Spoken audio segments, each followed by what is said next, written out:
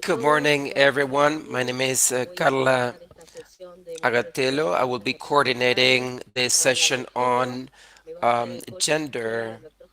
Co-chair is, um, we have a lot of panelists with us today that I will ask to participate at the end of the session on this issue on gender and to be able to provide their opinions. We'll begin with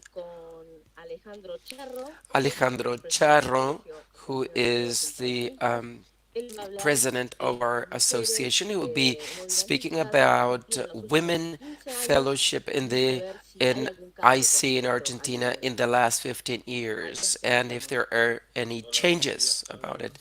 Good morning, everyone. I'd like to share the screen, please.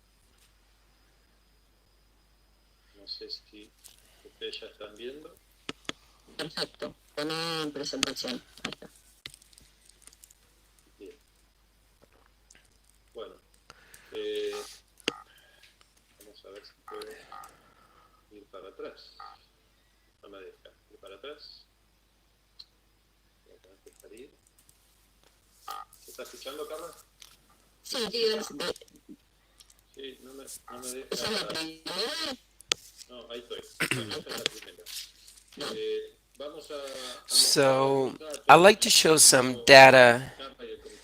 Carla and the scientific committee asked me to show the evolution of women fellowships in our career over the last 15 years in Argentina. So in the next few minutes, and I would like, before that, I would like to have a look at the current situation, degree and pre-degree, to understand the evolution of our career. I think it's important to highlight here that medicine is in the University of Buenos Aires is the program that people select the most, and then there is economic scientists, architecture, law, and other programs. But medicine is still at the top in the University of Buenos Aires, and within the School of Medicine, medicine as a program is at the top as well, after, for example, nutrition, nursing, bioimages, and so on and so forth. A pre-degree, the two most traditional schools that are part of the University of Buenos Aires, such as the Carlos Pellegrini School, are currently directed by these two professors, Valeria Bergman and Ana Maria Barral. The two traditional schools dependent on the University of Buenos Aires are being currently managed by these two female colleagues. Up until 1990s, there was a great number of male and female students in this program, but then there was a turning point, and so currently the proportion of female and male students is 70% female students versus 30% male students. This has never, I mean, it's the first time in the medicine program, um, and not only medicine, but all other programs as well. In 2019, 8,827 women and only 3,610 men enrolled. For those of you who don't know, in Argentina, there's the Interventional Cardiologist program in the city of Buenos Aires, created in 1990. And by 2023, over 500 fellows will be completing the program. Students from Costa Rica, Brazil, Chile have completed this program. And for the 2023 program, there are 73 fellows, 57 from Argentina, and 18 the other countries such as Bolivia, Costa Rica. And what's the evolution of women in the International Cardiologist program? Now it's a 3-year program. In the first 18 years, you can see 18 women participated since 1990, and since 2008 up until 2023, 45 women will have been enrolled in the program. In total, 63 women will have completed the program. This chart shows each of the cycles. 1991 was the first program cycle in total out of the total number of students and the number of women that account for approximately 10% in the first years up until 2020. 10% account for women. However, since 2018 up until the program is completed, then this percentage increased up to 5.8%. That means 50% compared to the other proportion. In this bar chart, we can see the number of female students we had in the program since 2008, 2011, 12 women, and in the currently 10 women in the program. As regards the Argentine Association of Interventional Cardiologists, which has 716 members, 91.2% are male and 8.8 are female, 653 men, and the rest women. So what happened in the first and second semester of 2019? Almost 70% of women entered and 30% men. So two questions arise. First, the fact that the specialty is more inclusive. Is it more inclusive, or the increase of women is just a reflection of the increase in the number of women that actually start the degree program? So we don't have a solid answer, but probably the two factors are actually that have to do with this.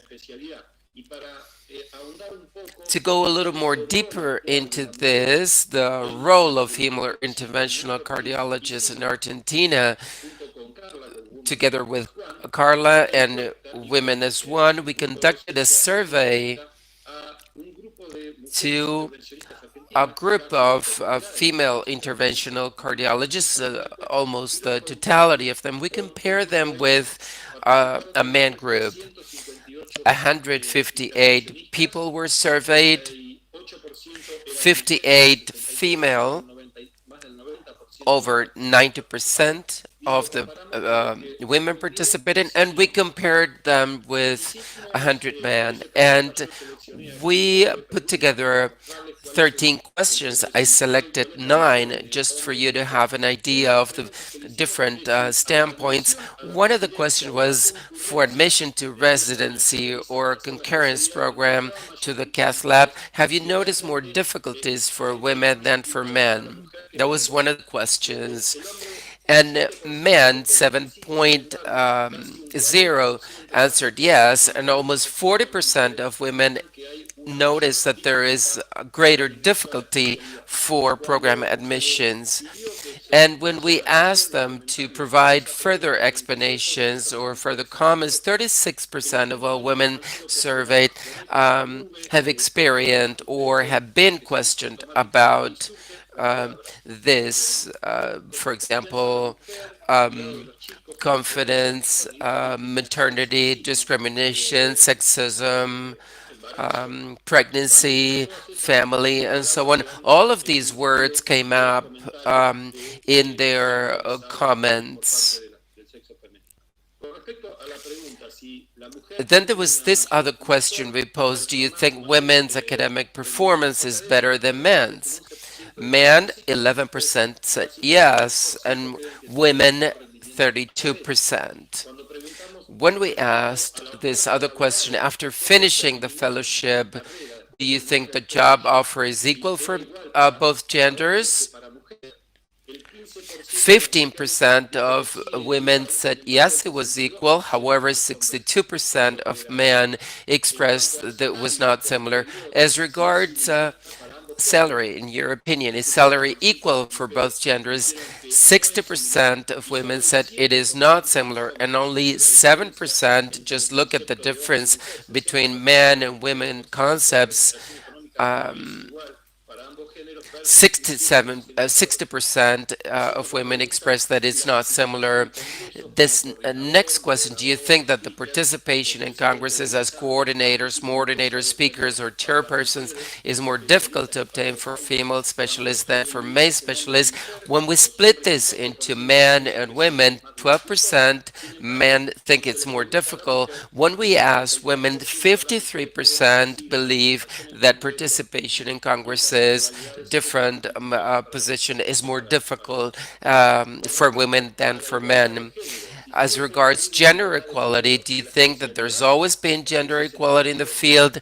60%, 68% said no of men, and 96% of women, almost 70%, state that there hasn't been equal gender equality. Finally, we can see this next question: do you think there still exists a sexist thinking in this specialty? Whether chauvinism is still important? 37% stated yes, and 93% of women believe there's still some gender differences. And as regards um,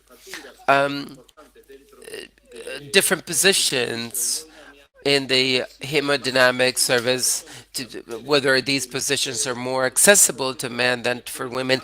Almost 70% believe that it's more accessible, and versus 30% in the male group.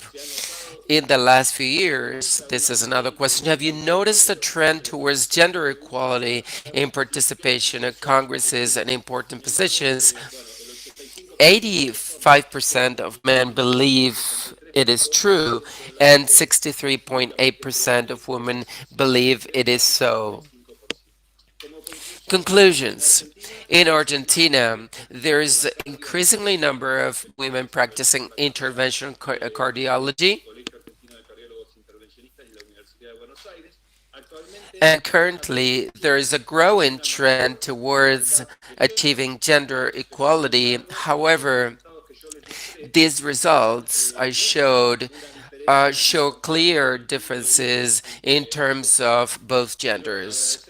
Again, I'd like to thank Victoria and Eliana for their support in conducting the surveys. Without these two women, we wouldn't have been able to show you these results. Thank you. Bueno, muchísimas gracias. Thank you very much, Alejandro. Really nice presentation. We can talk an hour and a half about that only, but due to time restraints, I can see that Roxana has not joined yet, so we're going to move forward with the next talk. And then at the end, we're going to save the questions to the very end of this of the whole session, that I know there are going to be plenty of questions. Ezequiel, next talk, which is mine, I think. Good morning, everybody. This is not the right presentation. I'm sorry.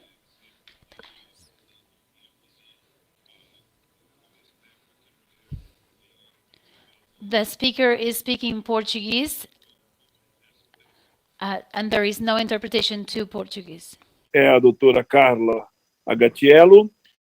Next speaker is Dr. Carla Agatiello. She's going to talk about focusing in Latin American opportunities, um, the MIL initiative.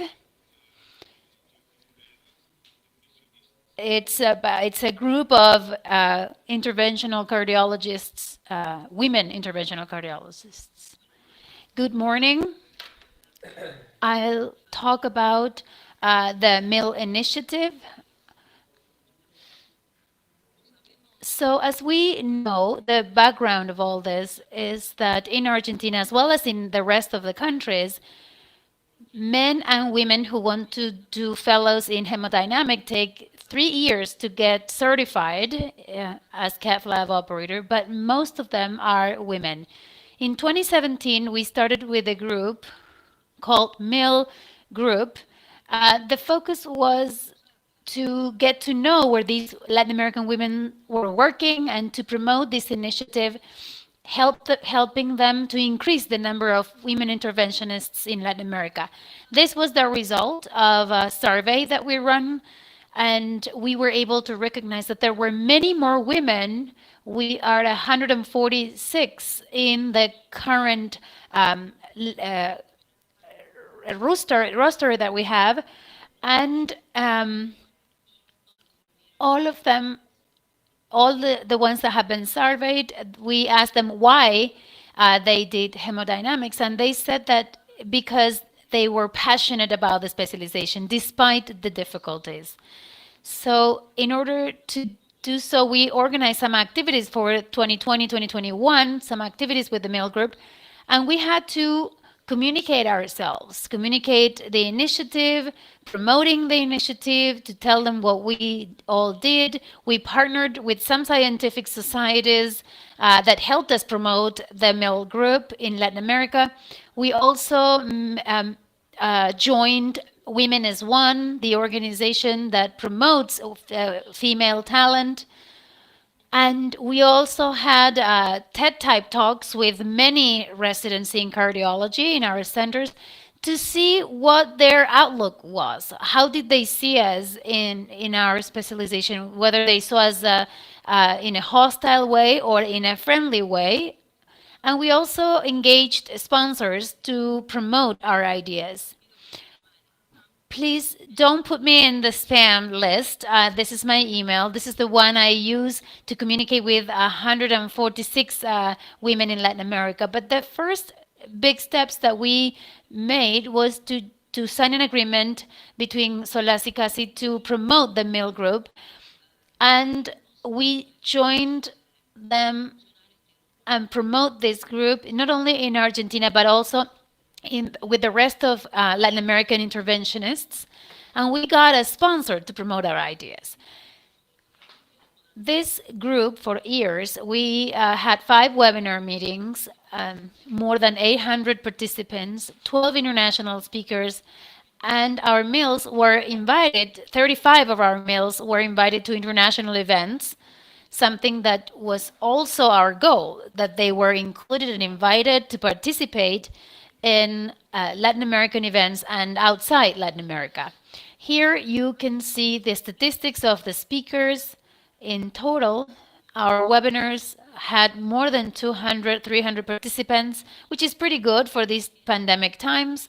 And as you can see, we worked in one with Roxana Melan, talking about Lactaline leadership and interventionist cardiologies. For Women's Day, we had a talk about what the career was for a woman in interventional cardiology, and all of them within Boston group. And something important was to help and promote the Women as One initiative with scholarships to promote talents in different physiology and different fields, which was really good. And this is the information that Women as One provided us with.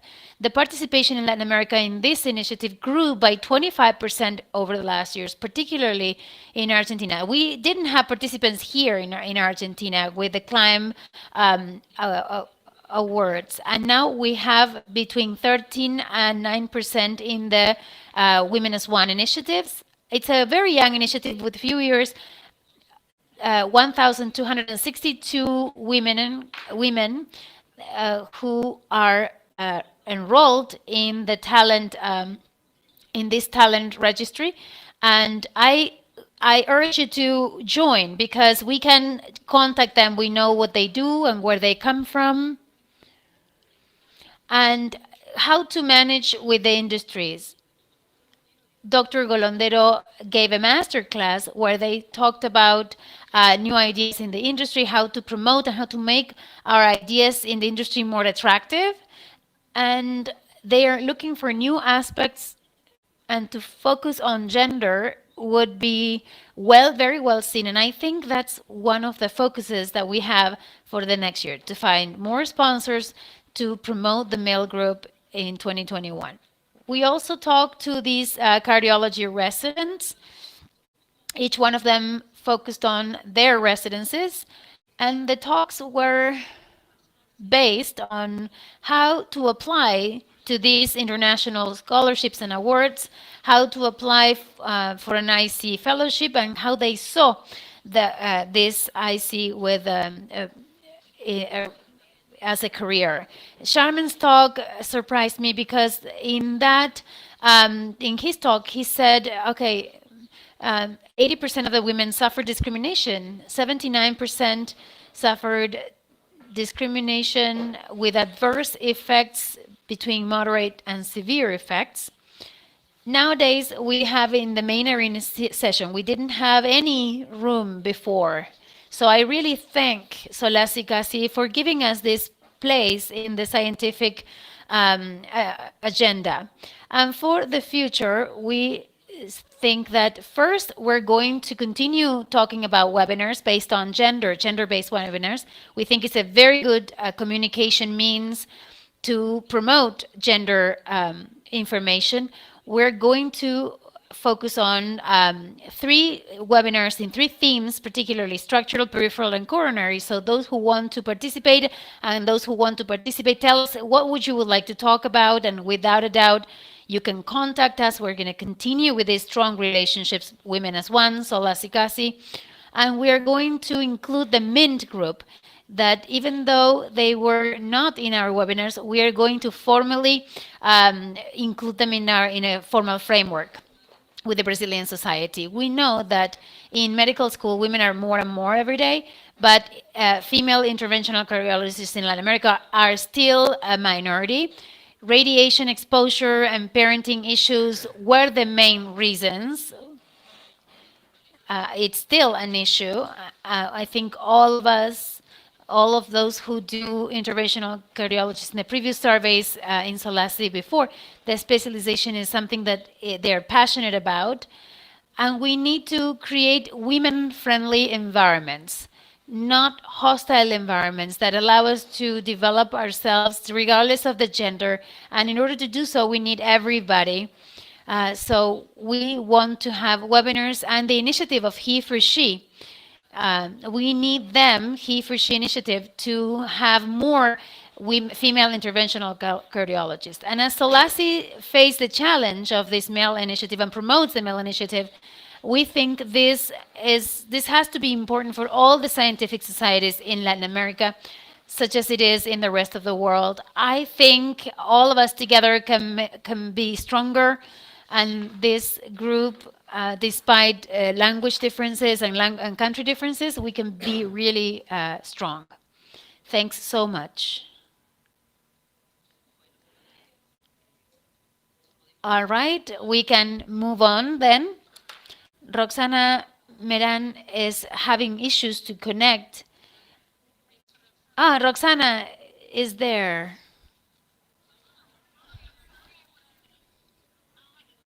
It's a pleasure that you'll be here. It's so nice to be here. Yes, so nice. Continue with your talk. So you're going to share the screen, and your talk is great. Promotion panel in medicine. Yes, how to talk about Women as One initiative. Yeah. So thank you very much to be here. Thank you so much. Can you all see my screen? Yes, put in full screen, please. Is this the full screen? Are you seeing the full screen? Yes, perfect. Or do you see both the presentation screen? We see think it's the full presentation screen screen. and the next slide, but it's okay. Oh, I don't like that. Let me redo it. I want to, because this way you can see everything good. Mm-hmm. Now you see the full screen? Yes. Without the next slide, correct? Yes. Excellent. Well, thank you all so much. It's just so wonderful to be with all of you today on and to see that SOLACI-CACI has dedicated an entire session to women in medicine and especially in cardiology, and for giving us Women as One, a not-for-profit organization that's completely dedicated to promoting talent in medicine around the globe, an opportunity to speak with all of you today. So thank you for this wonderful opportunity. As you know, and you just heard Clara so beautifully talk about our organization, it's a not-for-profit organization completely devoted to women in medicine, promoting. And our mission is very simple. We promote talent in medicine by providing unique professional opportunities to women physicians. Myself and Marie-Claude Maurice were the founders of this organization, but we are now extremely lucky to have some of the most amazing staff and talent on board. We focused in cardiology because we felt like this was the most broken house of medicine. And of course, having been a cardiologist, an interventional cardiologist in a very male-dominated subspecialty, and watching that for whatever reason, despite the fact that we have lots of women becoming doctors, not a very small minority want to become cardiologists.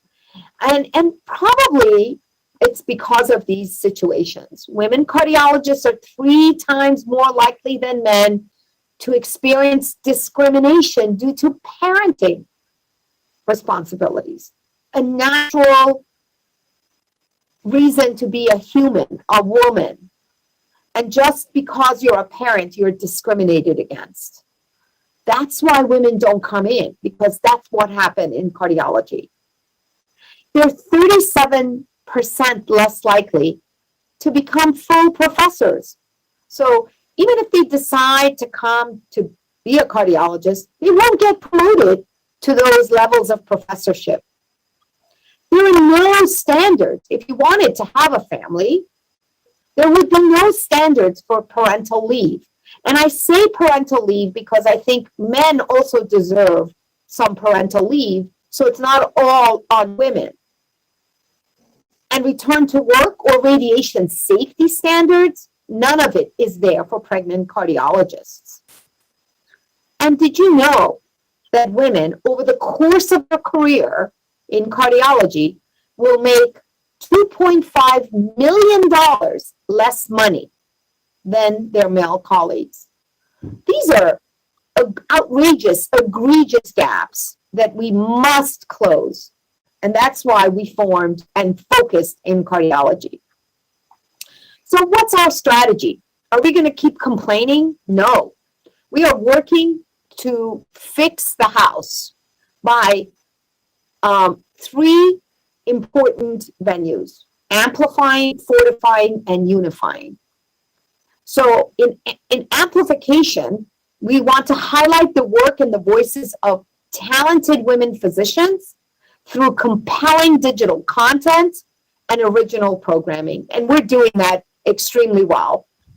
We actively support aligned global organizations such as SOLACI-CACI with women physician stakeholders through cross-promotion and collaboration. So just the fact that we're here at SOLACI is huge for us, and we thank you for giving us the opportunity. In the section of fortification, how we fortify is by strengthening the pipeline of talent the pipeline of those women physicians in leadership positions across healthcare with novel educational awards and mentorship programs. I'm going to talk to you about those. And we match qualified physicians with available professional opportunities through our talent directory. That's how we fortify.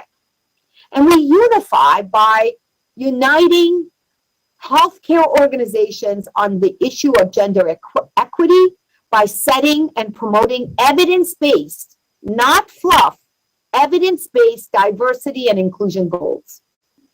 And we incorporate perspectives, ideas, and best practices from industries outside of medicine, because they're doing a good job. They're ahead of us in order to achieve our organizational mission, which is promoting the talent in medicine. Our solution is through a very, very important talent directory. We identified the problem. Women remain underrepresented in cardiology. There's lack of representation in a cyclical pattern of problems for which women cannot escape from. And we believe that our solution, by creating a global database of women working in cardiology in order to catalyze, help promote new educational programs offered to women in cardiology, global speaker and key opinion leader roster, where we have a diverse roster now for our industry colleagues, market intelligence activities that helps us focus where the issues are and help those women in needed areas. And then, of course, research activities and training opportunities that I think have been incredibly great. The international presence is tremendous in our talent directory, but just wanted to share with you, we only have 28 people from Argentina, 60 registrants from Latin America. It's an area that we could definitely use the growth in. So if you're out there listening, if you want to be in it to win it, you have to be in it. Means you've got to go into the talent directory, put your information in, tell us about yourself, and fill out the questionnaires, and then you will be recognized. You will be sought after. We will make sure you're promoted. How do we support this? We are doing also, now we're working on supporting research initiatives. There aren't many women in research leadership roles. That's why they don't become professors. We're getting to the bottom of the problems. And so this research network is allowing us to train women in research so they can be investigators, so they can understand what's going on. We create a research-focused profile. If you're interested, fill it out. And what we're doing is we're training, we're taking the women who were otherwise unknown, who have the training, who are qualified, and identifying them in trial leadership positions like a PI, a country leader, steering committee, clinical events committee, data safety monitoring board, identifying sites that could enroll patients with women investigators, get in the talent directory and register. We also have these amazing industry programs, and Clara was very kind to show some of these. We have escalator awards that helps to fortify the pipeline of women leaders by escalating them. We take highly qualified groups of women and we give them funding, mentorship, and networking. There is this Climb Skills training program that helps you become a leader. We just did Climb Chip, Climb Imaging, Climb Peripheral Vascular, Climb EP, Climb Research is what we're working on. And the RISE program that's coming in 2022 will offer opportunities to reconnect, reset, recharge the professional goals of women in cardiology after the pandemic, because the pandemic has really, really hurt women in a very, very big way. And we're so proud that we do have a Latin America representation from Argentina. The 2021 winner of the Escalator Award, we had 11 winners, and as you can see, we had 2 categories, 5 in a very, very high level category of $50,000, and As you can see, Maria Burgos, Lucerina Maria Burgos is the winner from Buenos Aires, Argentina. We're just thrilled to see what she's going to do with handheld echoes in her hospital to work. And she just was so impressive. And I know she's going to go very, very far. But look at the number of programs just from 2020 to 2021. We have increased, doubled the number of winners. The number of applicants, though, it's interesting. In 2020, we had 70. We had only 53 applicants in 2021. We're representing about 12 countries, and the number of sponsors are increasing. So get in there and apply. You can have a very, very good chance for a good amount of money, because here are the awards. For research, you get $50,000. And it gives you protected time if your research is good, and you go through a whole process and you get chosen. Mentor match program, where we match the mentee to a very high level mentor, is also like the mentee gets some money, the mentor also gets money. So if you think you want to be a mentor to someone, apply. And then we have these Kickstarters to get you to some traveling costs and things like this. It's a smaller amount, but the idea is that we gain professional visibility with the targeted financial support, access to mentorship, exclusive networking opportunities. We're doing all of this for you, so you got to get in there and go for it. The climb skills programs are exploding. You can take a look at the number of faculty, the number of participants, the number of sponsors, and the number of virtual events now that are just really taking off. And apply for a climb program, and you can be a winner. SOLACI has had wonderful partnership with Women as One. We think of this as one of the most important partnerships for us. The talent directory, you saw the 28 women who are in there.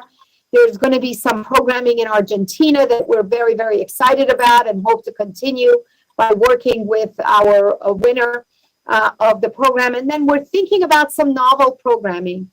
SOLACI and Women as One have had 5 webinars in the last year covering radiation safety to advancing gender equity. In August 2021, we will partner with Myocardio, a Spanish language podcast dedicated for cardiovascular education, and Dr. Carla Agatelio will be interviewed in the series. So thank you, Carla, for all of your support, unrelenting support, and you know that we're so excited to work with you. SOLACI has been a huge support. We want to lift the women of Latin America to the next level. If you have questions, here are our incredible staff. 2 years ago, it was only Rebecca Ortega. Now we're up to 5 amazing women who are working on the staff, where their managing director is Rebecca Ortega, have a head of branded programming is Ali McLeod, Erica Zakaria, who's head of engagement, has been your major contact. Justine Erlin is head of digital. She's actually in Europe, and it's wonderful to have that kind of a European footprint. And then Carolyn Bowman, who's a project coordinator as well, working on climb and multitudes of projects. So it's really wonderful to be with all of you. Please note that we are so excited. Thank you for your continued support and contributing in building an equal world for women in medicine. It's not a big ask. It's a small ask. It should be a given fact that we should have a equal world for women in medicine. And unfortunately, we do not have that yet. So here's all of the places where we are. We're in the World Wide Web, on our website, on Twitter, LinkedIn, Facebook, and have a YouTube channel as well. So please dial in, support us, get in there, and enjoy the benefits that we're hoping to share with you. Thank you again for your attention. Thank you very much, Okay. Roxana, for your talk. Expedito, yes. Yes, congratulations, Roxana. Very nice presentation. Thanks so much. you are very energetic about to increase the number of women and cardiology interventionists. We have a panelist. Maybe Carla, maybe Roxana can need to leave. Maybe it's possible to have any question from the panelists. Oh, thank you. Yes. Yes. So we have a lot of questions for you, but maybe some of our panelists, we can make one or two questions, very short question for you, and we can let you live to your hard agenda.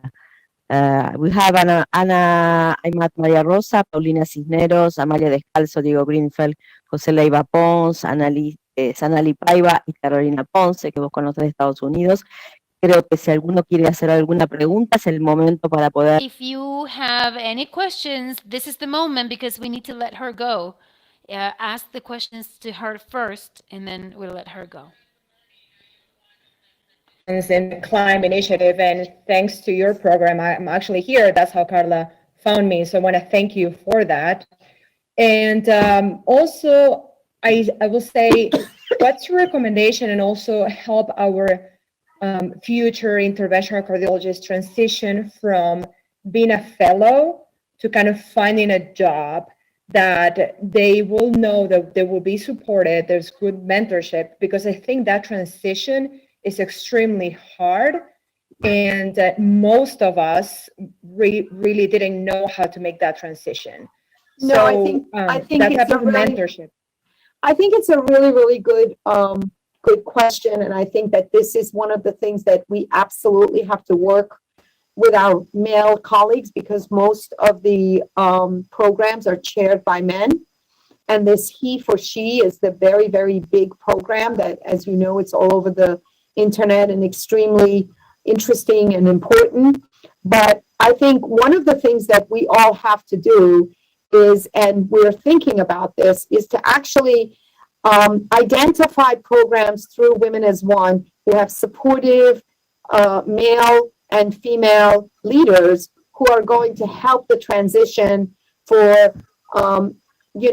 a woman, and in other words, be a great place to work, a cath lab that's not toxic, a work environment that is actually open for women and parenting and important issues that we as women face.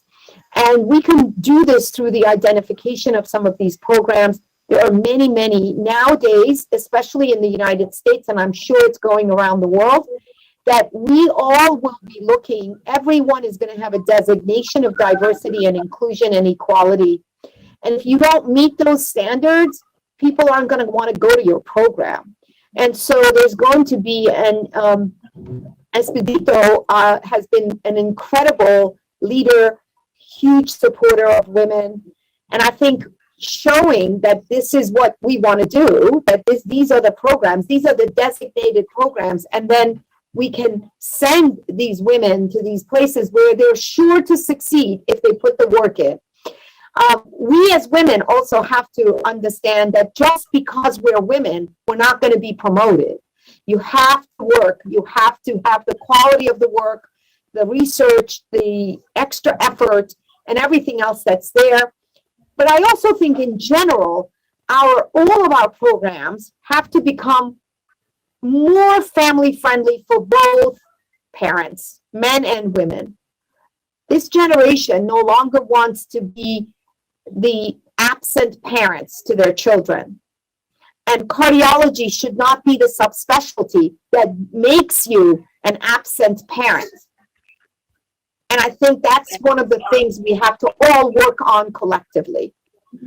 And so those are all of the things that if we take those things out, then it should be very easy to transition from a fellow into a wonderful attending and help grow and help, be promoted and grow into the programs.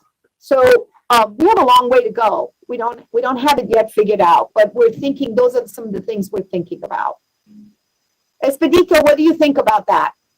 I think it's very important to make this transition and work together. we have here as panelists 2 former fellows of us training by ourselves here in CORE, Fernanda Mangione and Maria Sanali. Both was training and working very hard, and one in São Paulo and another in Natal. And now, right now, here in Tincor, we have one fellow from the Espírito Santo. She is very active as a fellow. And then I think we are completely open about the idea to increase and to have equal position, equal opportunity to work together, because that's life, that's the new moment we need to move ahead. That's my opinion. Hi, Carla. Hi, Roxana Expedito. How are you? I'm okay. How about Diego? Great, thank you. Roxana, I have to thank you for your time. And I have to say that there are really, really good news that you told us that Argentina is the most represented country out of USA. I mean, we are climbing. This is Carla's work. Yeah. I have to thank Carla. It's his work. She's work. Sorry. And we are climbing, but we are so far from the summit. So we have to keep going. We have to work harder to get more women involved. I mean, we are really far from the numbers that we want to have in Latin America. Yes, and nobody will ever forget that one of our first soldiers with her foot on the ground was Liliana Grenfeld, and she represented with a fierce way in a very difficult male-dominated society. She led, and we always talk about her and memorialize her because she was a mentor to me and gave me the kind of strength and power that you needed to survive those days. And now we've taken the rocks off the road, the big rocks, there was a lot of rocks. And she did the heavy lifting. She lifted it, she pulled it up, but the road is not paved. And sometimes it's easier to go over a rock that you see it, than to have a small little gravel in your shoe that stays there forever and bothers you. We still have a lot of gravels in our shoes when we walk because the road is not paved. And the hill is still quite steep for women. Yeah. So we're trying to build new roads that are paved, that we can work through and equalize and get to the top of the mountain at the same time as our male colleagues. And Liliana picked up the big rocks. I'm trying to pave the road. I don't know that I'll be able to. It'll be probably the next generation. Carla will do it. She will do it. Thank you, Roxana. We have to spread these seeds all in Latin America. We have to press this Carla seeds in Latin America. I mean, she's a great worker, but we have to. But every time I get tired, I come to and I get this disappointed when I see something, when I hear something. When our governor was harassing women here in New York for years and years, it just makes me sick, and it makes me feel like, what are we doing? Why is this happening? And then I come to a meeting like this, and I'm reinvigorated, and I feel great that all these amazing women in Argentina, in Latin America, and not just Argentina, in Brazil. Brazil is a very big representation. Let's not forget that. And of course, Colombia, Peru, Uruguay, Paraguay, Chile. We have amazing women. Look for them, promote them, give them the opportunity. And don't look at them as any less than you just because they're women. Try to wear glasses that are gender neutral. And these are the kinds of things that we all have to work on. Even women are the worst for other women, by the way, just going to say. They're really tough on other women because it was so hard for us to get to where we are, and we want the rest of the women to go through the same hardships. It shouldn't be like that. We need to Yes. kind of change all of these narratives. Thank you, Roxana, for your message. It, yeah. May I ask something? Yes, very short because we need to continue, please. I'm sorry, I know I take a long time. Sorry, guys. Hello, good morning. I'm Viviana Manabella from Rosario, Argentina. Congratulations and thank you very much for your force in this subject. I would like to ask you about the big or the main, not problem, but the thing in women. I mean, the pregnancy. Have you got any program about pregnancy during fellowship or something like this? Because for me it was difficult, and I became a mother in the age of 42. So I think that it's very difficult for all of us get pregnant during our fellowship in interventional cardiology. Yeah, so this is what's happening, right? And we need to change all of this because I started becoming a mother at the age of 36, 38, 40. Because it would be impossible to do it during training because they would look at me. And in fact, in my first job, someone asked me, "You're not pregnant, are you? Are you coming for a job? You're not pregnant, are you?" That exact question was asked to me 22 years ago. So you can understand. And these questions are being asked today behind closed doors. It's illegal, but they do it. So we're coming up with very, very good programs. We're putting it out there. If you look at JAMA Cardiology, there's a lot of publications now on gender equality, etc. Also in JAC, we have a whole maternity leave situation that we're going to be exploring and exploiting basically what's going on in the real world because of the survey we just had from women who were treated very, very poorly and illegally in their programs. So all of this is going to come out. So everyone who's directing a program should know that everyone will be unveiled and people will have to come up with standards that do not exist right now. And we're going to work towards that because unless we fix that, the talent is going to run away from cardiology, completely run away. Because we still, only 10% in the United States, 25% of the fellows are women in cardiology, but practicing cardiologists is under 10%. So they even go through the training, through the hardship. And it's exactly what the question was, that transition from fellowship to attending is so daunting, so disconcerting, so poorly treated that these women just say, forget it. I just go and not do cardiology. So we're going to change all of that. Thank you, Roxana. We need to continue the I'm program. sorry. Bye, everybody. Thank you. Thank you. Bye-bye. Gracias. See you later. Hasta luego. Bye-bye. Bye. Expedito, will you mind to present Mayra, please? Yes, my pleasure to introduce Mayra Guerrero. Mayra is the son of my daughter. I know him very well. I know because the name, because of the very scientific production. She's originally from Mexico, and now is the Mayo Clinic.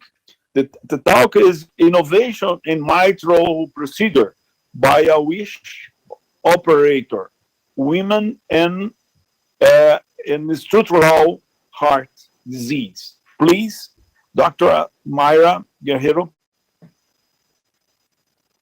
Hola, muchas gracias por la invitación. Thank you for the invitation. It's an honor to be with you.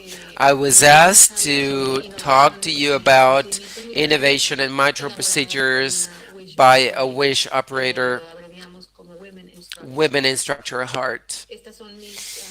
Disclosures. The most important thing I like to say is that all of the accomplishments were the result of multidisciplinary teamwork.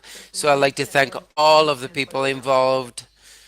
The learning objectives to describe innovations in mitral procedures, to review scientific data that resulted from those innovations, and to report ongoing clinical trials.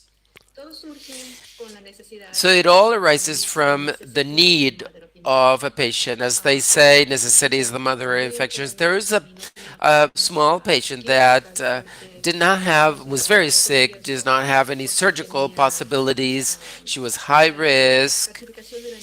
She had severe calcifications of the mitral annulus and other committees that increase risk. So everything is based on a need, a patient that needs therapy that is non-existent. So we have to begin to look for options. So with this amount of calcium, I thought we could use a TAVR device and place it into the calcium. So we perform the first procedure, human percutaneous valve in MAC. The first one was okay, and the second one we did not do that well. There was a complication because of valve embolization. There was the mitral valve in MAC and TAVR simultaneously, drains apical axis, and so we had to go to surgery to remove the valve. That was the second case. Then another case of embolization. These are the only two cases of embolization that I had to deal with, and we developed a percutaneous solution. The first one went to surgery. The second one said, okay, we should approach it percutaneously. I'd like to thank Dr. Neil, who's my mentor back then, who encouraged, I mean, he did this and it went out fine. We were able to rescue it. And the third case we performed was also complicated. This patient had a outflow tract obstruction because the leaflet was pushed by the TAVR device and obstructed the outflow tract, and the patient did not survive. So I'm sharing this because at the start, all of these complications made it difficult, but we had to develop solutions and ways to prevent them. So this is where the neo LVOT concept arises in order to detect whether the neo LVOT is reduced or not, and also to have a strategy to reduce that risk. So based on these complications of the first cases, the first thing I thought it was going to be difficult and we couldn't work alone. We needed a team, so I established the first global registry called TMVR in MAC Global Registry. 115 cases. At first, we had some issues across the globe, and the mortality at a year was very big, 50%, but we noticed that mortality occurred in the first 30 days, and the person survived. Then they did well a year. So the key was to make the procedure without complications, and if that happened, then the patient would survive. So we focused on describing complications, analyze them, and prevent them. We noticed that the most important one was the LVOT obstruction. That was the most important predictor of mortality at a year and 30 days. There were 13 cases, out of which 5 were medically treated. 3 died. Another one with kissing balloon, he died. A surgical patient died, and 6 were treated with alcohol septal ablation, and 4 were discharged, and 2 remained alive for 2 years. We finally understood that we needed something to treat these patients. So after looking at the results and this complexity, I realized that a registry wouldn't be enough because a lot of data was missing and we couldn't have all of the things we needed. So I proposed FDA to conduct a prospective study. We got in touch with centers in the US, and we conducted this MITRE 1 that had 3 arms, valve in valve, valve in ring, and native MAC. I will not go into detail, but I'm sharing you how things took place. So we began this study, and Half of the patients were treated with transeptally, and some of these patients had LVOT, and we treated them with the alcohol ablation and bailout. And this is where we set the concept. And I'd like to thank Dr. Neil because he was treating this patient. We did this together. But we developed the concept, and other centers were able to successfully treat other patients to save their lives with this concept. After the second patient with LVOT, we also treated him with alcohol ablation. The next day, obstruction did not improve, so we realized that oftentimes there's a rebound there's an obstruction rebound. So we thought if a patient needs alcohol ablation, it's better to do it before the valve and MAC in order to decrease the risk, because we never know who's going to have a rebound effect. So this created a shift in our algorithm. So when we identify patients with high risk, half of them out of these 14 patients, and they were treated with alcohol ablation. And the main difference is that all of these patients were discharged, and they were alive at 30 days. So this concept radically shifted the game, and this was implemented by other operators with other valves. So this is a concept that has favored many. So when the septum is thickened, then the outflow tract is narrowed, and this is when we place the valve without any obstruction. We also did a study together with other centers in order to define the amount of alcohol, and this is the result. This is the neo-alveolar area before and after alcohol. I'm just showing you this in order to emphasize how important it is to work with other centers. This study involved 30 patients. There were 2 deaths of these 30 patients, and 5 required pacemakers. In summary, this procedure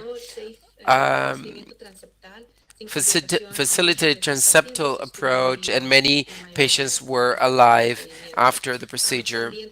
We also worked on standardizing the mitral leaflet resection when a TMVR is implanted. We published the procedure step by step. We helped a lot of surgeries to have a successful procedure. After that, we also developed, those patients not having enough thickening with the alcohol ablation, we said, okay, if alcohol is not sufficient, we can also perform radiofrequency. We did this with the patient, and here you can see the difference between radiofrequency. When alcohol was not enough, we obtained enough thinning, which allowed for the valve in MAC. So we identified another way to prevent this complication, and we also published this recently, and we also included it in our algorithm.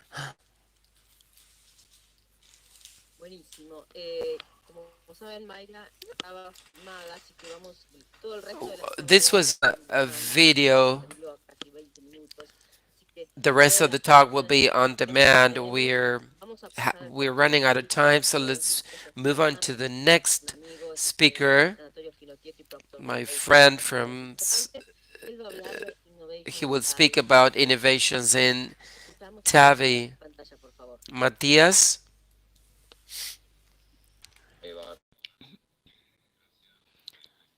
Thank you, Carla. Thank you for the invitation.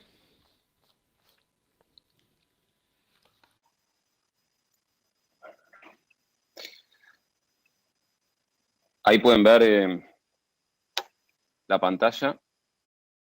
Can you see my screen?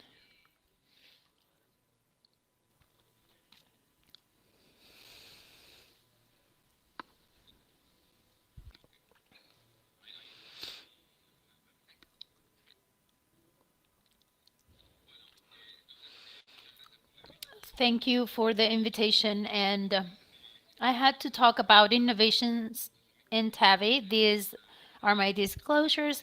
To go to the point, over these 2 years of pandemic, the innovations in TAVI were divided in two big scenarios. One, some innovations in devices. The truth is that it was a little stagnant. Um, sort of innovation in devices, and that was due to the pandemic. I would say there were no new devices, but there were improvements in previous devices, and we also innovated in the new adjunctive device for TAVR. Finally, I think the biggest innovation was done and given in the not by new devices, the creation of new devices, but by improving implantation techniques. We have fewer pacemakers and PVLs, less vascular complications, and less use of resources. All this adapted to the pandemic. In order to go step by step, in the devices upgrade, Sapiens presented the last one, which is Sapien Ultra, that improves the extended PTE outer skirt. It covers two argyles instead of just one, and we try to optimize in the delivery system the Delivery Ultra BS, but it had to be taken out of the market because there were some complications. They were trying to have an assembled valve already and a 14 French E-sheath in all the valves. Now we're using Sapien Ultra with the one that the delivery system of Sapien 3. In terms of the expandable, there was an important improvement in the skirt. In the US, what we did as an upgrade was that when we add the skirt, for example, in Evolut Pro, we also add 2 more French. So it became larger. Now with the Evolut Pro Plus that is included, all the 14 French except Pro Plus, which is 34, 16 French. What these skirts additions allow is that we can have these results that in the past they were unheard of, to open the outlet tract with a skirt device. In terms of leak, hemodynamic, it improves all that, and pacemaker as well. In the accurate valve, we also added a skirt, a sealing skirt. It's an outer skirt that I think is going to is here to stay, and that this was recently presented in TCT and TCR, and it was a really great results.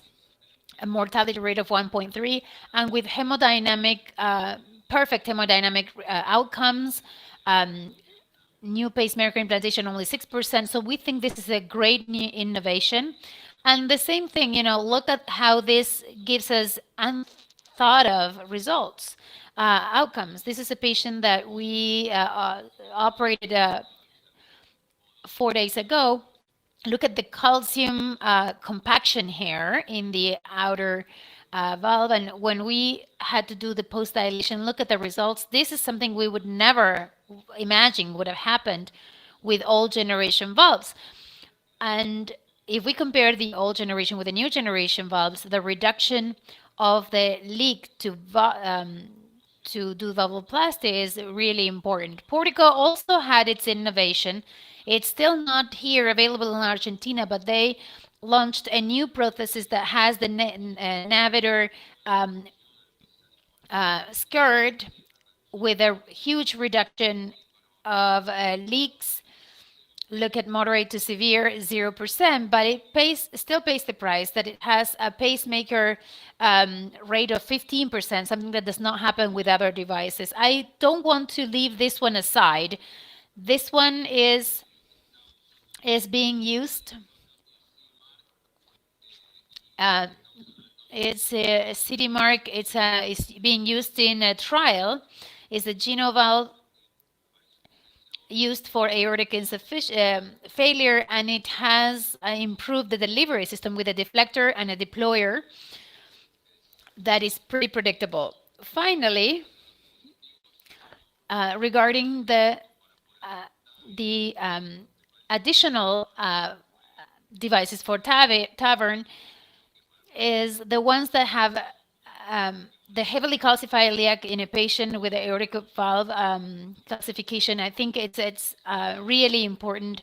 The brain protection, I think it's really helping with the embolic formation. In terms of innovation in the techniques, the most important one for me is the use of cusp overlap for implantation.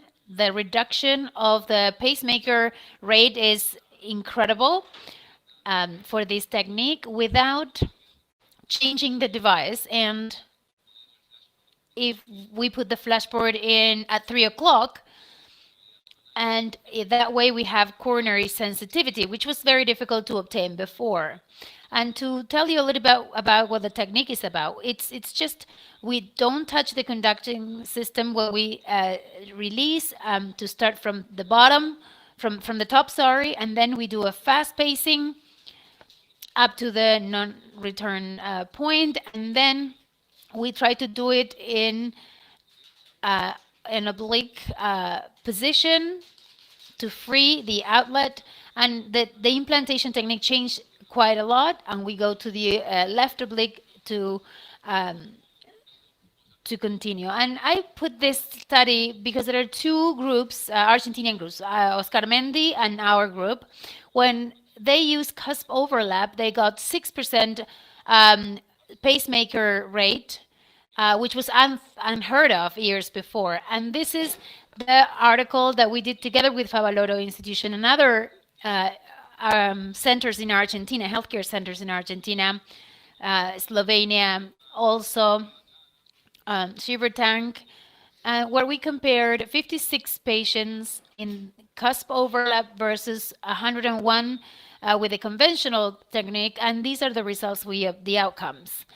Pacemaker, permanent pacemaker, 6.4% versus 17.8%, and new onset LBBB, 5.8, 12.9%. And this is just the beginning. So for me, this is the biggest innovation.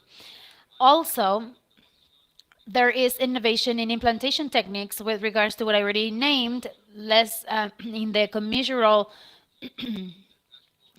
by turning the flashboard. Look at the rate, having the new neoprothesis over the left main and the right main decreases 15%. So that's another type of innovation, and it allows us to, immediately after TAVR, we can have coronary angiographies that are perfectly good and without any risks. Finally, another innovation was to systematize all implantations with echo wires, and I think that's something that we do. We shouldn't do femoral without the echocardiographic wire, because this has decreased complications, vascular complications, more despite the French rate in each one of the devices. The minimalistic technique has also been an innovation, even though it's rather new. We and my group, Carla's group, we work together to do implantation that are less invasive, so that patients can go out of the operating room without anything connected. And we did something similar with the Italian hospital group and a group from Switzerland, an implantation through one access. And just look at this, it's just to do one single insertion, a ProGlide, to advance with a femoral wire, and to do all the implantation in just one access. And this reduces the vascular complications due to additional accesses, and that makes the procedure a little bit faster, fewer resources, it's a little less costly, and the patient can leave and be discharged faster. Just to show you that we are not in the wrong path. This year in Europe PCR, they did an ultra minimalist implantation with the EC3 valve. For me, these were the main innovations. Thank you, Matthias. Thank you for respecting the time. Um, the next speaker will also respect the time, so we will have 5 minutes for questions. So the next presentation is in peripheral vascular interventions. Dr.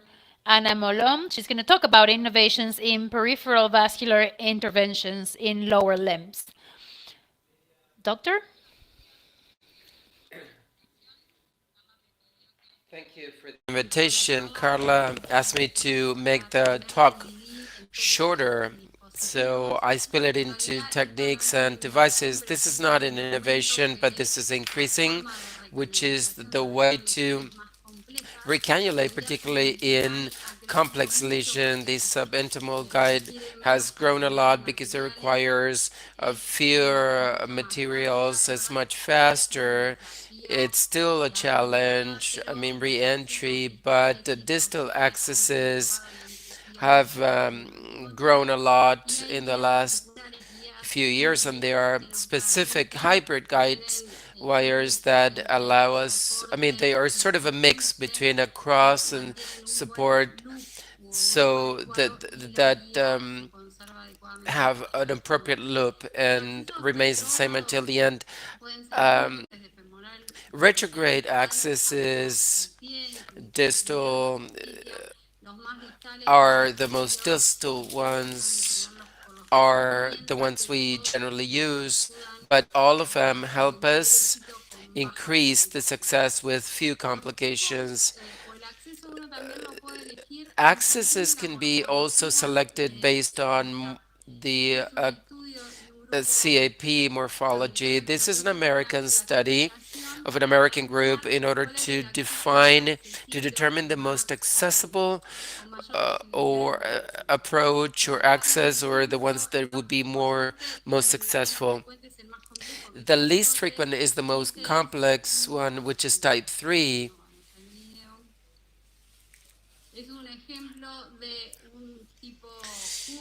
This is a type 4 where the morphology is not suitable because there's a collateral, but the distal axis makes the crossing possible, and then that would be selected as the first option. This same group published a study and says that these retrograde accesses angioplasty is only performed via a distal axis, and that makes it slow. The new devices also required new techniques. This is a technique to accurately place the stent by Dr. Pelena that requires two accesses, one retrograde to place the stent ostially, and then the angioplasty is continued, and this does not require an introducer. And if a second stent is needed, then you can do it the same way. Another important issue to discuss, which could be an innovation regarding the criteria we have to revascularize underneath the knee, the ankle, and the concept is the same. I mean, when we vascularize, we have just a vessel output to ensure good flow and patency. In addition to the fact that with critical ischemia, we improve, I mean, the ischemia, and then the wound would resolve in a shorter period of time. Another criterion, this has to do with axis evolution, is distal axis, particularly for the foot This is also echo guided. Is the puncture on the sole of the foot. And the third picture, you can see an arc variation, and this the best action is, as you can see on the photo. This is another case. I mean, this is a case we did in the group just to look at the criteria for revascularization. And the ideal thing is to revascularize the anterior. Um, we did this, and I mean, in this case, it's retrograde, and we work together with other with the rest of the team to come up with the appropriate procedure. These are the small artery diseases because I mean there are two different ways. Small arteries, and these patients do not benefit from revascularization. These are the no option feed or patients. This consideration is not innovative because the technique was published in 1912, which involves a fistula, and in 2017, this criteria was reconsidered, which is a review that showed that this could be a valid treatment with 57% bailout, 75%, excuse me, bailout. The concept is the connection between the vein and artery connection, and the key point compared to what was published before is to break valves, because this was exactly what would lead to failure.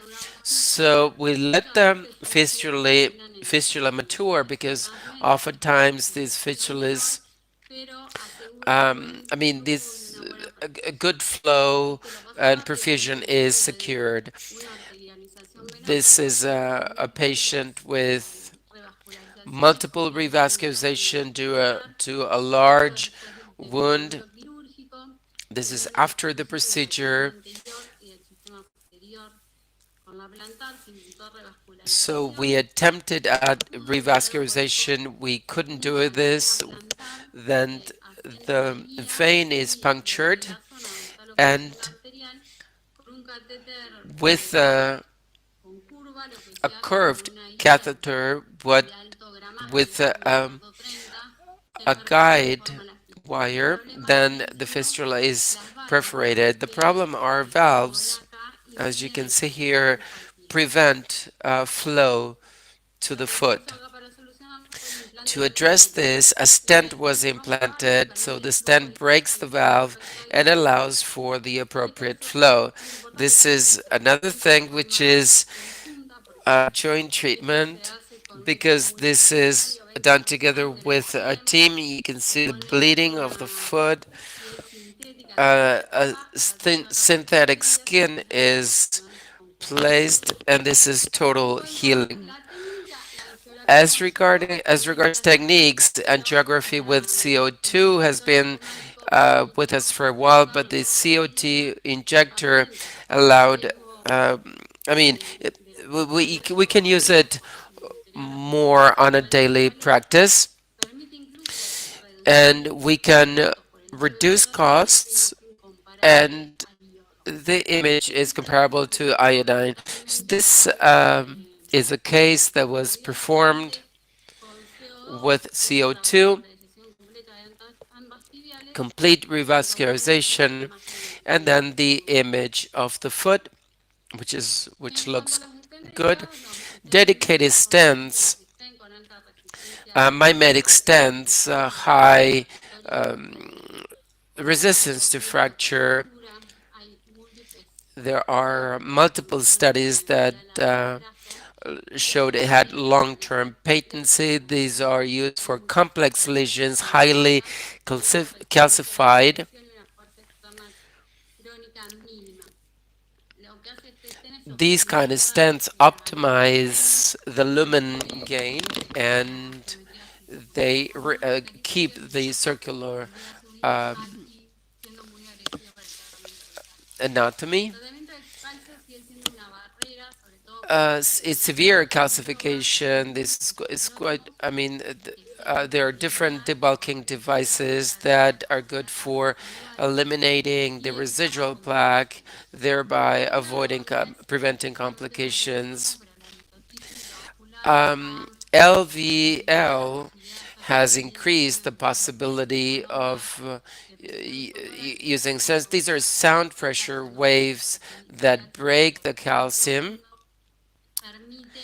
and this provides for an adequate treatment only with BES.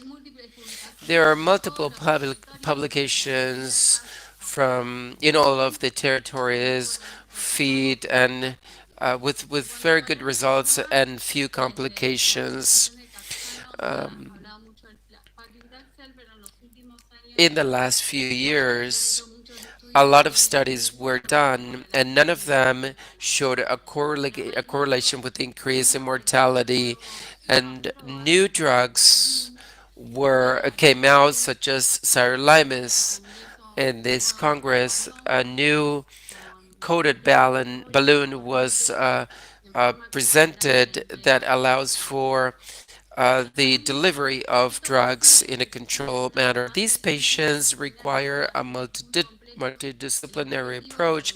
These are complex patients. The objective is to reduce amputations, and we have multiple tools to control their risks. Thank you. Gracias, muchas gracias, Ana. Thank you, Anna. Is it possible to have two questions? Yes. We have 3 minutes for two short questions. A short question for Mayra. Mayra is not, unfortunately, is not live. Okay, so Anna, do you have any personal experience that compares uh, uh, angiography with contrast with the CO2 angiography with the same diagnosis outcome, or is there any difference?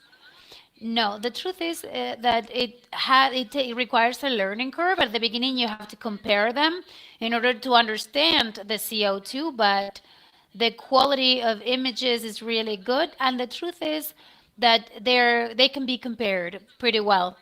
And in many fields, in many areas, not only in upper limbs. Amalia, quick question. It's not a question. First, congratulate everybody, of course.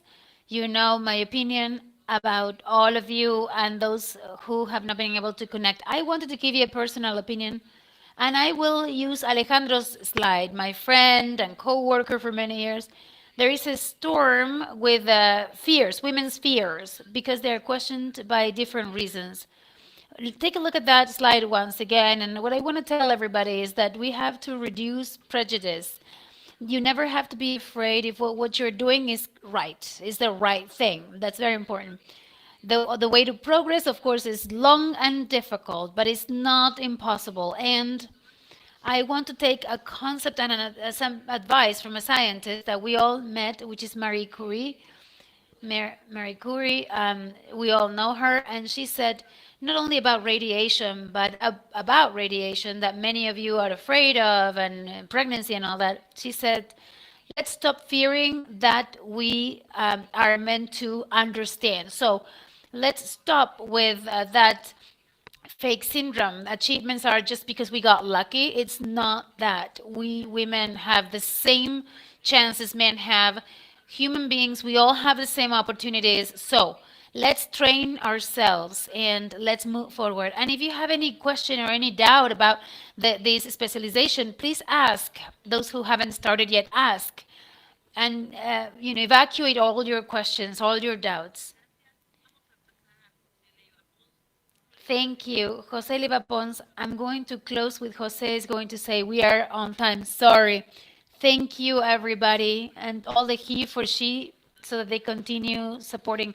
Jose, please, the final message.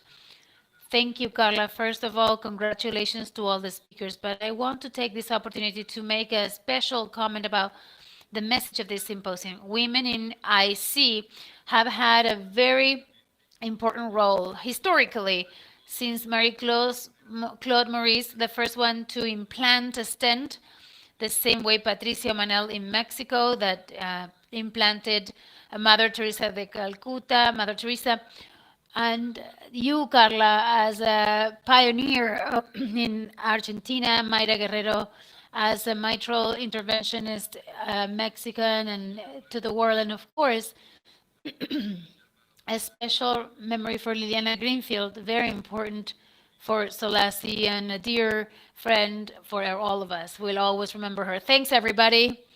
With that, we'll leave you with the next session. Thank you so much. Thank you. Bye-bye.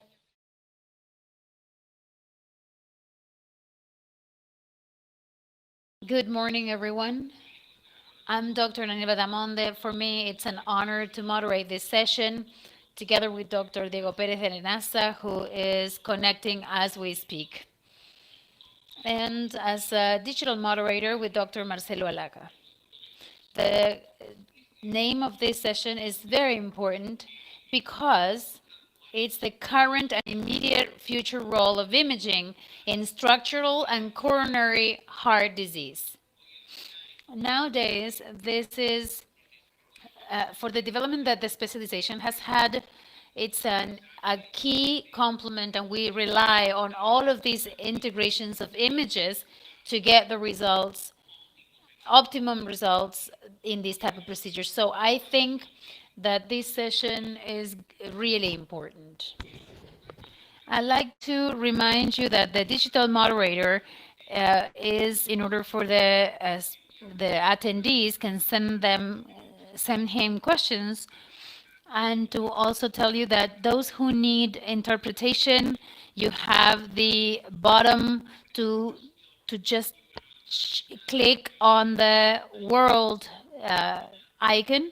In this session, we'll have Drs. Mariano Falconi, Dr. Fabian Salmo, Dr. Gaston Rodriguez Granillo, Dr. Roxana Campisi, and Dr. Hector Garcia.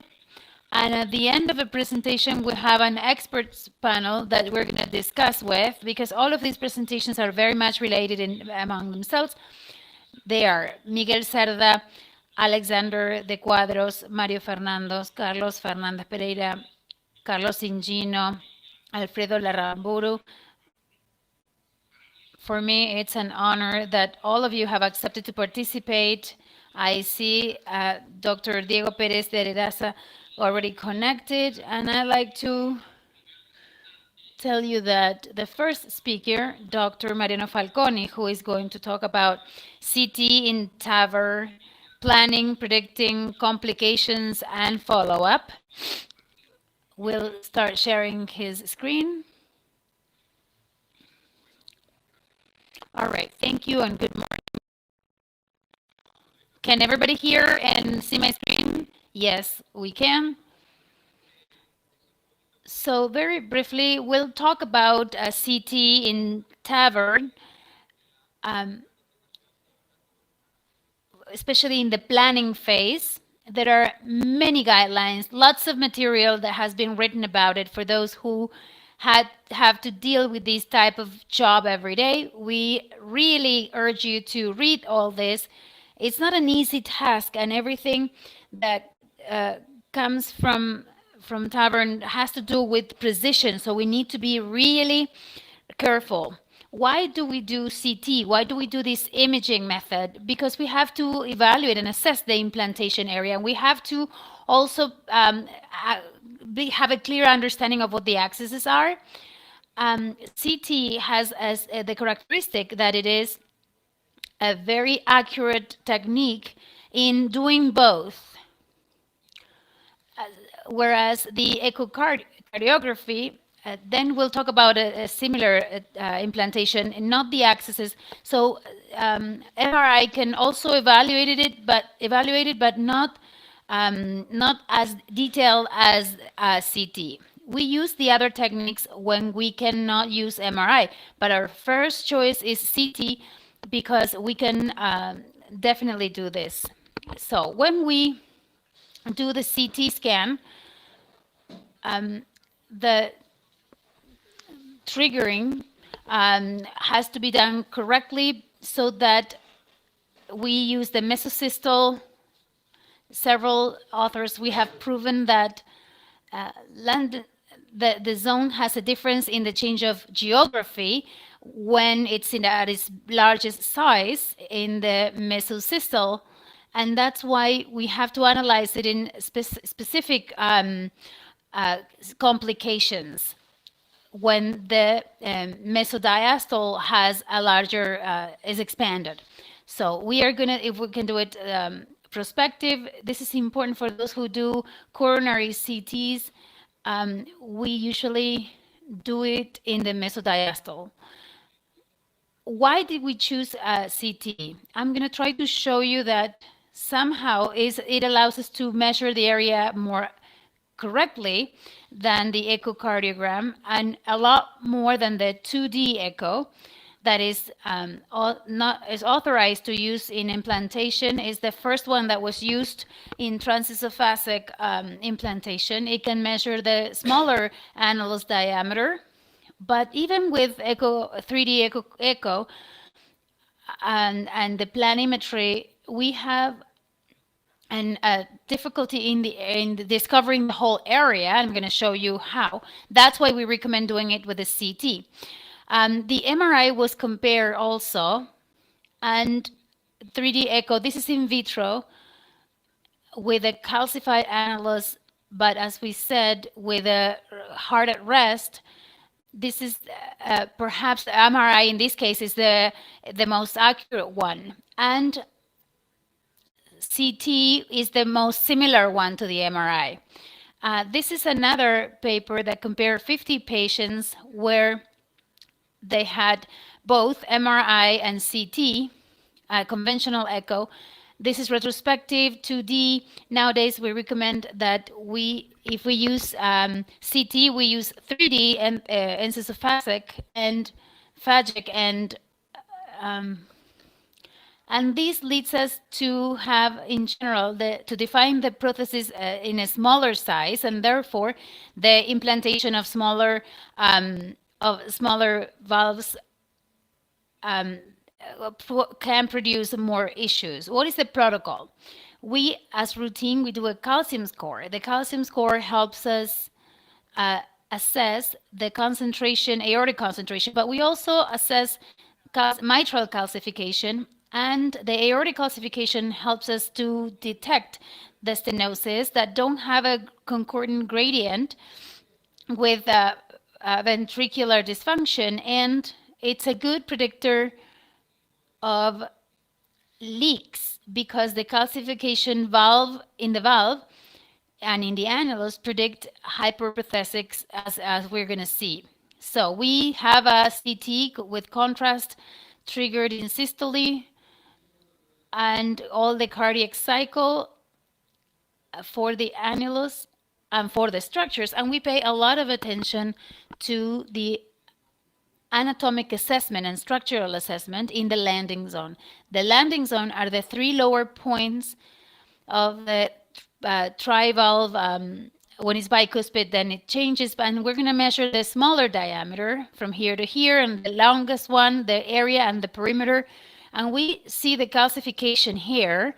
We locate calcification and whether it protrudes the lumen or not. In this case, it's a hostile annulus. We can talk about it with the interventionist, but there is a great calcification that protrudes and influences the lumen. So there are different types of aortic annulus. Some of them are more like a cylinder, elliptical. Some of them don't have calcium, more friendly. Others have a little calcium, like this one, and others have a lot of calcium. So the anatomy of the annulus are different, and we have to evaluate that patient after patient.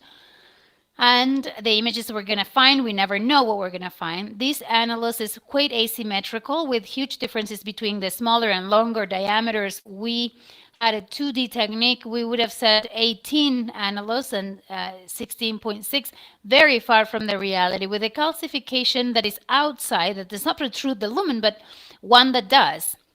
All of this is very important when we have to assess size, type of prosthesis, and the implantation risk. We said that we also calculate the valvular calcium score because that predicts the leak risk and aortic insufficiency also. And we have a complete cycle introspective study.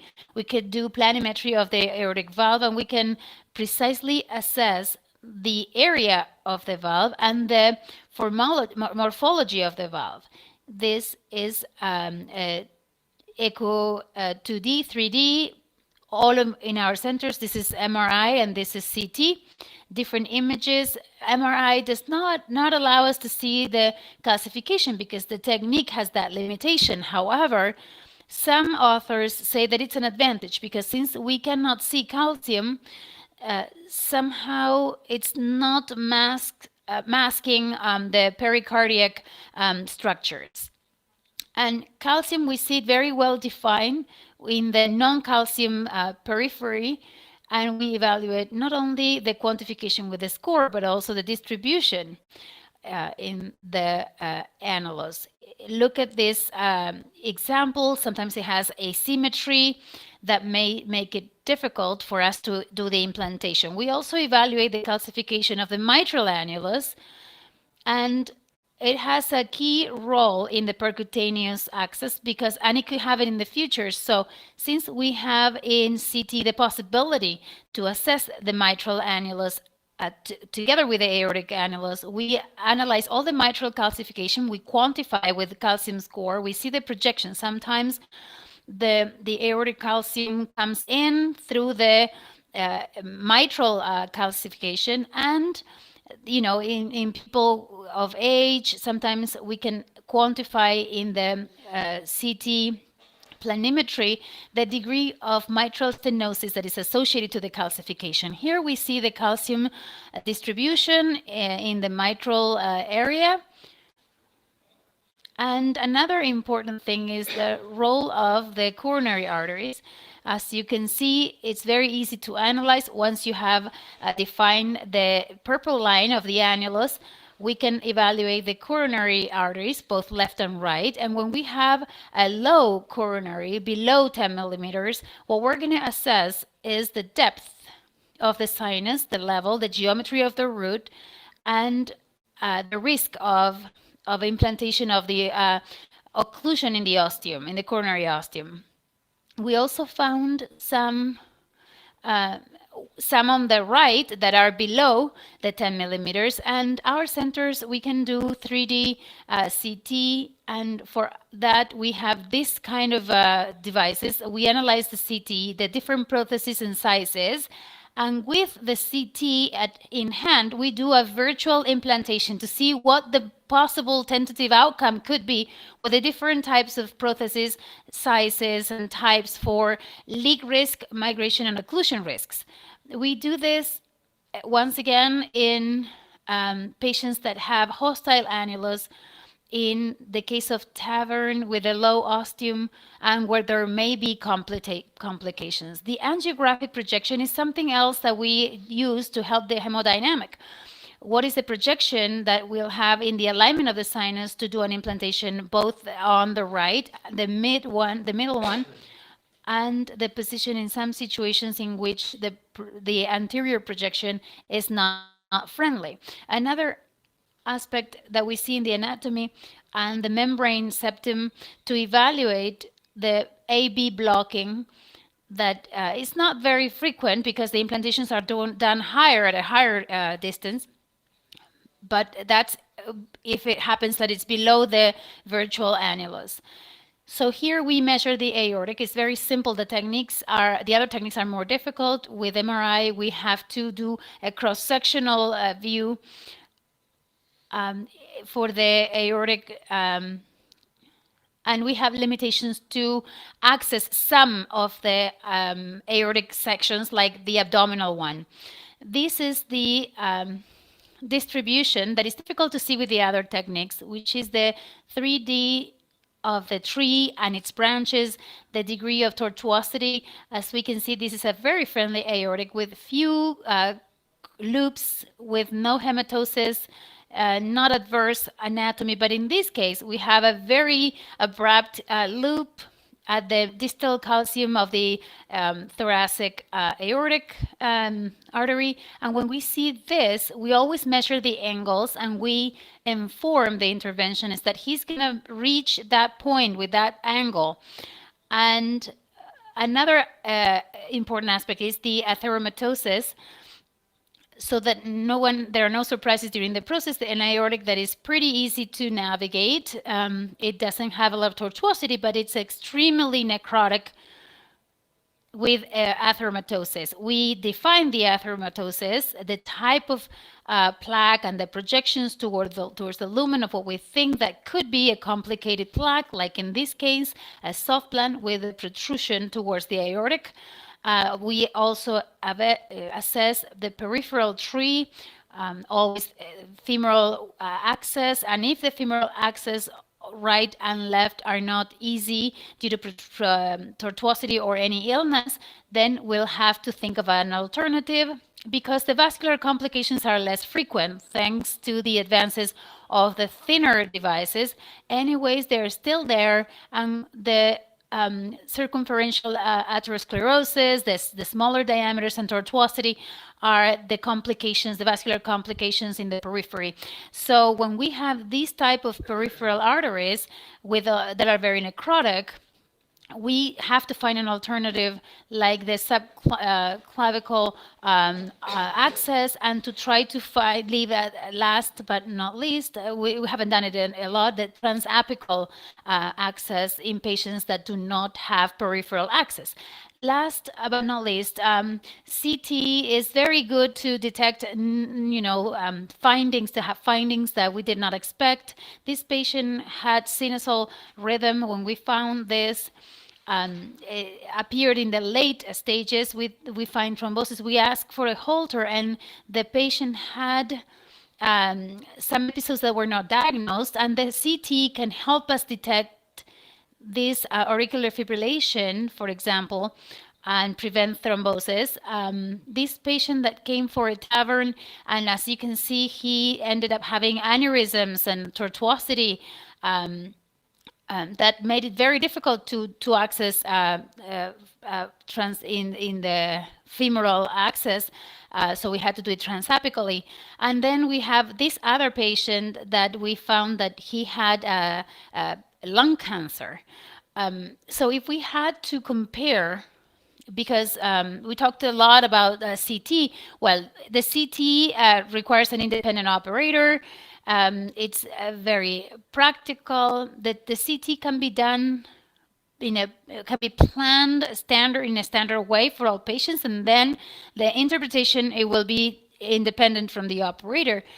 In 10 minutes is very practical, because in 10 minutes the patient is in and out, compared with the echo 3D that are more invasive, and MRI is a rather longer process when we're talking about TAVR. The need of the use of contrast also. When we have patients with kidney disease, insufficiency, then contrast can be a risk. We use echo 3D or CT for landing zone, aortic access. Of course, it's the best method that cannot be overcome by any other method. And to end, for us, it's very useful, and it's our go-to approach. It allows us to have a better approach, to have a better idea of the size and the model of the prosthesis that we have to use. And in patients where the CT cannot be used, then we use some additional technique, such as ETE 3D or MRI in patients that have some sort of kidney disease. So, in addition, we have to adapt it to the patients. Thank you so much. Thank you, Mariano, because you gave us a comprehensive overview for TAVI, and thank you for using your, I mean, for your time. Now I will give the floor to Javier Salmo, who will be discussing multi-image assessment in mitral regurgitation intervention. Thank you, Fabian Salmo, for your participation. Good morning, everyone. We'll discuss multi-imaging assessment and mitral regurgitation. Mainly, we'll focus on MitraClip. MitraClip is a percutaneous implantation. As regards indications of these devices, mitral regurgitation has to be divided into two areas. Organics, I mean, those patients that are symptomatic and have a prohibitive risk, an action would be TMVR.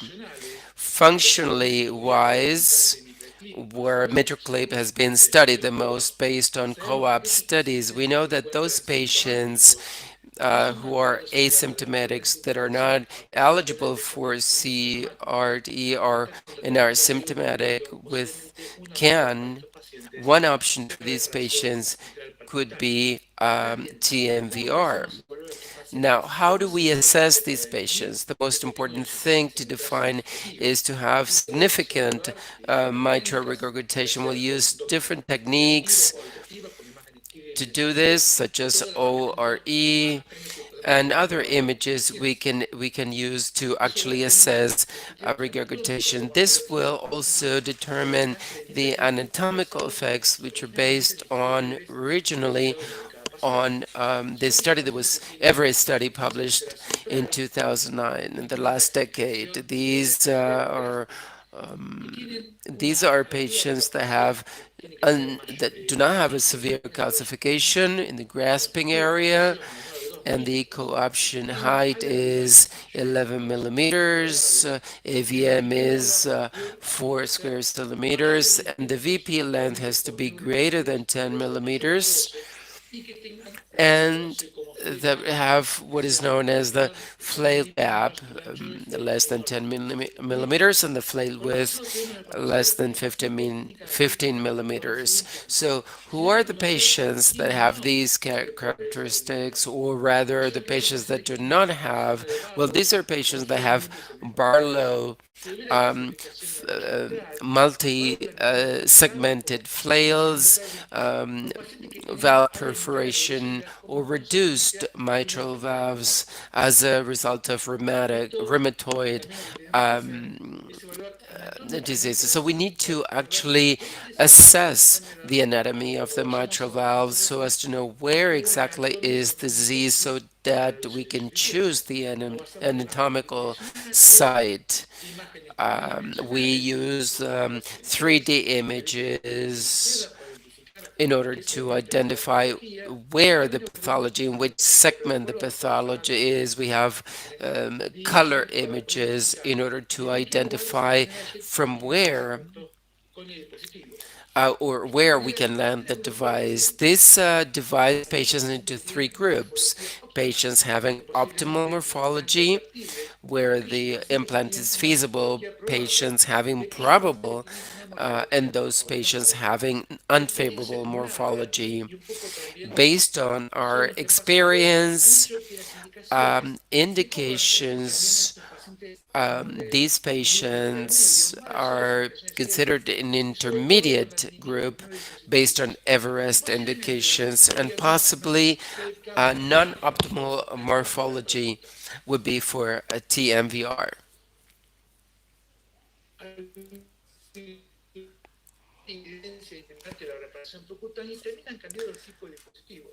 Devices have also changed over time. Recently, we have third and fourth generation devices having that are thicker and have the capacity to grasp a lot of tissue in our country. We have third generation devices because first and second are no longer available on the market.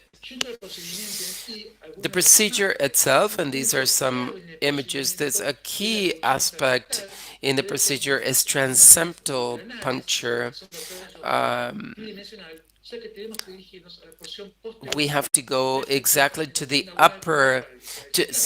to the inferior, superior area. Once we place the microclip on the mitral valve, we have simultaneous images in order to correctly orient the device and go directly to the mitral valve. And with our device, once we are within the left ventricle, we will try to pull it back slowly in order to create a double leaflet orifice, as we can see on the images. This is the final result assessment with the mean gradient. We use color Dopplers, and we also assess the remaining mitral valve and the flow. In some cases, depending on the error with new devices, these are the 3D images, the ventricular views, and how we were able to create this double orifice after the clip implantation. Oftentimes, we need two clips because the first clip, then the mitral regurgitation was moderate, and this is the second major clip implantation. And oftentimes, we also needed a third clip to resolve the regurgitation.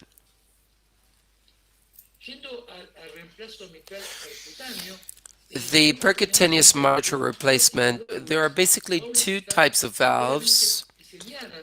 Valves which are designed for percutaneous replacement and valves that are um, designed for TAVI, but for certain reasons we use them for percutaneous valve replacement. And we can do them on leaflets that are severely calcified or with patients that have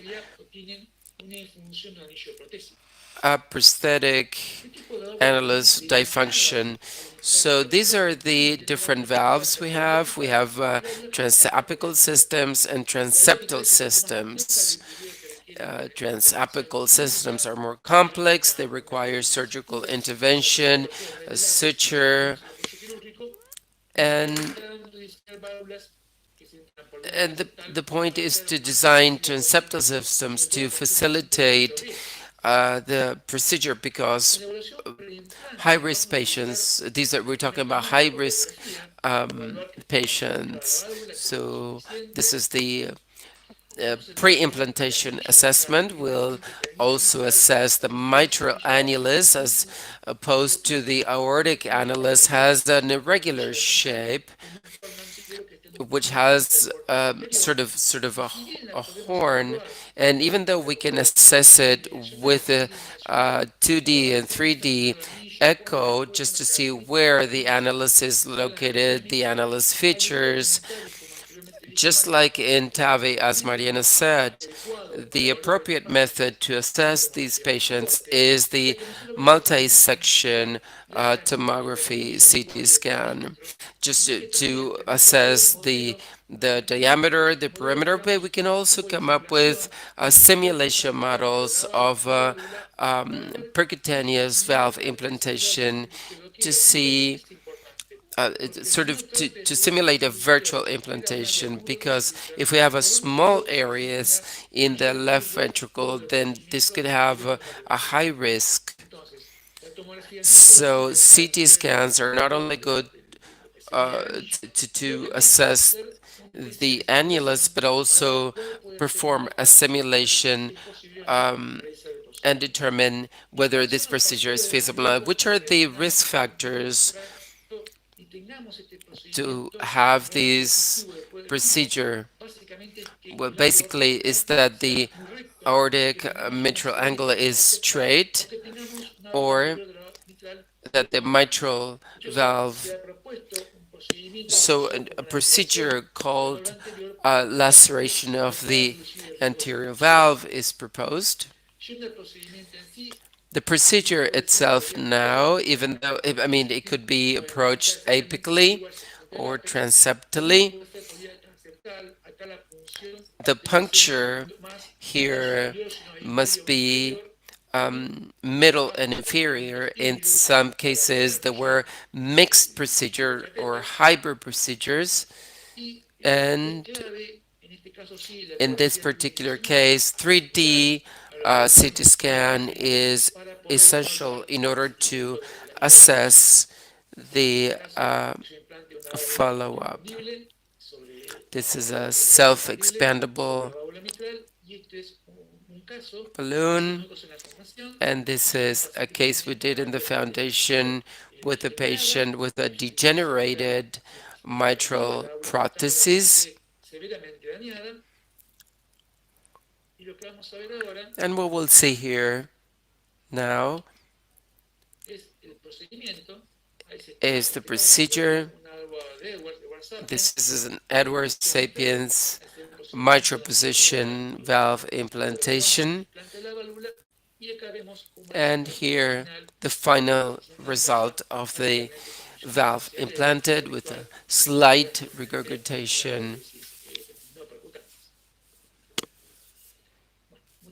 Thank you.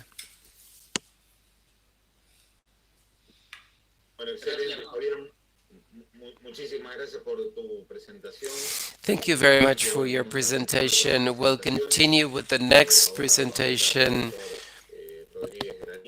Dr. Granillo will be discussing new prognosis tools in cardiac CT. He is a CONICET investigator from the Medical Institute Instituto Neri. Thank you, Diego. Thanks to the organization for inviting me. We're going to talk about new prognosis tools in cardiac CT. It's beyond stenosis. You, particularly the hemodynamic audience, you might know Dr. Antonio Colombo many years ago. He said that diagnostic coronary angiography is getting old. I think what he meant was that the initial paradigm of stenosis slash ischemia with the goal of prioritizing the lumen and the myocardium has changed or is changing very slowly, this paradigm towards the assessment of the plaque burden, the characterization, the hemodynamics, and other factors that we're going to be looking at in my presentation. Why do I agree with Antonio Colombo's point of view? Well, in terms of the image, the first CCG in 1958, when we look at it, when we look at the lumen, it's not very different from the images that we see today. On the right, we see that the image is not so different a long time later, but maybe what we don't see is what's underneath the iceberg, all the extensive thermatosis, even with high-risk features. Some of them are not quite perceptible for luminographic techniques. So this led us to, or this explains why almost 70% of myocardial infarction have less than 70% of the patients are elective for ECG, and more than 1,000 hospitals in the U.S. with the elective ECG. That means with clinical prescription, only 42% had a stenosis more than 40%. And within the patients that had non-invasive tests before and an angio-CT before was with 70% of the obstructive ECG in prior. This was the prospect. I was of three valves, three vessels, and with the follow-up of 3 years, they identified a maze of 20% with the independent predictors that are feasible of being assessed, such as the plaque burden, 70%, an MLA lower than 4, and an FACF, we can see this very directly, of 3.4. And the most interesting thing here is that about 50% of the events in the prospect were attributed to non-culprit lesions. And this has to do with the PROMISE trial in stable patients, where 50% of the events were in patients with angio-TC CT angio non-obstructive, and 57% with functional tests baseline completely normal. So what does the CT offers more than the stenosis, beyond stenosis? Well, the plaque characterization, the length, the location, the plaque burden, the hemodynamic evaluation like FFR, perfusion, lumen, the epicardiac fat, the systolic function, the importance of identifying the silent IAM, and what we see now with artificial intelligence. Look at this patient. It has a critical lesion in the DA in the third half, no question about it, but in the proximal DA, in the ECGB, we have a normal vessel, and in the CT, coronary CT, we have a low attenuation in the peripheral annulus. This patient will not cover that. We will not cover that lesion when we revascularize, but it will have that prospect lesion that we discussed before. Can we detect the vulnerable plaque with the CT? Sure, we can say yes. Perhaps it's not that effective because there are some tests that compare with the OCT where they compared angio-TC with infiltration by macrophages. And in the multivariate test, the plaques of low attenuation were predictors of these type of lesions. We can also say that these type of lesions that we see underneath the napkin ring signs are plaques that really makes us scare, but that not always mean that the patient is going to have an infarction. They are plaques of a high-risk phenotype, yes, but that doesn't mean that the patient is going to necessarily have an event, and we'll see why. This is another study by Motoyama.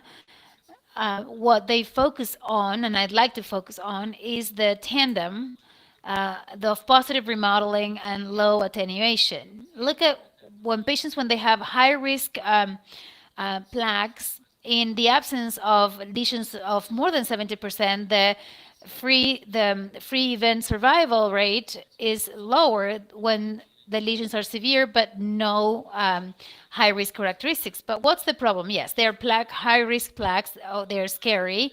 They have more probabilities to produce events. Yes, but the positive predictive value is good. It's only 16%. This was seen in the prospect with 3 vessel valves, and only 4% were event predictors. And when all the features, negative and adverse features, were put together, the event rate was only 18%. So that leads us to think more about the vulnerable patient rather than the vulnerable plaque. And I include myself in this. For many years, I focused on the vulnerable plaque. So where does the CT take us? Well, on the one hand, the spectrum there's a pretty normal patient, 40% of the patients that go to the CT, angio-CT, with a safety window of 5 years that is pretty excellent, 0% events. And on the other side, the obstructive spectrum with patients with an obstructive disease, 20-30% of the patients with an event rate quite high. But maybe most of the patients, and the most interesting thing are those who have a non-obstructive lesion, between 30 and 40% of the patients. That's where we have to focus on. When we look at the confirmed registry, we talk about 24,000 patients after 3 years follow-up. And the non-obstructive, even though it says small, the presence of any type of plaque, patients have a higher mortality rate. We're not talking about obstructive, we're not talking about soft events, but more mortality. And in this case, we can translate that to the CAD.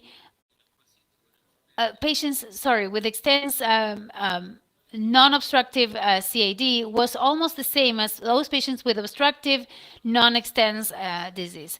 But this is a new concept, and if you start taking a look at old trials from the 70s even, I have no time to mention them, but there were some trials that already put this information in place. This is Bittencourt's work, where the patient with non-obstructive CAD but extens was as bad as the patient that had, with heart events, with those patients that had obstructive CAD.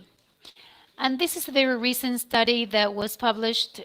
It was JACC, published in JACC in Asia, a very exhaustive test.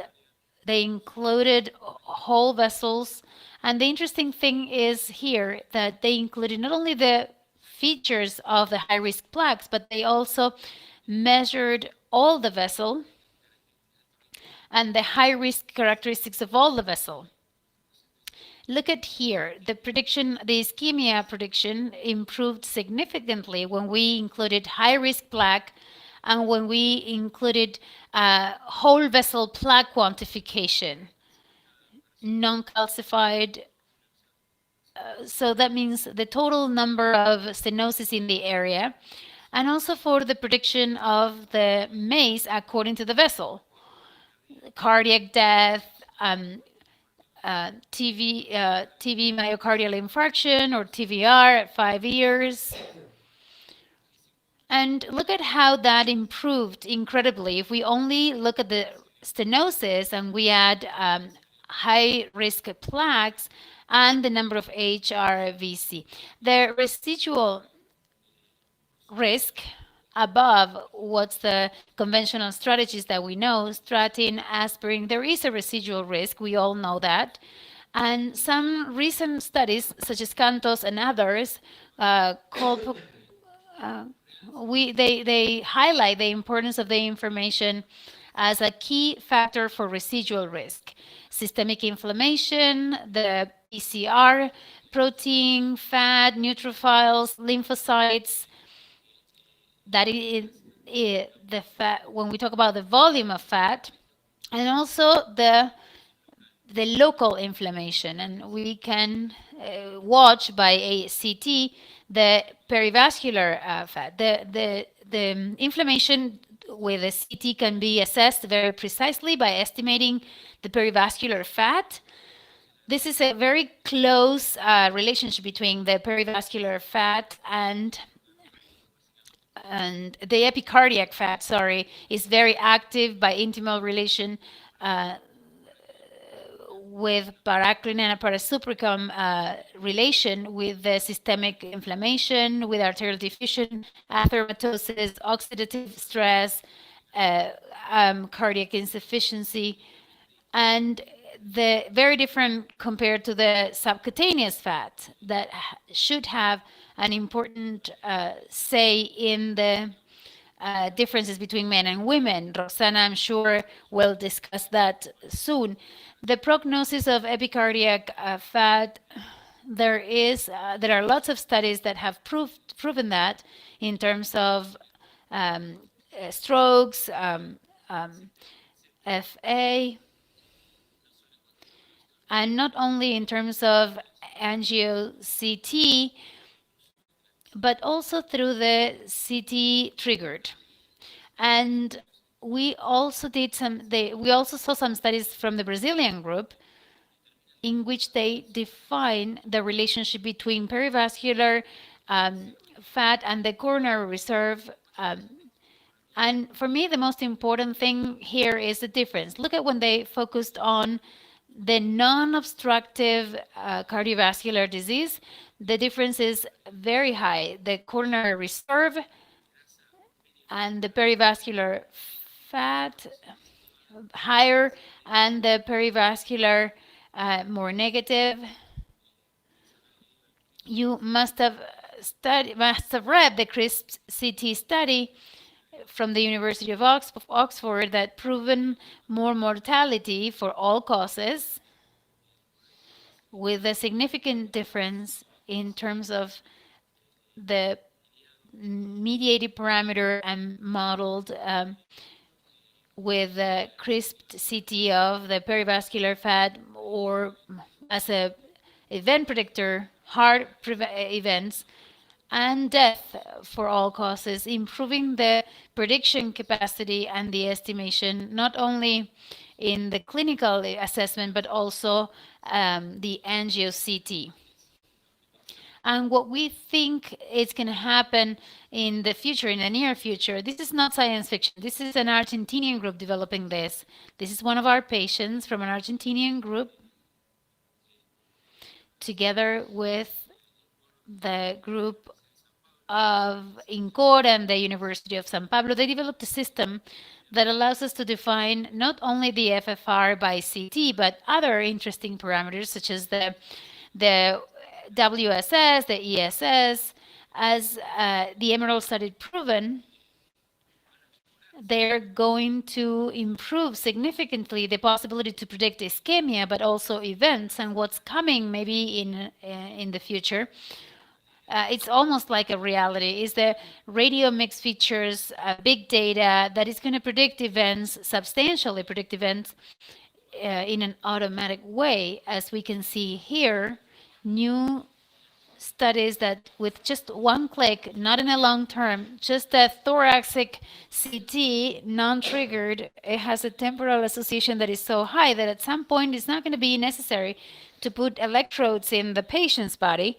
In just one scan, in a low doses, they're going to have information about the nodules, the location of the calcium, the coronary calciums, the coronary inflammation, and the super biomarkers. I shared this slide that we're building with Santiago Miriuca, of one super biomarker that is coming, the transcriptomic.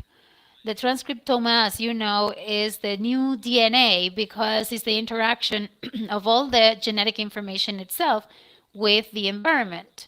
And that has a very important prognosis future by MRI, and we think it's going to have a huge impact. To sum up, the prognosis value of the CT goes beyond stenosis. The localization of myocardiac mass at risk, the length, the extension of the plaque, the burden of the plaque. It's not the same 10 millimeters length as compared to a lesion of 30 millimeters in length. The features of high-risk plaque, FFR, but through CT, perfusion, I have no time to talk about it, but through epidemiol, but also in other places they use it with the adenosine. Shear stress is coming with the endothelial stress, but also the plaque stress. The IM, silent IM, the inflammation, anomalies, the valve evaluation assessment, simultaneous valve assessment, myocardiopathies, and relevant extracardiac assessments. We never mentioned also the volume, the extracellular volume of myocardium. And what we see here, these images that are difficult to understand, and the human eye, the naked eye, and even the cardiologist can overcome this in no time. The integration between what we see, what we don't see in the angio-CT, and what the infinite variables around the patient, despite what we see in the doctor's office. Thank you. Thank you very much, Gaston, for this incredibly interesting presentation. We'll move on to the next presentation by Roxana Campisi, understanding phenotypical differences between genders in chronic coronary syndromes. Dr. Campisi is in the Maipu Institute, and thank you, Roxana.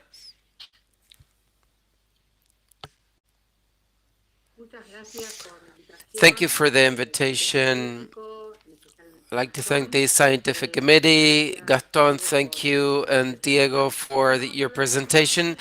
Let's try to understand phenotypical differences between genders in chronic coronary syndromes. We know that women, besides classical cardiovascular risk, but there are risk factors that are gender specific. And this is summarized in European guidelines where they focus on excess of cardiovascular risk, which could be related to some pathologies that are related to pregnancy, menopause, and other endocrine and gynecological conditions that increase cardiovascular risk. What do we need to do as clinical cardiologists to try to, as it's said here, to try to attempt at specific strategies to address or reduce these risks? The pregnancy history or menopause history, or there were some gynecological disorders, to focus on the mainly to indicate therapeutical strategies to reduce cardiovascular risks. But we have to understand that when women have ischemic diseases, then there are differences in terms of how that ischemia is it manifests. This analysis by the ischemia trial tells us that something that we were aware of generally in any functional study: women have less severe ischemias compared to men. On the other hand, vessel involvement is less frequent as well.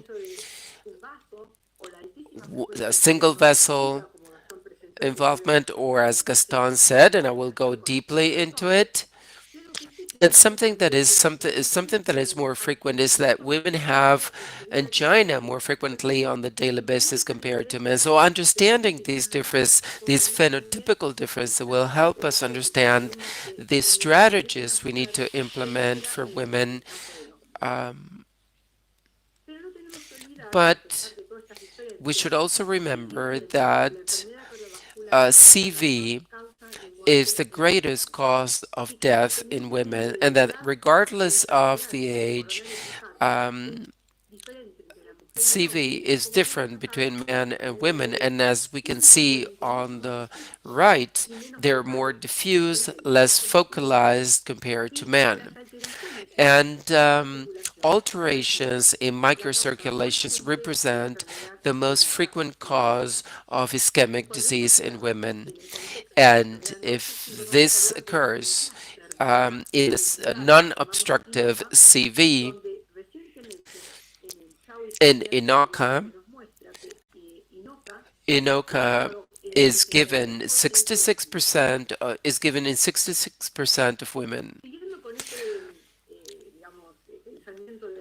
So based on this specific gender, we know that women present non-obstructive diseases more frequently than men, and also plaque erosion is also more frequent in females. Now, INOCA.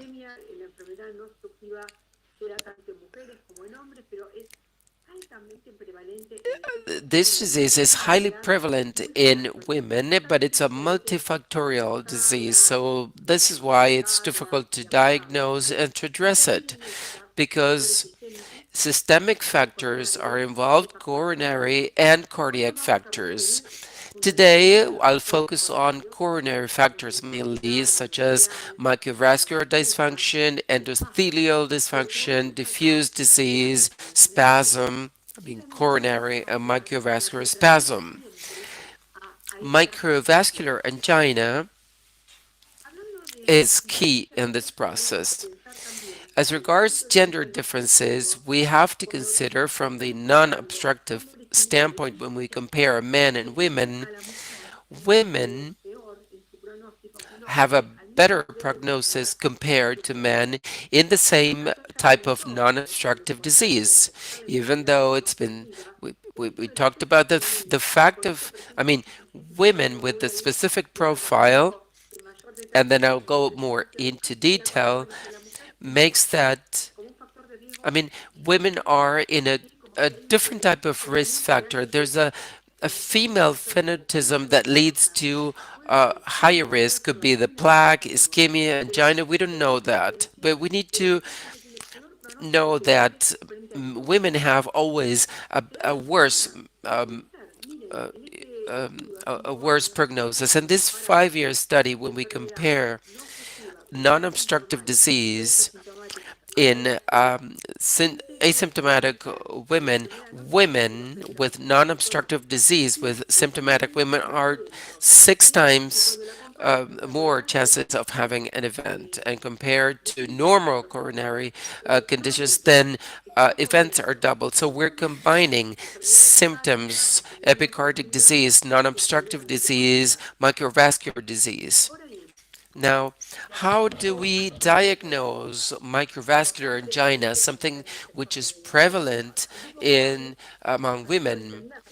A Covadis group help us understand this. We need to have 4 characteristics such as ischemia symptoms, absence of obstructive cardiovascular disease, objective evidence of myocardic ischemia such as EGP or PGs or functional tests, and the evidence of microvascular dysfunction that was tested in the um, hemodynamics lab, such as we'll measure CFR or microvascular spasm, and all of this could be this could present itself isolated or with a diffuse disease in absence of an obstructive, a significant obstructive disease. In the hemodynamics lab, this disease will be measured in order to distinguish 2 main groups, microvascular angina and uh, vessel-plastic angina. This helps us understand where exactly are, because the FFR will be preserved in the answer. So we need to measure mainly adenosine is flow reserve that encompasses microvascular, and we will get to see whether we have spasm or a microvascular spasm. From the inventive point of view, European guidelines indicate PETs, flow reserves, and flow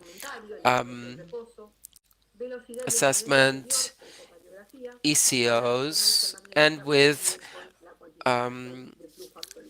MRI. Why do we need to quantify the flow and not use the images we use on a daily life in any kind of nuclear type of medical center?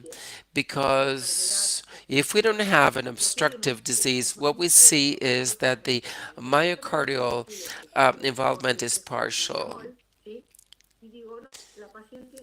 If the patient, if we don't see anything on the image, if it's not detective, but the issue is that we need more sensitive parameters such as CFR, so as to see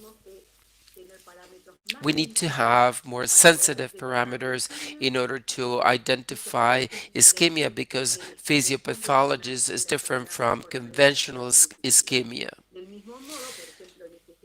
In the same way, in this example by Dr. Barry Collins with the MRI, have a look here at the quantification milliliters by minute, how it is localized in a circumferential and diffuse manner, which is not present on this other image. I mean, normal at rest. And then another example of how the flow reserve can actually help us unmask vascular damage. This is a 77-year-old patient with a discrepancy in terms of the SPECT. A CCG is indicated, which is normal. A, a PET assessment is indicated, and you can see that the calcium score is 0.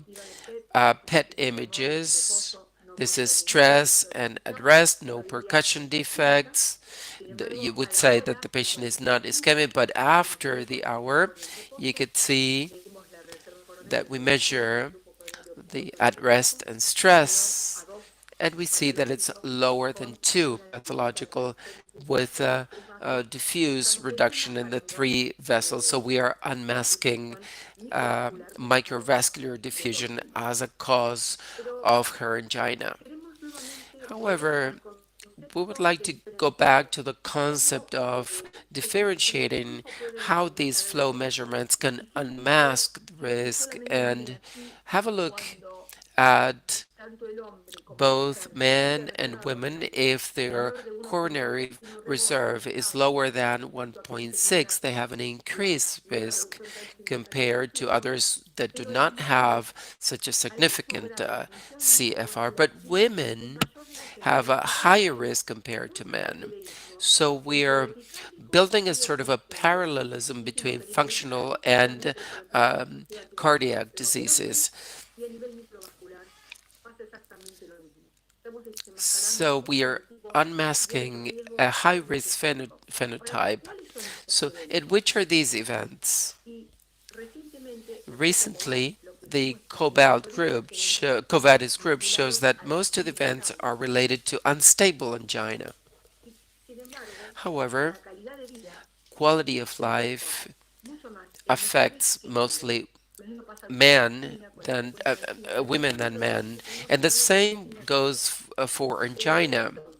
So, to conclude, I would like to show this graph from the European guidelines to understand gender differences, I mean men and women, at the CV level regarding the symptom presentation, manifestation, gender disparities, as we said before, the pain perception, prevalence of cardiovascular disease will help us understand the best strategy for each of our patients in order to mitigate this excess risk of cardiovascular disease in men after menopause. Thank you very much.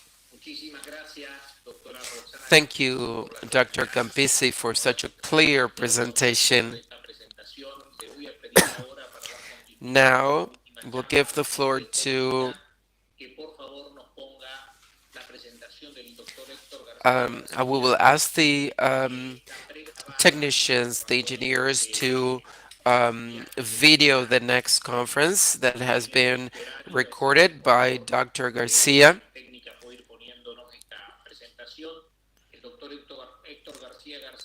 Dr. Garcia is a professor of medicine from Georgetown University. He's the director of angiographic lab at the McStar Center in Washington, the United States. He will be discussing the role of coronary CT for guiding complex procedures. CTO and Chip. Thank you for your kind invitation. Thank you, SOLACI-CACI 2021. It's a pleasure to be here. I'm Héctor Garcia.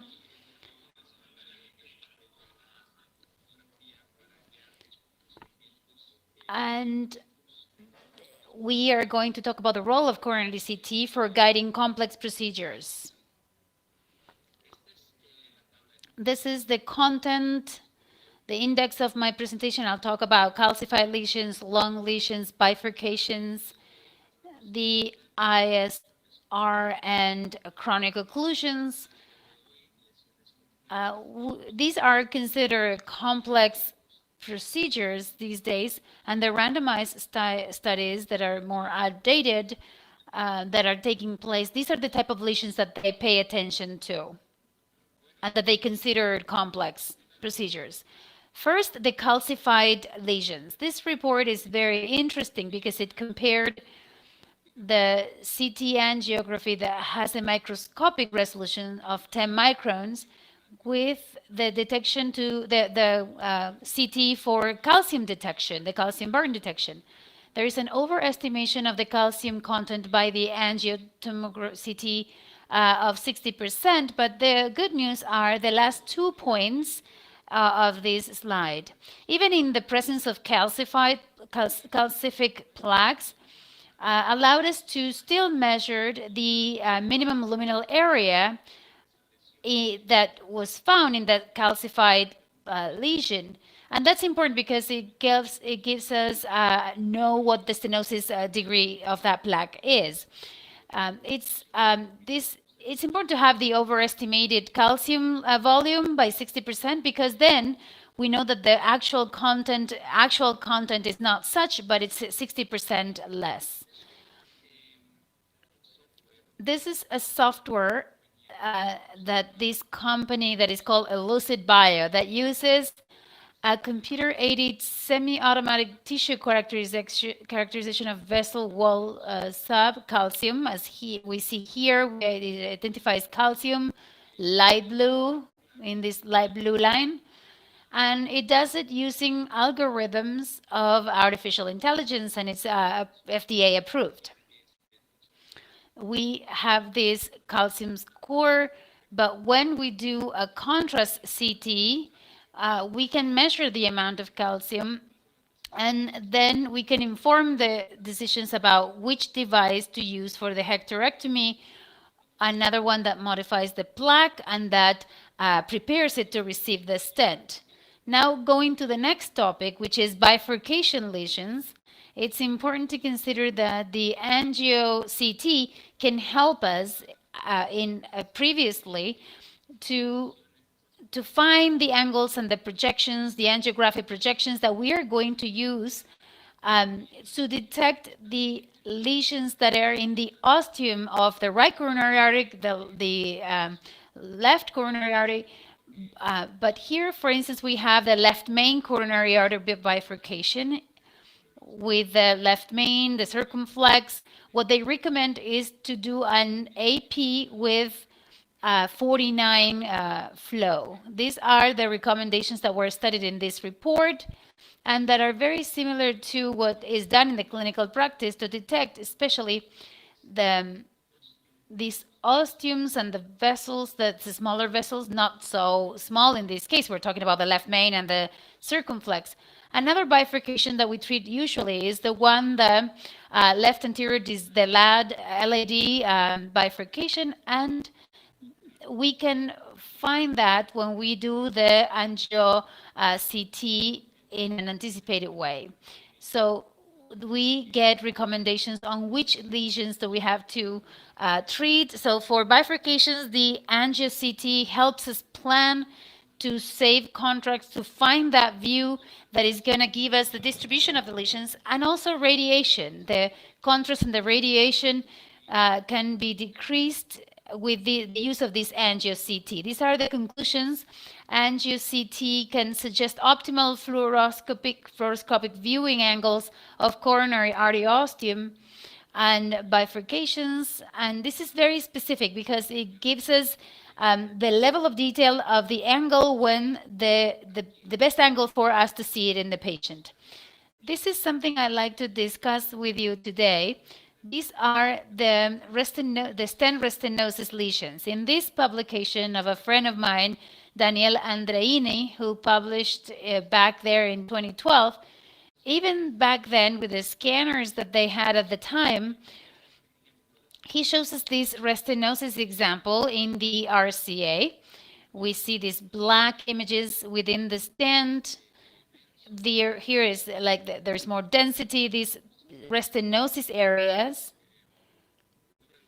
and how they correlate with those images, angiographic images of the invasive angiography. In one of his conclusions, he says, these authors say that the sensitivity, specificity, and accuracy of a multi-detector CT for ISR identification were 96%, 95%, and 96% respectively.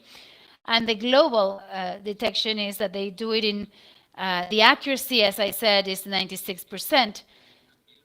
This is also shown, some of these patients, they did an intracoronary ultrasound with, and we compare the stenosis level that IVUS says it with the angiotomography, and we see the R of 0.89, which is very significant. So it's feasible to detect the restenosis lesions, and it's possible to quantify the degree of restenosis with the angio-CT.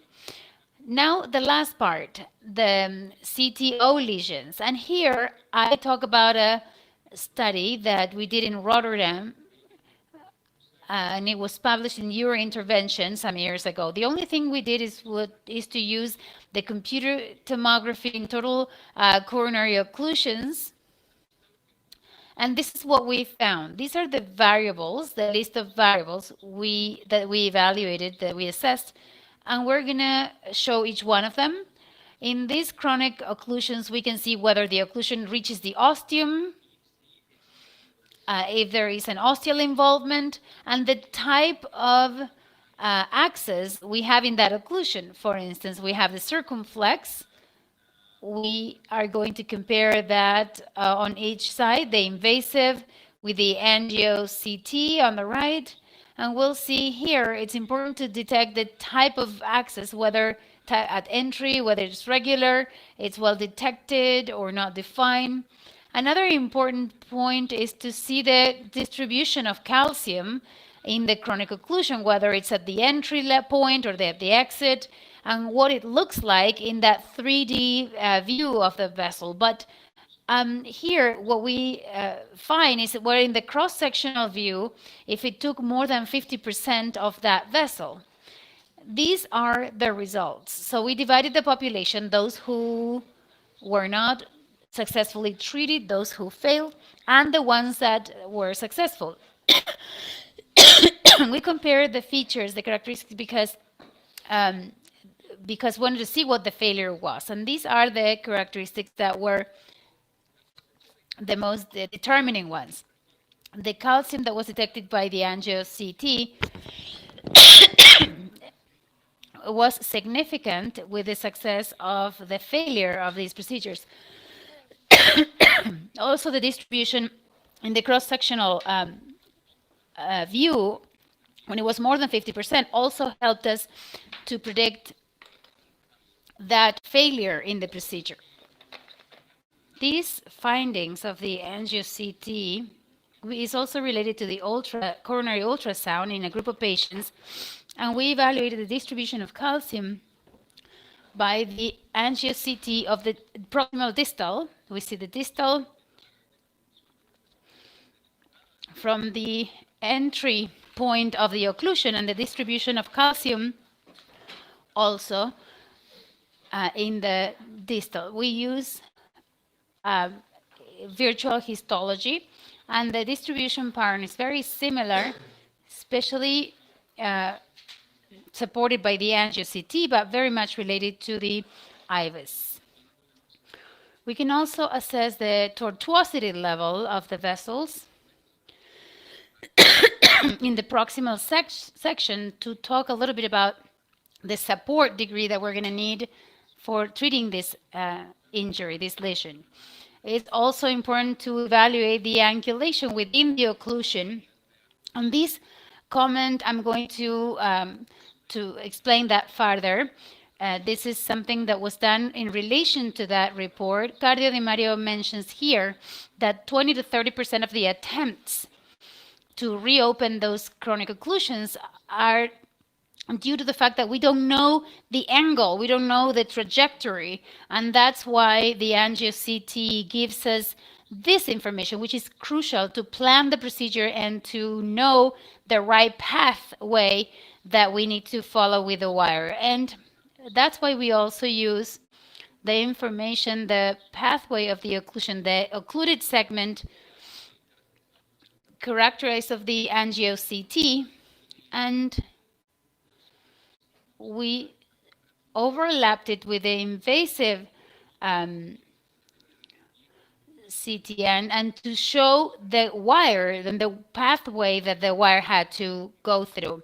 So these are the conclusions, and with this, I'd like to tell you that I didn't mention something, but it's also relevant to define because it says good things about the angiography. It can be, the FFR can be derived from the CT.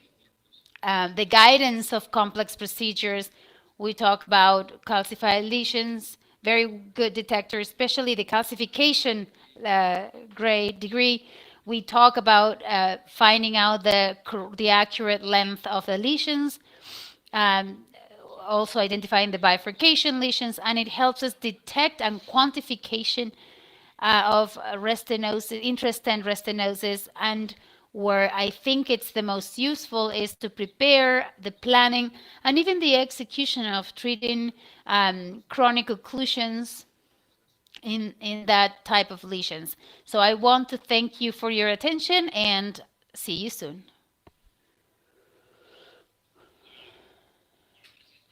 All right, with the presentation of Dr. Héctor Garcia, we finish with the presentations of this section. And with Dr. Diego Pérez Gargaza, what we thought about is that we could start discussions and questions to the panelists addressed mostly to the two first presentations about the role of imaging to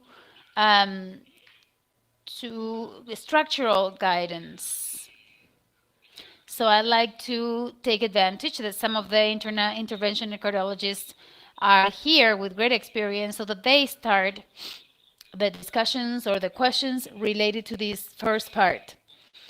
On alphabetical order, Dr. Alexander, if you want to start with one question about the first two presentations. Alexandre. Desculpa. Bom dia a todos. Eu vou falar em português. Se tiver alguma dúvida, eu posso repetir em inglês. Pela condução do evento, excelente. The speaker is speaking Portuguese. There is no translation from Portuguese into English. Mas eu acho que é muito importante a gente ter a opção da tomografia computadorizada, mas na prática nós temos dados do registro latino-americano que já tem quase 3.000 pacientes incluídos, e a Argentina é um dos países com o maior número de pacientes tratados.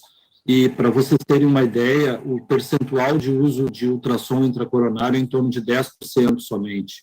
Eu considero que o ultrassom é praticamente indispensável para fazer uma oclusão crônica, porque ele nos dá a informação da otimização do implante distente, nesses casos complexos, e ele também pode nos ajudar a saber onde está a capa proximal em casos ambíguos e também saber se a guia está no espaço subintimal. Então, em relação à questão da tomografia, que já foi também uma bela apresentação anterior, eu acho que a tomografia realmente é o futuro, mas nós sabemos que na América Latina nós temos que otimizar os custos dos procedimentos. Então, no registro latino-americano, atualmente, a nossa taxa de sucesso das oclusões crônicas está em torno de 90% dos casos.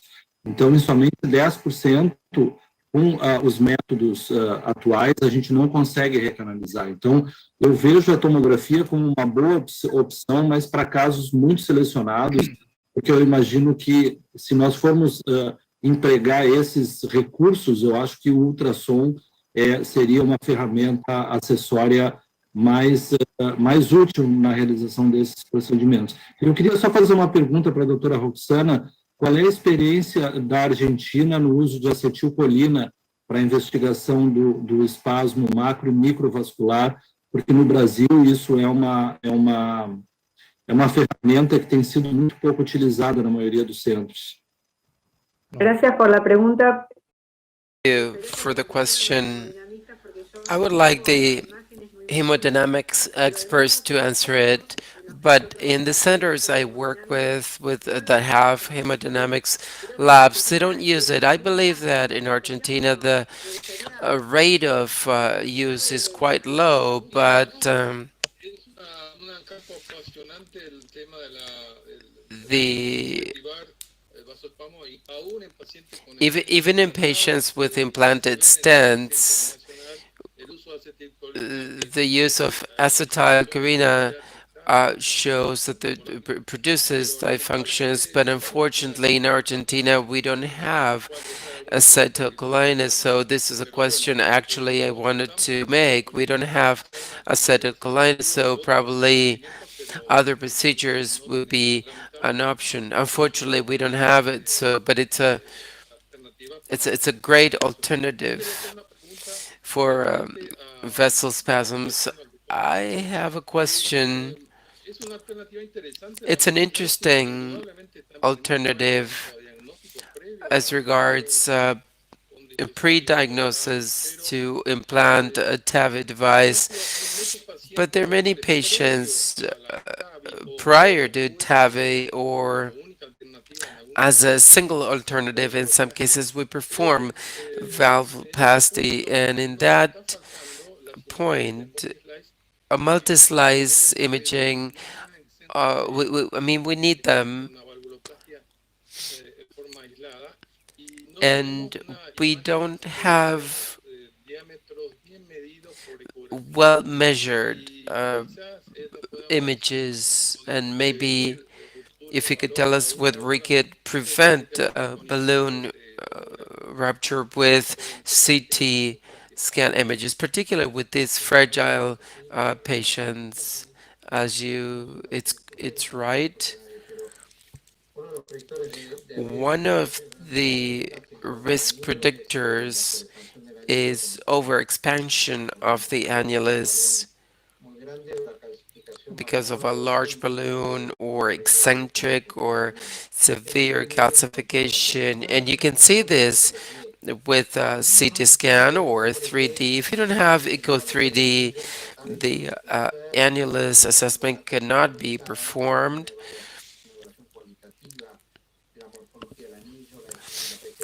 The presence of calcium distribution. So I would say that in many patients, when we assess them for implantation, we perform the CT scan as part of the routine.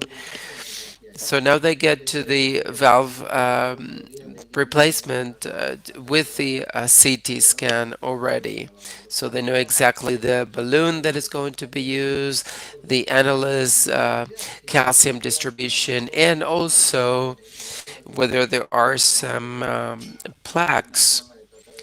Always attempting to trying to reduce risks. So in our patients, for the most part, they begin their assessment with a CT scan and an angio CT, and luckily it's an assessment that is stable a long time because angio CT scans do not, I mean, the annulus will not change a lot. I mean, you could actually have a CT scan, angio CT scan before we never had any issues, performing implantations with a CT scan that is months old.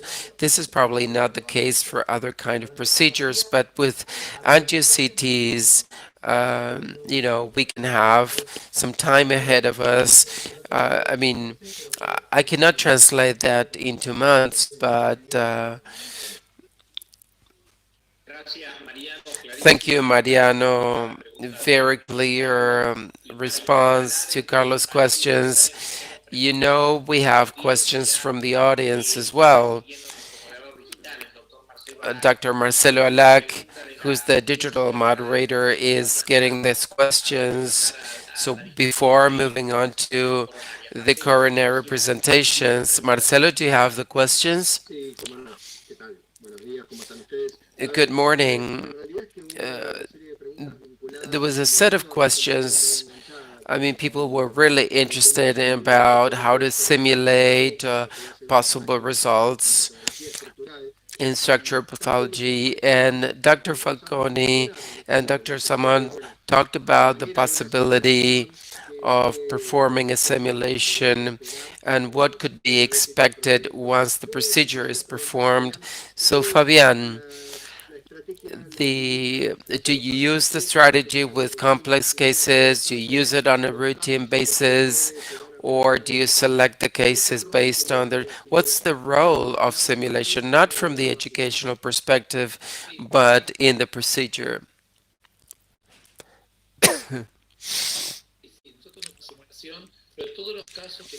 And in percutaneous interventions, we've attempted to simulate how the valve would look like once implanted to determine the neotract. In some cases, we've even ruled out, based on the simulation, and in other cases, such as the one I showed, we continue because the residual area was appropriate. So the reality is that it's not many patients that are referred for percutaneous implantation. So on a routine basis, we perform CT scans.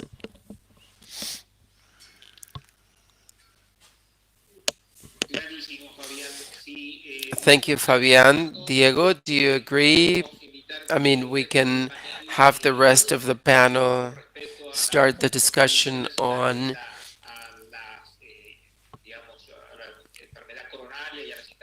coronary diseases and the other talks. Are there any questions for this? Anyone from the panel?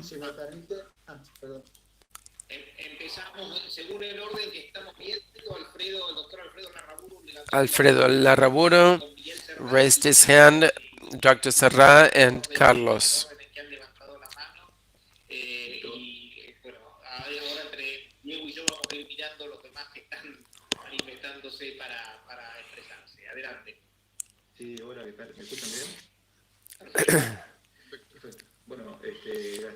Gaston, excellent presentation. I'm looking forward to the next. The question I have is if there's a degree of fats that would increase CV risk in a patient, or only the presence of pericardic fats could actually support the degree of involvement with cardiovascular risk. Interesting question, because it's one of the big issues. There's no cutoff, regarding volume, but yeah, it's clear in terms of density. But this is, in terms of volume, is difficult.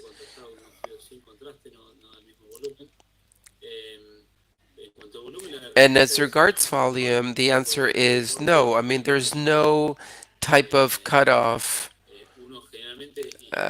Generally, and this is my suggestion or what I do, when you see hundreds and hundreds of assessments, when you see those coronaries, you see a lot of fat volume, and you're very careful at the time you report that, because even though it's a tool and there are many studies that prove that has a very strong, they play a very big, important role in terms of diagnosis. In terms of density, that also depends on groups, devices, because there are specific tools to measure. Probably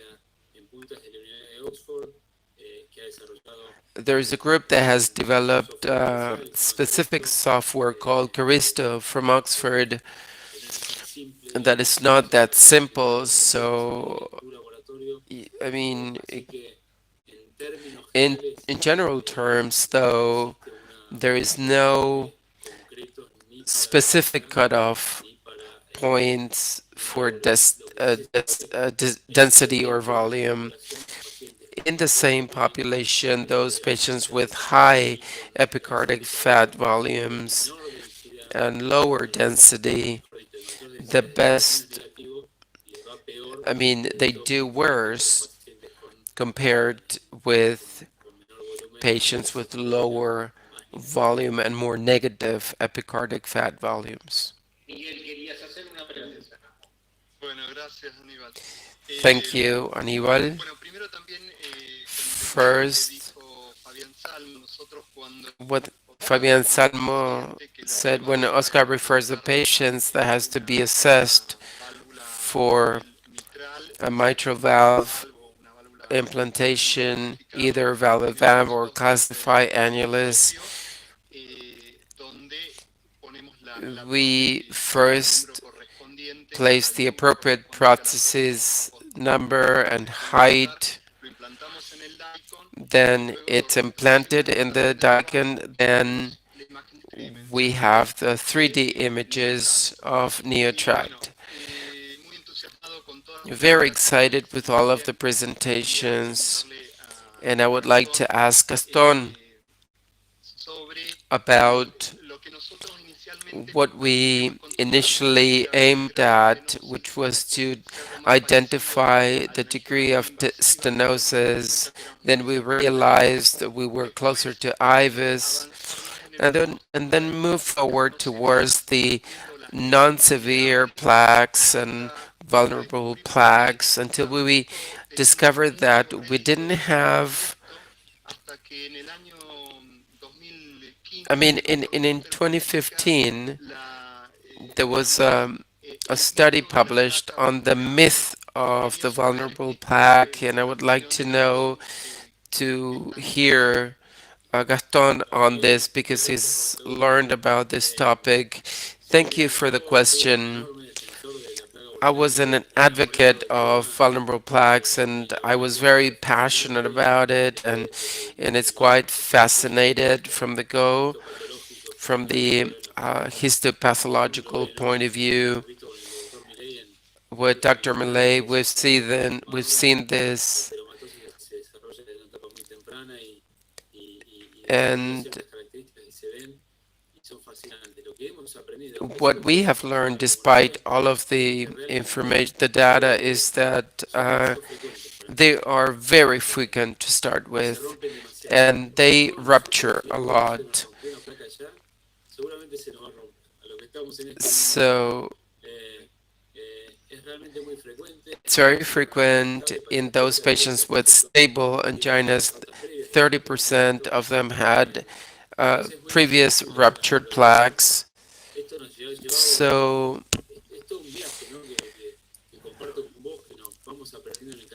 we are learning this, and I think that there are two new areas or aspects that are sort of emerging. This is inflammation, not only as a systemic inflammation parameter, and the peri-aortic fat. and perivascular fat. And the other area is the hemodynamics with FFR, which I believe that the most important thing is the solid stable and the actual axis stress of the plaque. And these are tools that in a very short time will have them available. The heart flow time is they have a due date, and all of these technologies that now sound science fiction, but they don't require any hardware. They're just software. So with the same CT scanner, the regular CT scanner, you'll be able to do everything. You will not need the best CT scanner to do this. So it is very interesting. And I just have the same questions you have. Thank you, Gaston.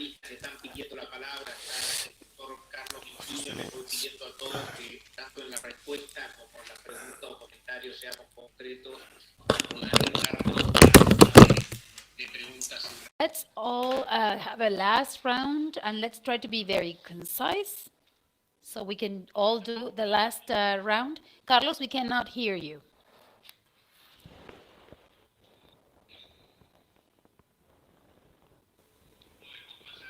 So while Carlos, now yes, now we can hear you, Carlos. Okay. First, congratulations to the speakers. Very briefly, one question comment to Mariano about the severe cardiovascular event. He mentioned and showed very clear images about the ones that could perhaps be linked to this. What he would say if there were a cut in the calcium amount in the annulus, in the LAD. Another comment would be for Roxana. Both questions are perhaps biased by the place where I work, but we see the Takotsubo, we see that illness more and more, and that's mostly a female illness. What would you like disease? What would you like to say about that? I leave those two questions. And congratulations, both of you and the rest of the group. Thank you, Carlos. A pleasure to greet you. Thank you for that question. To be very precise, in terms of the aortic, the description of bigger risk for cardiac surgery and interventionism with projection to the lumen, we do it with debris. We identify it as debris. It's very difficult to evaluate it in a CT scan, even though we have everything in the cardiac cycle. But when we see a soft plaque with an ulceration and that has a projection to the lumen of more than 4 millimeters, those are the plaques that in percutaneous interventions have the highest risk of a stroke. And with regarding to the landing zone, the biggest here, the calcification is inherent in this pathology. With calcium debris, maybe you can provoke a stroke, but what is described is that most of them are silent. When you do a CT scan, an MRI, after a valvuloplasty, it's a high percentage of new silent events because they're microembolisms that go to places where there is no clinical amplification. So on the one hand, the calcification, and on the other hand, soft plaque for obstructing the lumen. Thank you, Carlos. Thank you, Carlos, for the question.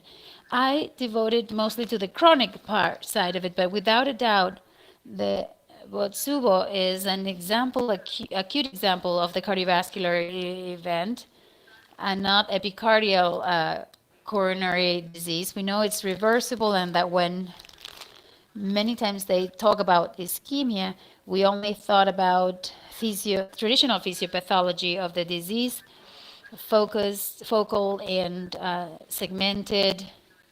And in women, um, we never talked about that reversible damage. I'd like to invite Dr. Agustina Cés Lepore and then Dr. Mario Fernandez to ask their questions. And after that, I'll invite Dr. Jerez Vergasa if he wants to close this session, since we've already used more time than we could, because, well, the presentations were so interesting. So, Dr. Agustina. I kept on thinking about the last part, the total occlusions, and how interesting, the success rate, how much it could help to get good success, to see the type of obstruction, the length, to find where the obstruction is. And I don't know, in our center, we use it, but it's not something that we use every day. I don't know if in the other centers that's done. They use CT as a tool when deciding the OCT, or when it's only complicated. For me, it's a tool. It's a main tool to face a total chronic occlusion, and in that case, there is a relationship between angiography and CT scan, because in an angiography, you can get a bad forecast, and CT gives you exactly the length, and it gives you a more optimistic outlook. So in that sense, the question would be, if those who do CT about total chronic occlusion, if there is a correlation with the angiography, and if there is a relationship, we use the Japanese score of total occlusions, and we do a CT analysis to correlate both methods. For me, it's the tomography, the CT is important. Just a comment, Dr. Agustina. Dr. Garcia is not connected. He was flying, and he's not here to answer, but you are one of the largest centers and contributors to the total occlusion. And that Dr. Alexander said, the use rate of multiply for planning is still very, very low. Maybe it should be. For me, it's underused, and several years ago, we also did a correlation of length, the beginning of the occlusion, and the truth is, it turned out to be very useful, as the doctor said, in terms of success predictor, or maybe not to even try to open the lesion. Mario, you were going to make a comment or a question, so go ahead. Yes, thank you, Aníbal. It's a very quick question for Gaston. It has nothing to do with what we're talking about. It has to do with COVID-19. It really I'm very curious about that topic, and it's related to the inflammation, this line of detection of coronary inflammation. I don't know, Gaston, if you have had the chance to do angio-CT in post-COVID patients, and if you have had the chance, have you noticed any different pattern in the coronary inflammation post-COVID? Hi, Mario. Thank you for that question. Very interesting topic. We had several tests, and in most of the cases, they are normal. The tests look normal. In one case, if there is something not specific, a finding that is not specific, maybe, but most of them had non-recognized infarction. They were considered myocarditis, but they were infarctions. And I hope I can publish very soon something that we did in cooperation with a center in Italy to evaluate the epicardic influence post-COVID in 2 Italian centers. centers. This is about to be published in Thorax CT, where we do see that there is an epicardic inflammation in patients with COVID compared to those to the control group. That had a prognosis impact, we haven't still decided, we haven't studied that yet, but there is clearly an epicardic inflammation that sometimes it may impact on the myocarditis. Not myocarditis, we see mostly infarction rather than myocarditis. That's why I wanted to ask you if at coronary level, you had observed, or people who do your job have seen any differences in the patterns? No, really, no. We have seen infarction in multiple territories that for us is very alarming. Splenic, stroke, things that we cannot explain really. That happened to all of us really. We have seen things that we cannot explain really. And that's what I could say. Simultaneous. Gracias, Gastón. Y estamos pasados, por más que sería apasionante seguir discutiendo de esto, más de 15 minutos de nuestra sesión.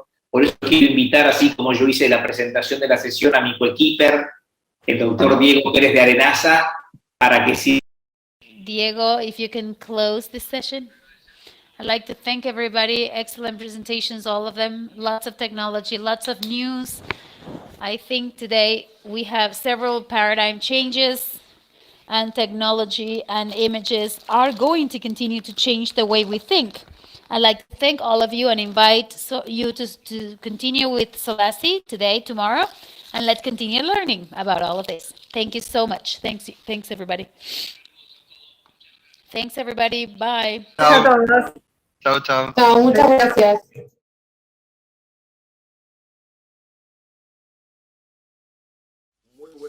Good afternoon. First of all, I'd like to thank the organizing committee president, Dr. Damonte, the scientific committee director, the secretary of the scientific committee, Dr. Rivero, for the invitation to participate in this prestigious congress that, without a doubt, is one of the best interventional cardiologist congresses in the world. It is an honor to be with these speakers. Dr. Marcelo Arada Ribeiro from Brazil, Dr. Juan Francisco del Pozo Álvarez del Villar from Uruguay, Dr. Paula Lasso from Ecuador, Dr. Matias Jorge Adrián Arevalo from Argentina, and Dr. Prayag Kinney from India. It is an honor to have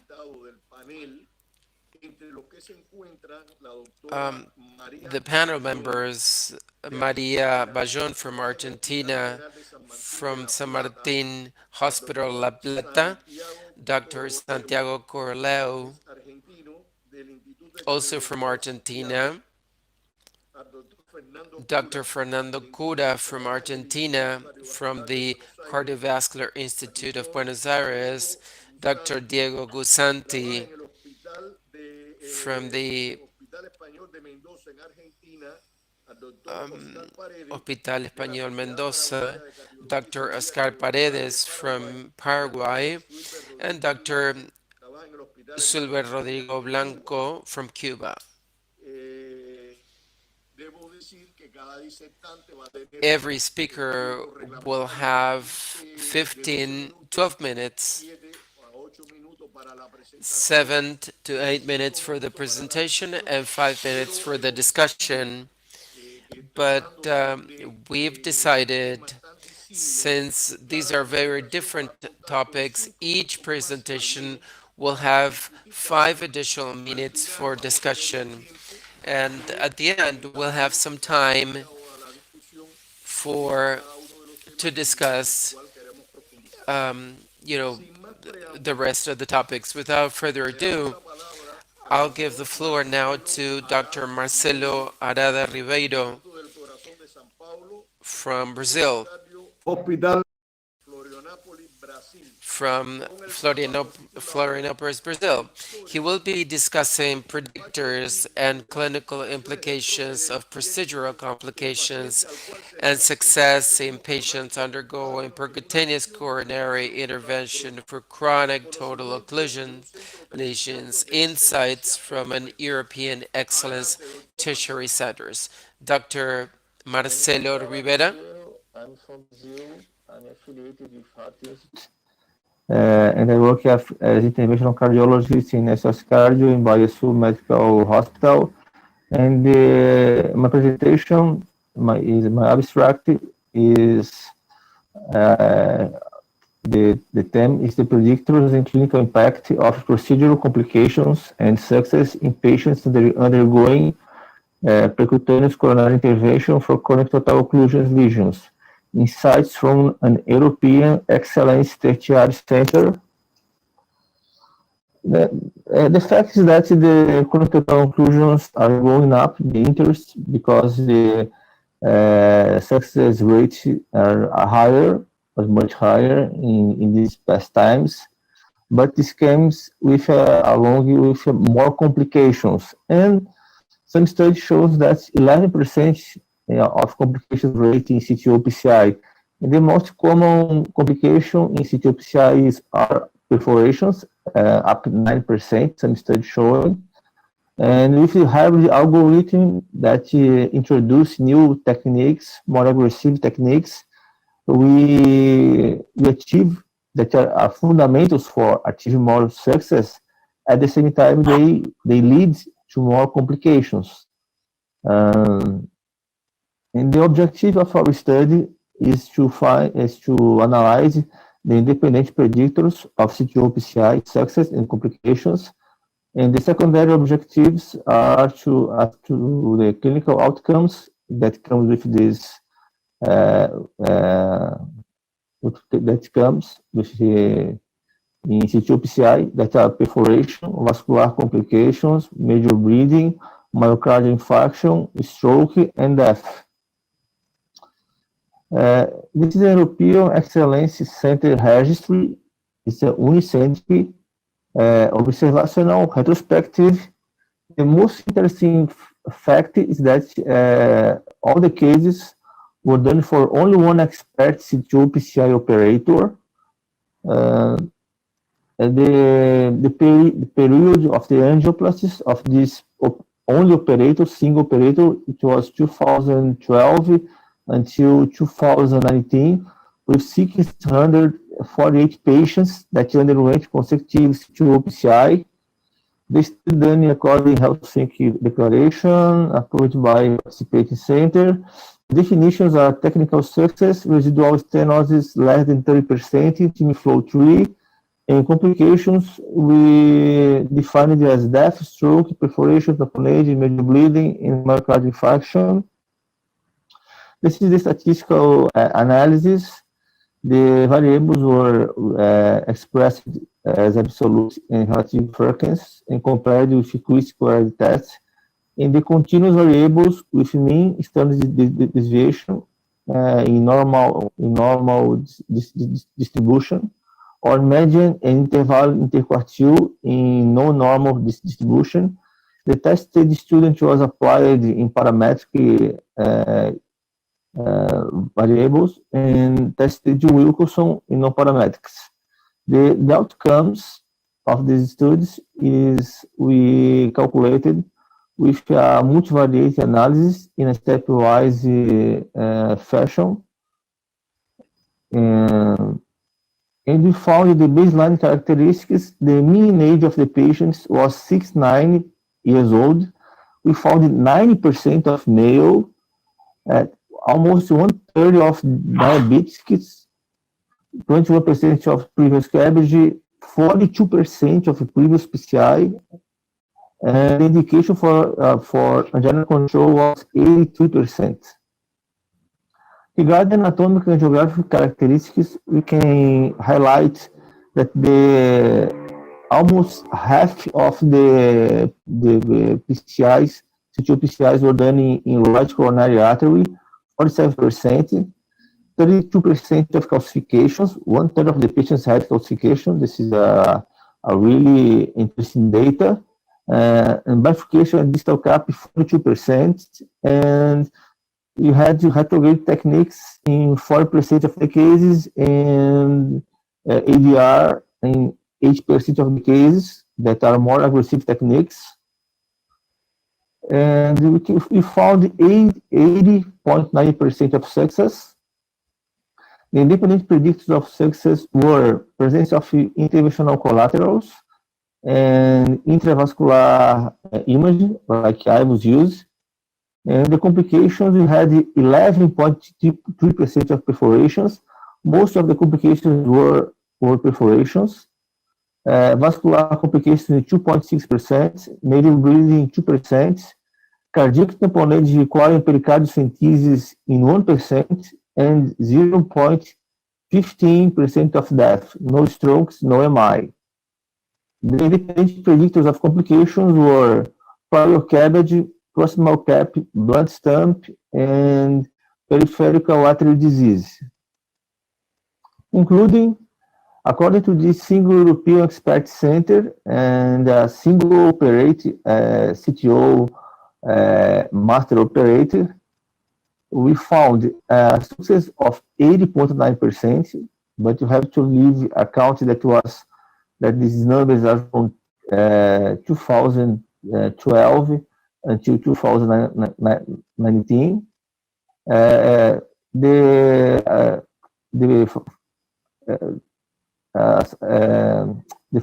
favorable anatomical features like the presence of interventional collaterals and the use of intercoronary imaging were predictors of success. And despite coronary perforation was the most common complications in 80% of the cases, tamponade was very uncommon, just 1%. And understand the risks associated with the CTO PCI interventions and the complications predictors is essential to achieve optimal clinical outcomes for our patients. Thanks for the attention.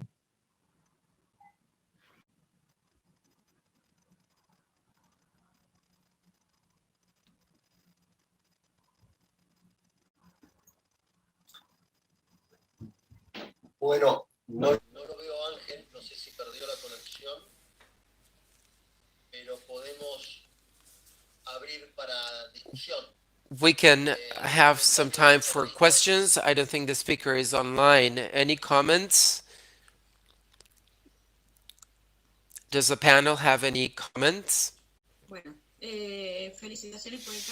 Congratulations on the case. I believe it's a large number of patients, 648 patients, if I'm right, in a single center. The question, the angina was present in 83% of the patients, and the rest of the patients, why were they intervened? And on the other hand, the complication, the vascular complication raised 2.6 based on the chart you presented. And I'd like to know the approaches you used, a single approach or...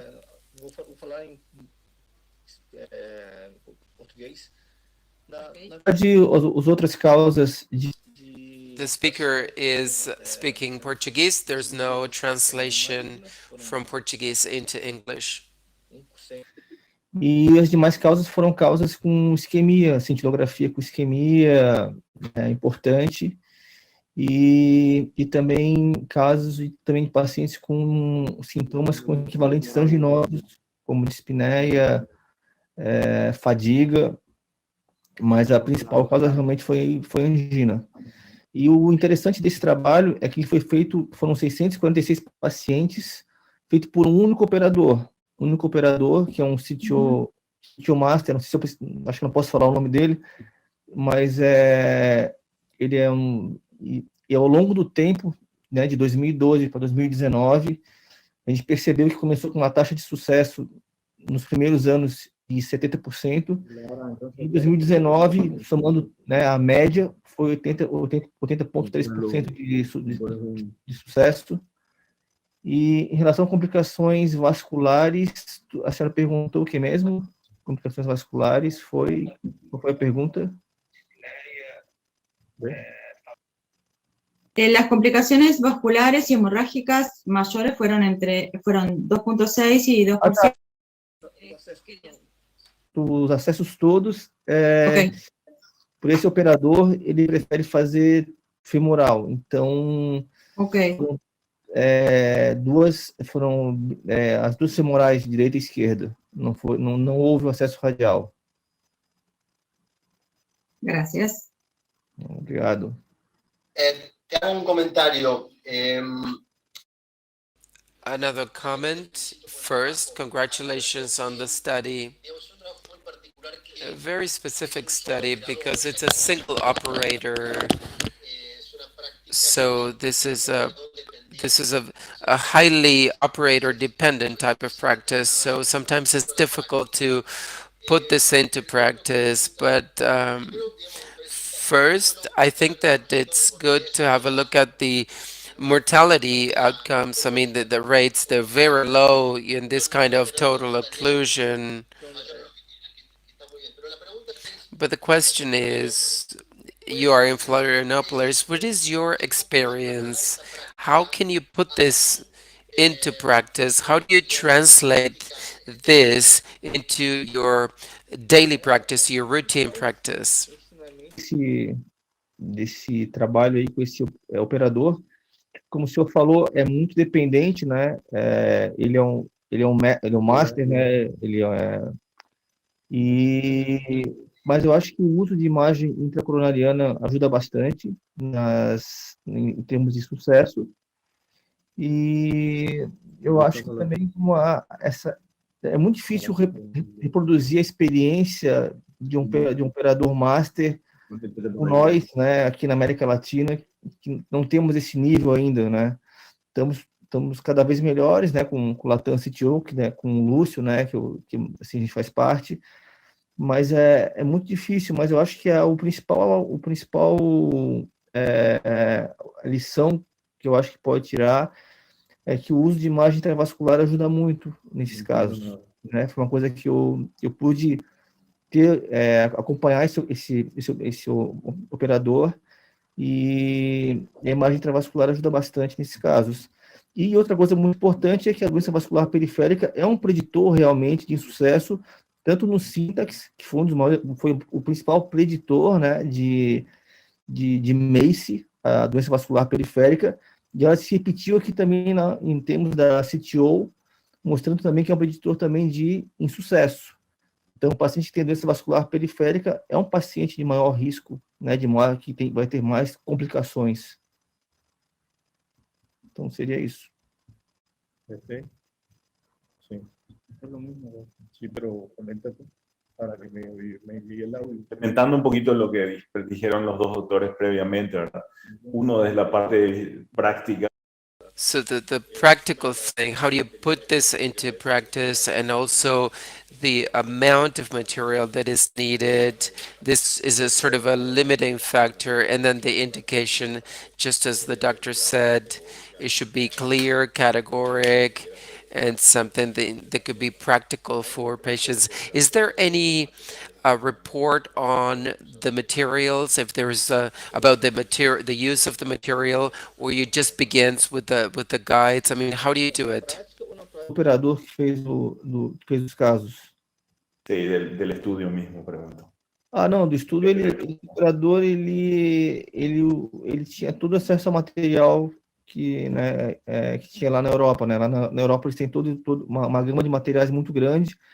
Então, toda a linha todos os materiais da ASAR, que eram os principais na época, e até hoje são, ele teve acesso. Gaia, enfim, todo tipo de Caravel, Enfim, o material não foi uma coisa que não foi algo que limitou, né, a prática dele. Só que no começo a gente percebeu que a taxa de sucesso era menor e com o passar dos anos foi aumentando. Isso é uma coisa que a gente foi bem clara. Então, quer dizer, quanto mais a gente faz, mais a taxa de sucesso tende a aumentar, né? ¿Algún otro panelista? Anybody else who would like to ask any questions? I'm having difficulties in the reception. I'm sorry. I'm not good at technical things. I have a question for you. You know that in chronic occlusions, the procedures tend to be rather lengthy, and the use of prolonged contrast. Do you know in this study if the contrast nephropathy was taken into account or the kidney dysfunction? Se tinha, os pacientes cursaram com nefropatia por contraste, mas não teve. Por que eu acho que não teve? É porque esse operador ele fazia proctor, então ele fazia casos no mundo todo.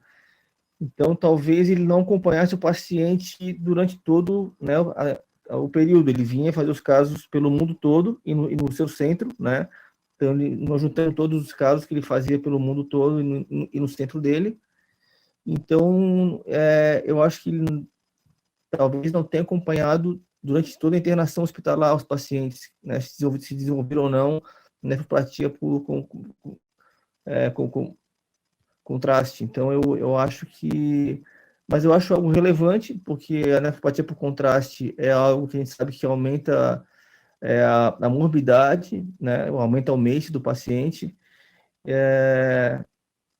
mas nesse trabalho não foi reportado nenhum paciente, né, com nefropatia por contraste. Bien, muchas gracias. ¿Alguna otra pregunta? Thanks a lot. Any other question? Yes, I have one question.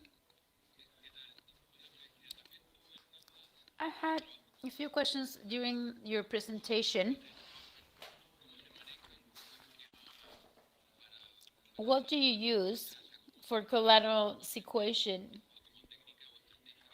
What's the technique or the strategy of recanalization? Do you use microcatheters? Do you have a standard? Or you adapt to the anatomy according to the case? A gente sempre tenta a via anterior primeiro,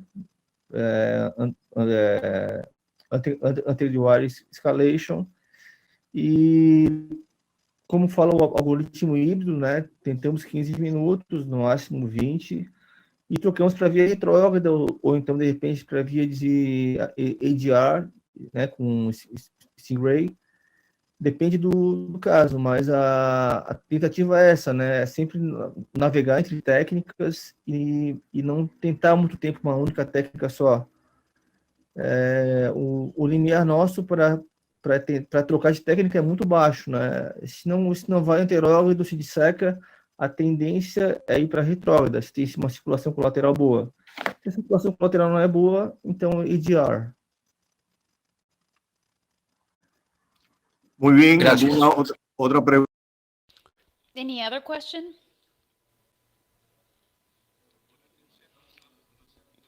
So, we'll start with the second presentation now. Dr. Juan Francisco del Pozo Álvarez del Villar. And he's going to talk about a series of cases.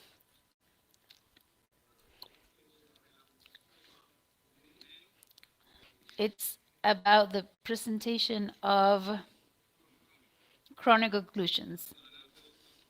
Go ahead, doctor.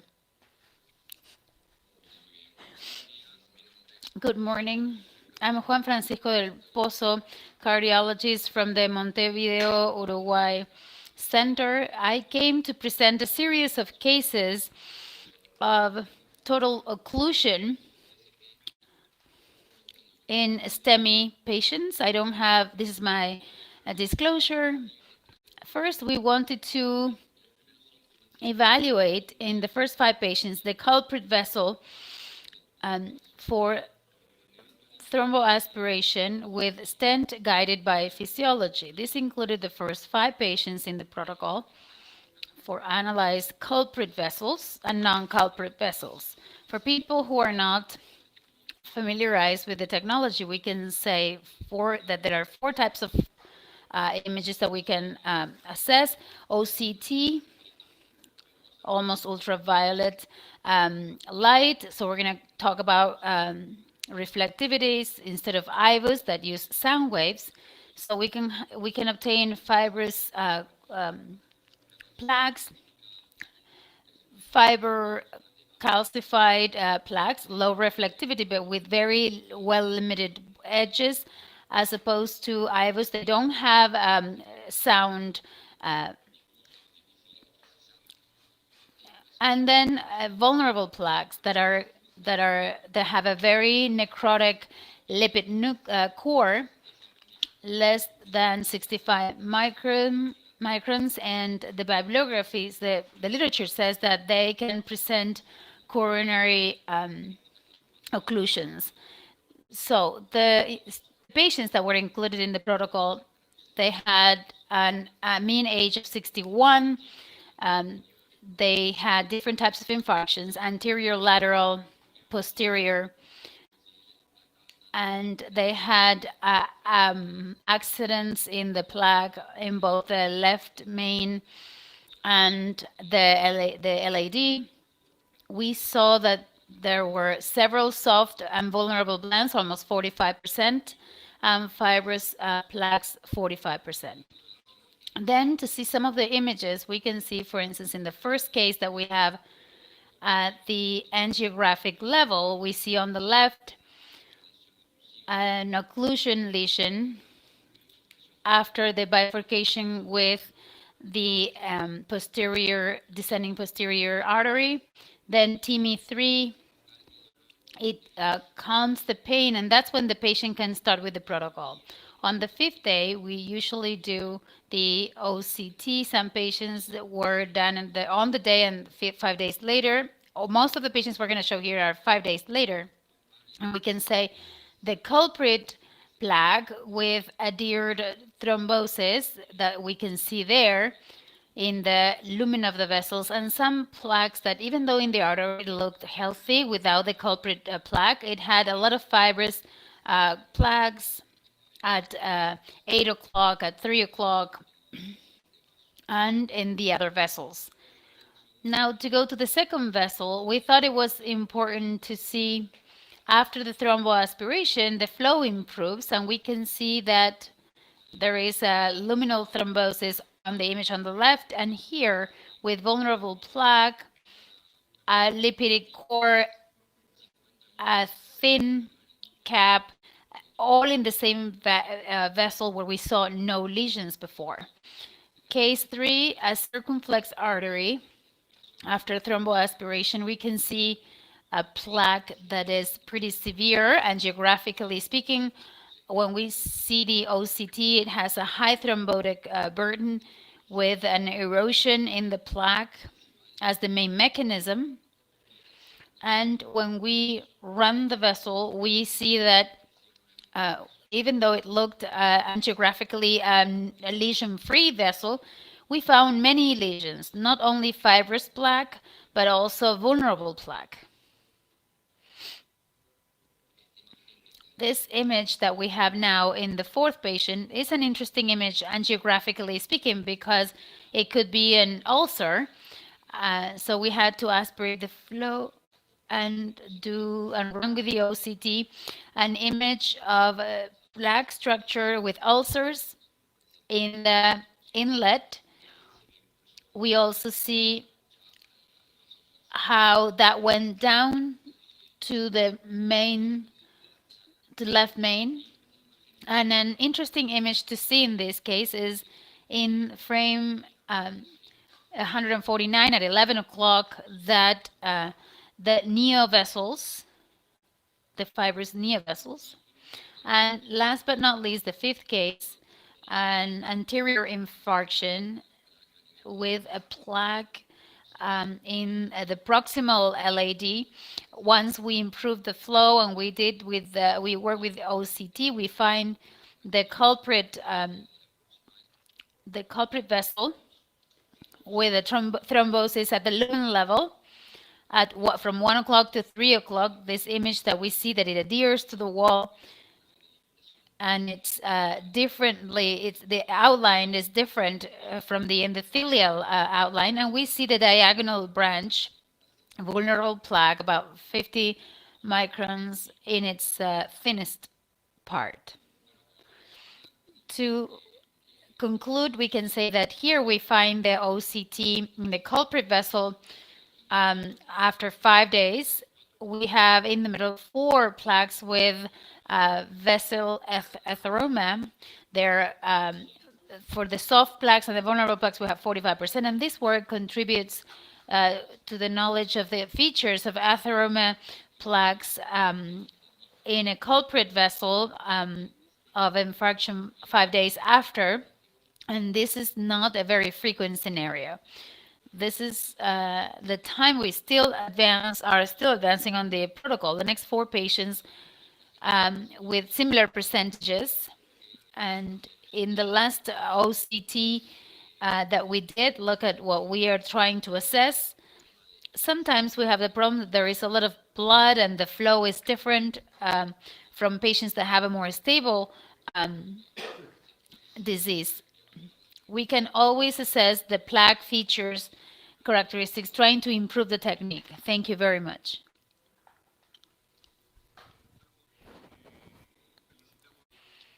Congratulations, Juan Francisco, for the brilliant presentation. And now we'll open the conversation for the panel. Yes, I wanted to make a comment and a question to the speaker. I didn't understand the goal of the work, because you did OCT during the acute event, then a thromboaspiration. I think it was in selected infarction cases, not that all the infarctions that you received had the thromboaspiration. That was one question. Did you wait for 5 days without doing an angioplasty for a new OCD? For me, that the whole study is the ethical conundrum, of how did you put this together? And then the images that you show in CT are very alarming. I don't know what the goal was, because vulnerable plaque is frequent for us to find, but I devote my time to do a lot of this with OCT, and myocardial infarction OCT does not give us a lot of value when it comes to doing it. So I don't understand what the idea behind the work. The images are very clear. Another thing that I found interesting is that from the case we don't find any plaque that has a vulnerable, but you said it was an intimal lesion. So what was the goal? Because I still don't know what you tried to do. Hi. Thank you so much for the invitation and for the opportunity to tell you a little bit about this work. So this is a sub-study of a main study that has been presented in SOLACI as a poster. The main study is, as I said at the beginning, is a study that is approved by the ethical committee, the ethics committee, for patients that are selected for a technique of isolated thromboaspirations to assess 5 days after, as I put in the first slide, all the physiological characteristics using FFR on the 5th day, OCT, and according to the physiological features, the patient may or may not have a stent implantation. In these 5 patients, as I said, it was approved by the ethics committee. The results of that paper, of that study, since we already had the images, the OCT images of those vessels, I used that to do a more detailed analysis of all the vessels. But this is part of a larger protocol with more patients that we are doing right now. As I said before, on the 5th day we do an ammonium TEP that we can do here at the Cardiovascular Center, but that is all a comprehensive thing that we do to collect the largest amount of data, which is a very infrequent case. I mean, many of us, we never thought about not doing an angioplasty in a patient with using OCT in a severe coronary occlusion. We wanted to have all the physiological characteristics of the plaque and the clinical endpoint. But that's part of a larger study that, as I said at the beginning, it's still ongoing and it was presented in SOLACI. Sorry, because for me, I'm intrigued. I think it's very interesting, the concept, and I think it's very bold to do this, the artery and then thromboaspiration, to see what it looks like after. In fact, we don't know what the mechanism of the acute event could be. So OCT is great to see what really happened in the plaque, and from then on to make a decision of what I do, whether I put a stent, I wait for it, I anti-aggregate, or do I have a hematoma? We know that the clinical behavior changes quite a lot from the conventional compared to the conventional acute system episode or event. I never saw the plaque any with like broken. So for me, the idea behind it is good if we go in that direction, to dare not to put a stent. And when we see OCT, the image is fantastic, and to dare to leave something there where thromboaspiration removed everything. So that's my doubt. And the other thing, in chronic patients, you see that in a case that you put, there is, it looks a thrombosis that is wider than red. You have to do a calcium nodule in CT. We're talking a lot about that. So from that point of view, is really attractive. Yes, as I said, they are very selected cases because we look forward to doing that, you know, color, CT, reperfusion kind of tests. So these people are still in the hospitalized, but we've had very good experiences. These findings are still ongoing. All right, doctor. Any other question? Yes, I have a comment.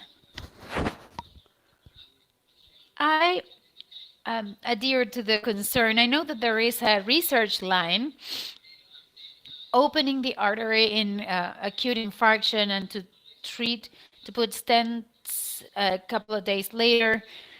One may have a better apposition of the stents. There is a theory behind that, but for me, I wouldn't want to be in this study. I wouldn't want to be a patient that is included in this study. And I think, despite the fact that it is approved by the hospital and it has undergone that process, I think an acute infarction is a within the spectrum of coronary disease has really a high risk of reocclusion. So waiting for a few days after doing thromboaspiration, despite the experience with 10, 15 patients, you know, in this case, you will never have the right number of patients to say that what you're doing is safe.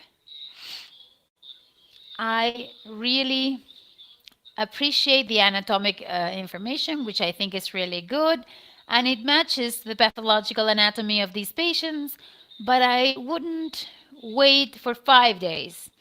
I don't think that there are any changes. So the question is, what's the difference between day 1 and day 5 that makes you wait to put a stent, and you know, the patient on day 5, he should be at home. Actually, on day 2, he should be discharged. He should be home by then. Then the question is why? And the second thing is, do you think it's safe? And third, what is the difference between doing it on the 5th day than doing it on the 1st day?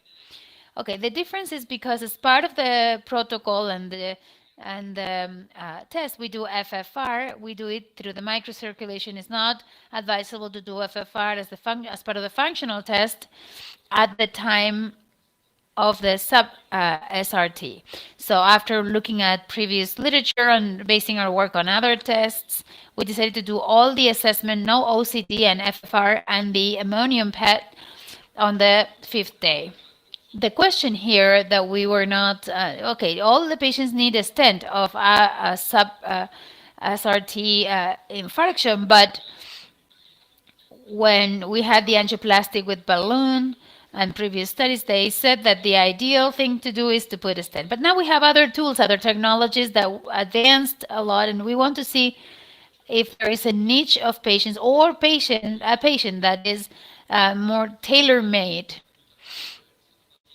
So with all this evaluation, physiological and imaging, we can see an amazing flow that is not perceived with FFR, non-considerable FFR on the 5th day. We don't put a stent on the 5th day, then we don't place a stent at all. Have you had those type of patients? Yes. And they have been discharged, and we've had a 6-month follow-up, 1-year follow-up even. The COVID-19 pandemic has already impacted us, you know, the primary care, and we had to stop a little bit. When everything was normal, we had patients with very good clinical follow-up. I think that's something we should start asking about, wondering about. Yes, I agree with Fernando, and I think now thinking farther again, it could be a very good job ahead, because it's happened many times, at least if you agree, to see myocardial acute infarction with flow, TME3, and the thrombose image we can do nothing about, not even past the wire, let alone OCT, to prevent debris from coming back. And sometimes we wait, we use antiaggregates, anticoagulation, and in our experience we do it so the artery is clean and we don't know what happened there. So I think this technology is giving us a lot of information, so much so that sometimes in ambulatory patients we try the equipment in other for other reasons, and we find vulnerable plaque. We don't know what to do with it, but to use statins. And I think that we need to have institutional support in order to think about thromboaspiration. The artery that angiographically looks good with an anti-aggregate therapy is in place. I think it opens a Pandora's box that is pretty interesting, because we know that there is the worst moment to put a stent, and we have proven cases with OCT of primary angioplasty where they develop a thrombosis after 36 hours, 2 days, 4 days, and the artery measures twice as much. That is proven. So I think your concept is very interesting, and you know, we could be talking about this forever.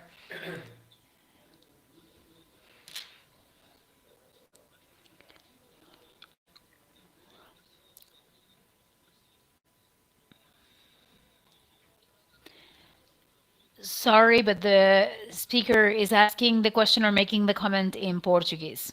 Difícil, né? E até talvez até um pouco antiético, de uma certa forma, porque infarto agudo é uma situação de urgência, e talvez esperar não seria o melhor, não sei. Eu acho que o ideal seria fazer um trabalho com N de pacientes grande, teria que ter pelo menos, eu acho que uns 500 pacientes, no mínimo, para ter algum poder estatístico ou mais, para a gente poder provar, né, que tem algum benefício de impacto clínico. Eu acho que esse seria o grande problema, né, em relação a esse estudo. Mas eu achei muito bom assim as imagens, os casos mostrados. Mas o que vocês acham em relação à parte de trabalhos científicos? Ok. La discusión de este trabajo es... The discussion of this study is really interesting. We can leave some of the discussion for the end. Now, let's present the next conference. Time is running. Dr. Paula Lasso from the Military Hospital in Quito, Ecuador. Doctor? Good morning. This study is an update of the comparative study in the protocol of acute coronary syndrome management.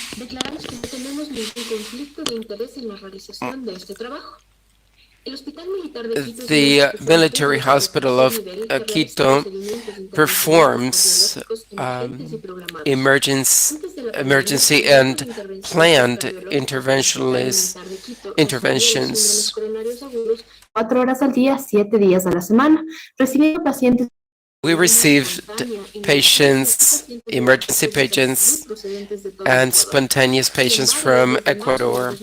Since March 2020, Ecuador, because of the pandemics, declared a state of emergency. So physical, technological, and human resources were redistributed.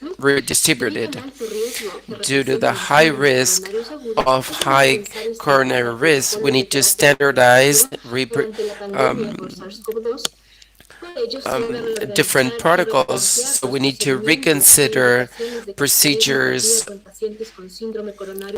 in patients with acute coronary syndromes.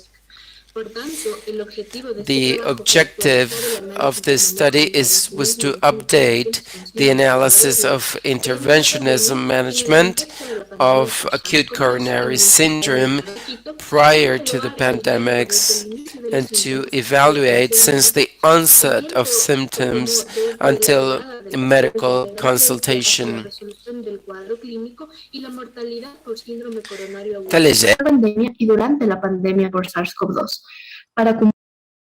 To comply with these objectives, we collected data of the patients of the hospital since March to August 2019. They all had acute coronary syndrome.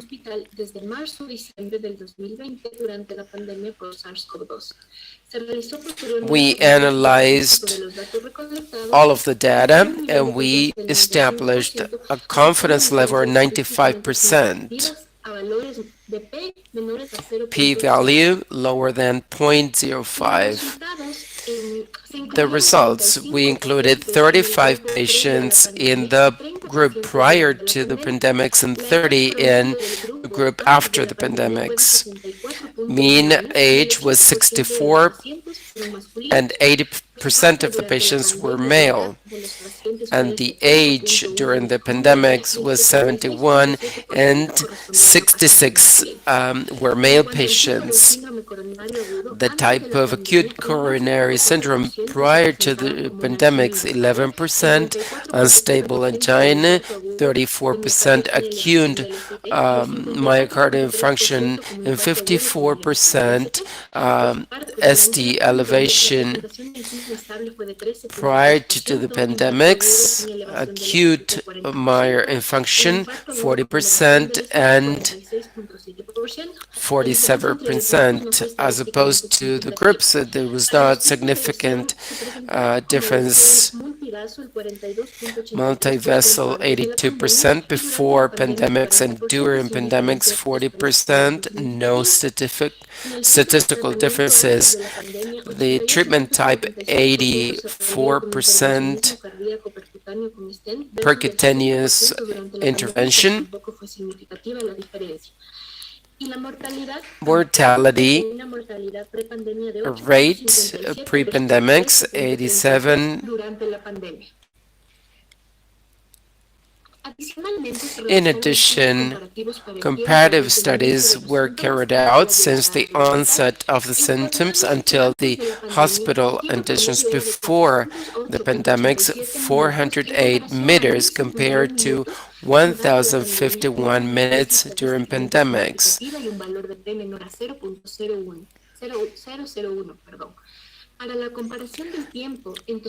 To compare the time since the patients arrived at the hospital and compared to 674 minutes compared to 219 minutes.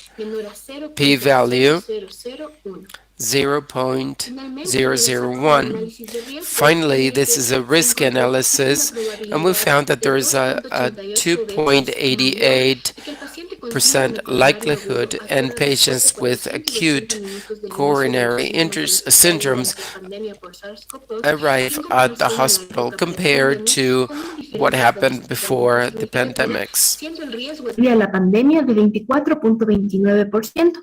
También existe 8.50 veces más probabilidad de que el cuadro del paciente con síndrome coronario agudo se resuelva en más de 120 minutos durante la pandemia en comparación con la época prepandemia, con una diferencia estadísticamente significativa, siendo el riesgo atribuible a la pandemia de 38.5%. Por último, no se encontró Finally, there was no mortality index compared to the pre-pandemics. Conclusions. The study shows a decrease in the number of interventions. After 10 months during pandemics, patients with acute coronary syndrome during pandemics have 2.88 times or are 2.88 times like you do go to the hospital after 8 hours since the onset of symptoms. There is 8.5 times likelihood of delaying more than 120 minutes. Mortality increased in patients with acute coronary syndrome. However, the difference was not statistically significant. Muchas gracias al Hospital Militar por permitirnos realizar este trabajo, a la doctora Carol Segarra y al doctor Ramiro Lazo por ser las guías en este trabajo, a los médicos residentes de Cardiología Militar de Quito, doctores Quingatuña Basti, Gualavesí Santiago y Cárdenas David, a la colaboración del doctor Rafael Lazo. To the military hospital, thanks for all the cooperation, and to our patients for contributing with this important study. Thank you. Congratulations, Dr. Lasso. We want you to enable your camera. Hi, I'm here. Here we are. So, interesting work, Dr. Lasso. Your experience is something that has been lived and experienced in many countries. I think Dr. Maria Bajon wanted to ask something. Yes. What Dr. Lasso presented is something that we have experienced also in Argentina, in La Plata, where I work and reside. Patients asked a lot later, maybe because of the pandemics and because of fear. In many opportunities, they went to a hospital or a healthcare center and they had no possibility to be admitted in the ward. So what really catches my attention is from the moment they are admitted, and the moment the case is solved. I don't know if the doctor said this, but I don't know what the explanation is. Why did they take so long to solve the cases? She talked about 674 minutes versus 219. I think that's too long. Maybe she can explain. And on the other hand, I wanted to know whether they saw more thrombotic lesions during the pandemic than in pre-pandemic times. Thank you so much for your question. Related to the first question, the time to solve was much longer, and this we think it was because of the collapse in the healthcare service in the country, the difficulty in the triage that took a long time since our hospital had to be divided in a COVID wing and a non-COVID wing. And so defining whether the patient was infected with SARS-CoV-2 or if he had a myocardiopathy of a viral nature. And also from going to so most of the hospital had to become a COVID wing to cover the demand, and the intensive care unit beds for non-COVID patients was a lot smaller, and also the availability of the healthcare givers and the vulnerability that people had in the hemodynamic personnel of the hospitals. So managing those patients and solving those problems took a lot longer. And the second question, I don't know if you took that into account, but did you find a lot more thrombotic lesions than before the pandemic? Good afternoon, Dr. I'm Ramiro Lasso, in charge of hemodynamics in this work. Diferencia. No differences between the pre-pandemic and the post-pandemics in the procedures that we found. It is in our experience, the primary interventions have been our foundation before the previous years to the pandemic. And in these pandemic times, we were forced to, in certain cases, to use therapy called needle, door to needle, and to do the study, the diagnosis of heart angiography. But we didn't find any differences in the findings, angiographics findings. Thank you. And for what I understood then, the personnel of hemodynamic was redistributed to other areas, other COVID areas? Yes, that's right. That's correct. We want to hear the experiences of other countries. Dr. Lucas Paredes, what was your experience in the pre-pandemic and post-pandemic regarding primary coronary intervention? First, I want to congratulate Paula for the excellent work. She put the numbers in evidence, something that we all saw, something that is difficult to quantify. I had to work in the National Institute of Cardiology. Our hemodynamic service, it has about 1,200 cases a year.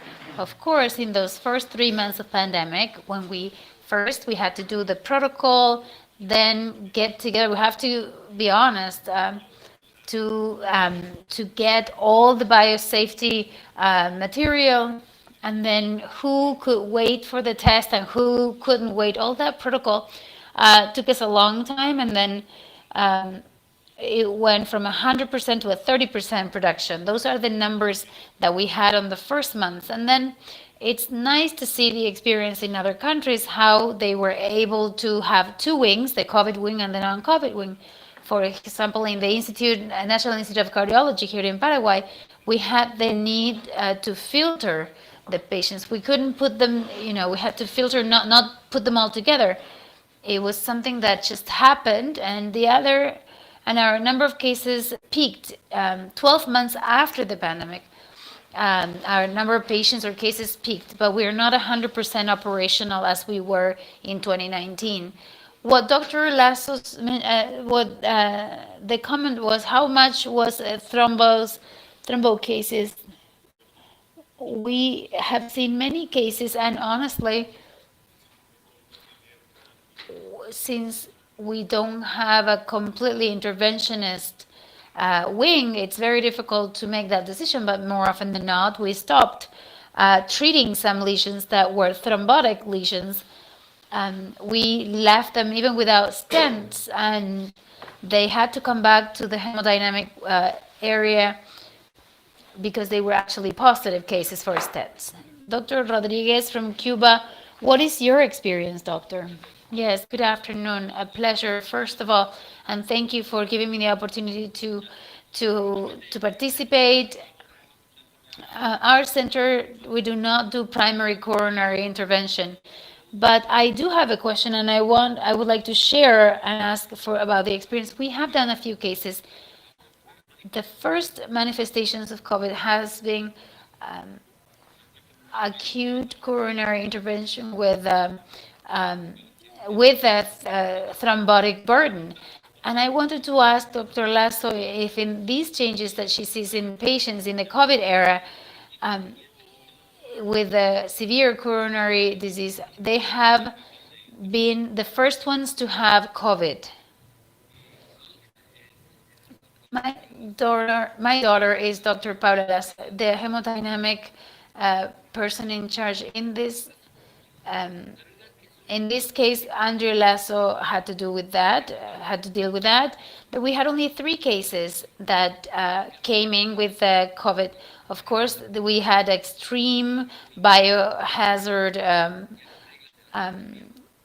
protocols, and the rest of the patients, no. Only 3.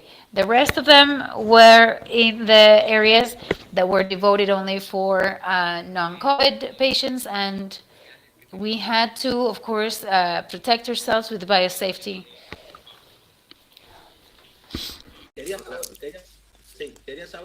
I'd like to know, based on your experience and the other doctors, because we know that acute coronary syndrome presentations in patients with COVID is atypical. There's a lot of plaque burden, stent thrombosis, so the clinical presentations are different. Do you have any experience with patients with COVID, and if there is any difference with these kinds of patients, or if they behave the same? Because we haven't had the experience so far. I mean, interventionist, we don't have any experience with patients with COVID. In our case, in the patients under study, we didn't find significant differences. We haven't found differences neither regarding procedures or angiographic lesions in the pre and post-pandemic groups. So what we did see, though, is that in our groups of patients, pre-pandemics, we try to revascularize the rest of the vessels, not only the culprit. During pandemics, we focused only on the culprit vessel. We did not perform ventricle therapies either. So during the pandemics, as the delay of interventionalists was lower, even though there was a higher delay since the time the patient came in the hospital. Dr. Lasso, your concern is probably the same as ours. What do you think is going to happen in the future? I mean, with these kinds of patients, we will be assisting infarctions in the natural way. What's your opinion? The delay does not does not involve or compromise the infarction evolution. What we have seen is that mortality in Ecuador due to ischemic cardiopathies increased considerably. This draws our attention because many patients were not treated and they died at their homes. And I think this is happening in many, many countries. And the patients that could go to the centers, then the delay in the diagnosis is also our concern. After the first phase of the pandemics, the first quarter and even the second quarter, we were able to reconsider protocols and we're seeing more patients. So, there's the vaccination campaigns. This has helped us a lot. So we're trying to improve protocols and we're returning back to the pre-COVID-19 situation. In my countries, I mean, we've seen a lot of young patients, 35, 40-year-old patients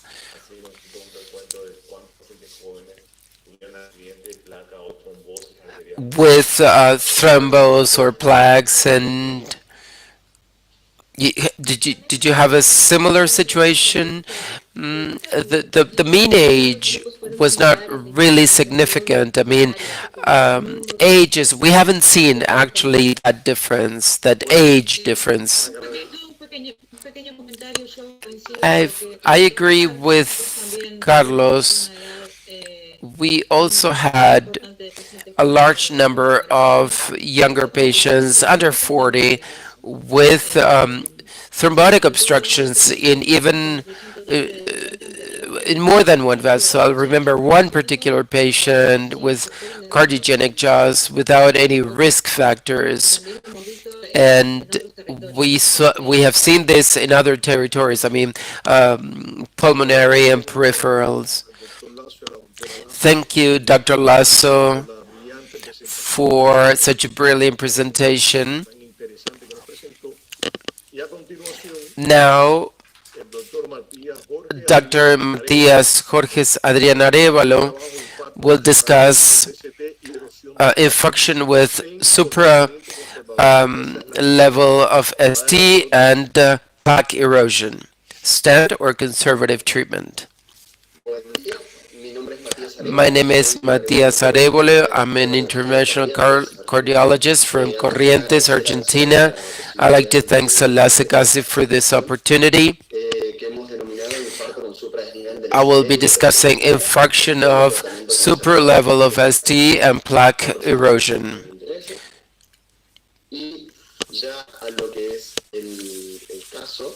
This is the case. It's a 27-year-old patient, male patient who practices sports. He's a powerlifting competitor.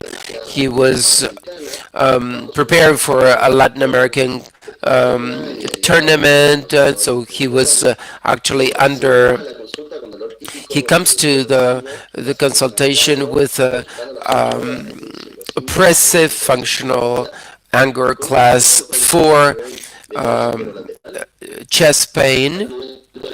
At the time of the consultation, the patient evolves, his symptoms improved, and then he's referred to 48 hours later to our center where we performed a coronary radiograph. We can see here on the first slide, this is the right coronary artery,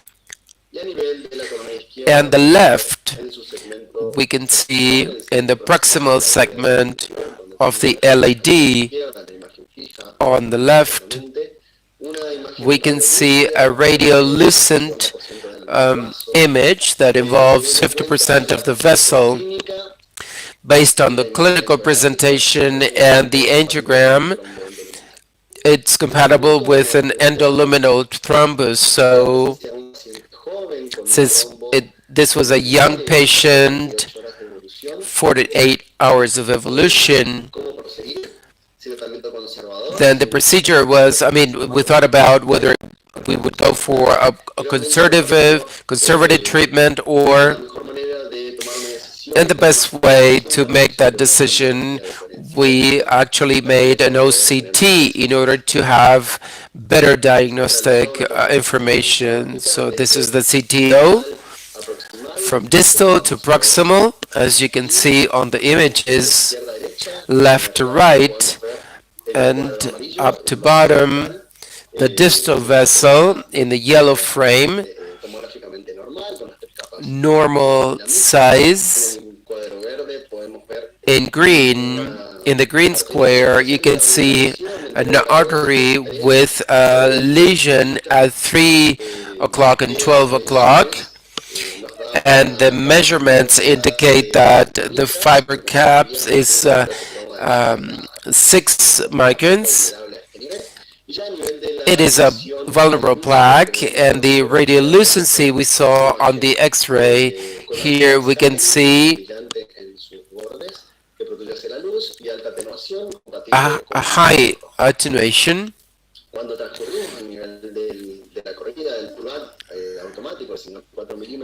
So in the OCT, we can also see this red thrombus and the absence of a plaque rupture. So this is actually a plaque erosion type of case. So this is what we said before, the stenosis diameter of 25% approximately, and we were still hesitant about the treatment because this is about a young patient and a function after 48 hours, spontaneous resolution, asymptomatic. So Again, the two considerations were the conservative treatment or angioplasty. So we decided on the conservative treatment, DAPT, aspirin, and prasugrel for 7 days. One of the issues was the reinfarction and negative remodeling. The conservative treatment, based on the clinical data and the clinical presentation data, was the selection, and so the patient evolved positively. Symptoms did not reoccur. 3 months later, in the follow-up, we can see a practically normal angiography. This is the LAD, and we don't see major changes. Then we performed an OCT. Proximally, we can see a fibrotic lesion with 800 microns thickness, stable lesion, no thrombus. So this is a fibrous plaque, stable without acute thrombus signs. We can see finally this last follow-up, the fibrous cap. The patient is evolving positively, no positive remodeling.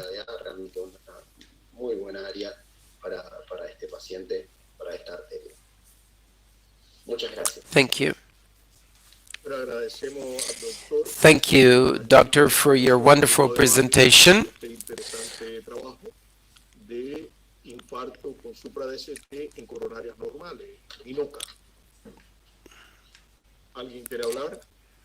Any questions or comments?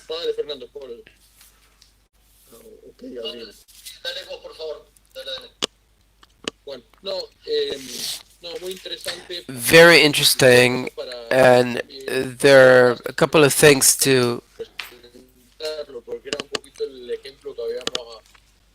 say.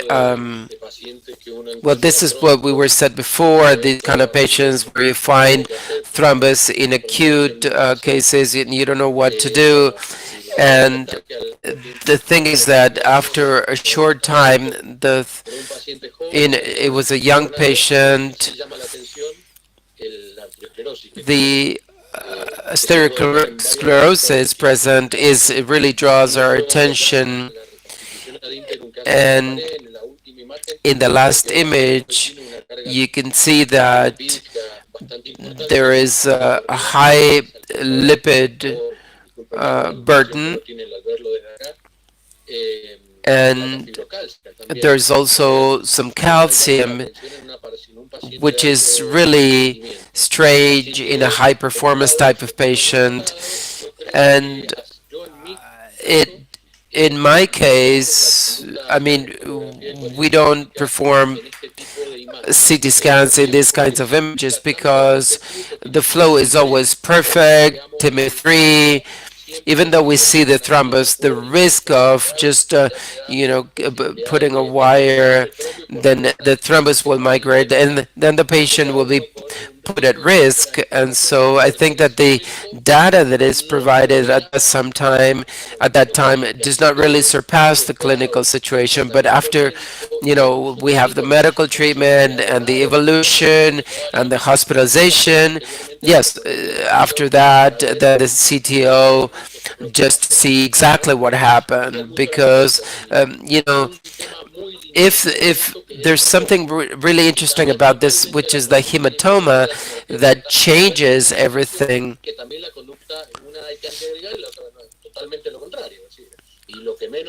And the least thing you have to do here in case of a hematoma is to anticoagulate.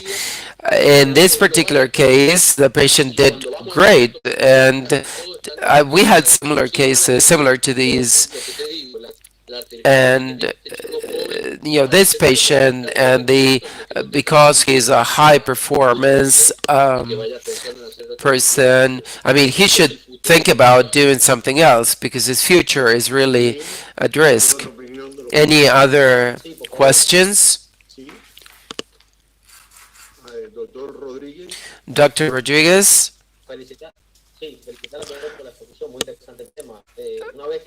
Very nice presentation. Once we are aware of the acute coronary syndrome, I'd like to ask you, Doctor, from the coronary inflation management point of view, you talked about DAPT, but do you use any other therapy to manage the inflammation? Adelante, doctor. Doctor Matías. Doctor Matías. Dr. Matias, are you there?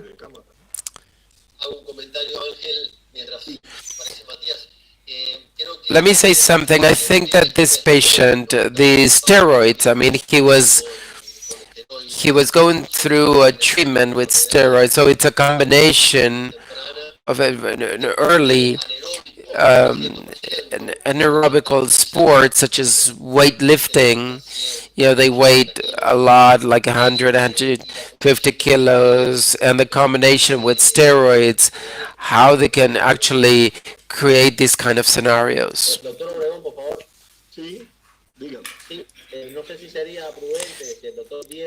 If Diego agrees with it, since Diego probably have experience on this, so how do you manage coronary inflammation? Do you have a protocol for that? Doctor Diego, por favor. Parece que se fue de cámara. No, el micrófono, prendelo, Diego. Perdón, ahí está. Perdón, disculpen, no había activado el micrófono. Digo que, bueno, sí, la doble agregación. DAPT therapy, mainly, as we all do, in this case, we use ticagrelor together with aspirin, and I believe that statin is an anticoagulation as the gold standard, which is not standardized, but we all use it. And then, as I said before, 48 hours, 72 hours, we perform the OTC, and if we detect a hematoma, then we stop it. Otherwise, we continue. Statins, I think that is the drug of choice, at least based on our experience. I don't know the rest, but of course, statins, high dosage, and as regards colchicine, because we have recent evidence about the benefit of colchicine in this scenario, that would be something, that will help us stabilize. I agree with you, but we don't use it. We don't use colchicine. Finally, Dr. Prayat Kinney, he will be discussing predictors of in-hospital mortality during primary PCI, studying applicability of neuroparameters such as shock index, inotrope score, and post-procedure hypokalemia. Dr. Praya? As a platform presentation here. Biomedical Sciences, Whitefield, Bangalore, India. This is our first time at SOLACI 21, and I hope this relation continues in the years to come. First of all, a massive respect for all my medical staff, my brothers and sisters back out there in South America who've been fighting COVID for almost 2 years now. We really hope this fight continues and we win the war. So this is a presentation which is being made on a subject of determination of if we can risk stratify really the mortality in patients who actually come to us for primary PDCA in STEMI. So this is a score which we have generated. We call it the PRISM score. It's the first Indian score which looks beyond the Cadillac and the other risk models. We all know this. We know that primary PTCA is the preferred strategy for reperfusion in patients who come with acute STEMI. We can predict the mortality as per the historic subsets given by Calkins et al., where they have said about Cadillac score and the other scores, dot score, etc. But then we wanted to study in our own population. Can we determine the clinical and the laboratory predictors of in-hospital mortality and one-year mortality in patients who come with STEMI who are treated with primary PTCA? This was taken at our institute. We have two institutes, so I did a deterministic cohort in one and a validation cohort in the other. So we wanted to create a risk stratification PRISM model with external validation, of course. And for each patient, we applied Cadillac scores, Roll score, and the TME risk score, which are more historic. And we tried to compare our score along with that, if we can have a real world performance of our score in terms of the validation and the comparability of our score. So our risk score was derived from variables from our hospital base. SSH IHMS is our hospital, it's the Institute of Higher Medical Sciences, and the in-hospital records. Patients of any age who presented with acute STEMI with or without cardiogenic shock who underwent primary PCI were included, including those who had failed thrombolytic therapy, the requirement for multi-vessel PCI during the index procedure, and those even with mild, moderate, and severe renal dysfunction. We went for the detailed clinical and echocardiographic follow-up up to and at the time of examination, at the time of admission, and of course up to 1 year afterwards to see what was happening. I used the statistical data, which we all do usually. Categorical data was seen by the chi-square test, continuous variables by the Kruskal-Wallis test, then the clinical outcomes in terms of survival by the Kaplan-Meier estimates, and for all of them we considered 0.05, P of 0.05 as statistically significant. In terms of LVEF, it was all treated as a continuous variable. It was not dichotomized. Creatinine clearance, age, and hematocrit. LVEF was taken as less than 35 as LV dysfunction and less than 30 as severe LV dysfunction. Creatinine clearance was created by the Cockcroft-Gault formula, which we do usually, and significant univariate predictors and then the multivariate predictors were taken up simply by a forward stepwise selection process by using the jackknife procedure, what we call as a leave out one jackknife procedure. So as we went ahead with it, we created a score and then we made stratification of the scores as low, intermediate, and high, and then we applied it to the derivative cohort. So what did we get in the results? And after that, we of course they validated it into another subset. This is what I said initially. So then what did we get as a result? So we studied 157 consecutive patients, 128 men and 29 women who underwent a PCI. We took all the clinical details, demographic, and then the risk factor, angioplasty details, etc. Lab parameters were sequentially followed. We actually compared them with age and sex matched 160 consecutive patients who underwent PTCA, but then did not have any mortality over the same period, over the same 5-year period. And it was done by 3 operators in my hospital. Individual clinical and lab parameters were seen from the overall parent data set. And for that, each after using logistic regression, each beta coefficient was calculated to create a generalized score, a composite score based on this, which we called as the PRISM model. After we did the score, we applied it prospectively to another 147 patients at a sister institution, where another 3 operators were doing it. So there was a lot of variability in the way it was done, and we wanted to see the real world performance of this score.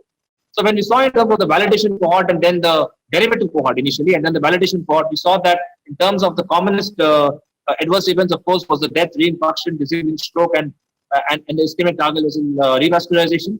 And when we studied it, we saw both the 30-day event rates, approximately 2.3% mortality, and a 1-year event rate, almost 4% mortality. When we saw the univariate and the multivariate predictors, clearly renal insufficiency, LAD infarction, E of 30%, we know all of this. Generally, if you see any of those scores, we know all of this. There's nothing new you would say in this. What did I get new? I'll tell you what I got new.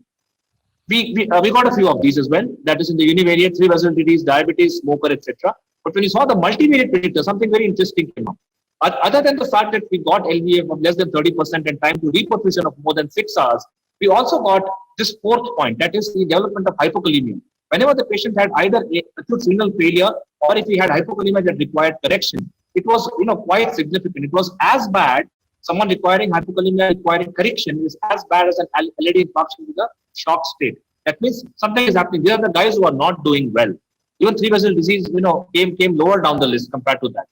So this is the PRISM score that we actually got on the weighting factors. EF of less than 30%, time to reperfusion more than 6 hours, and hypokalemia, as I told you. There were the newer two things which we have not seen in the earlier scores.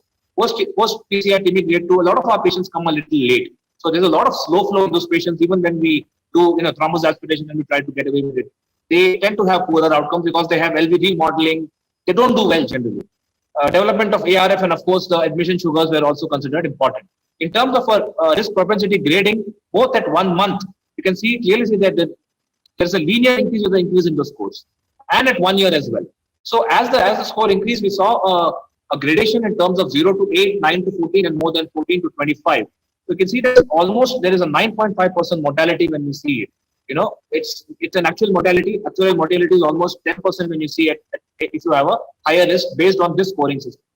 I then compared it with 3 other known scores, like for example, the Cadillac score, PAMI score, and the ZOL score, and the TIMI score. When we see all of them, it performs actually better than them. I checked for each one of those scores, and then both in internal and in external validation. You can see it was done in another hospital with 3 other operators. Our score actually does better than any of these scores because they're all in the range of 0.6 to 0.7.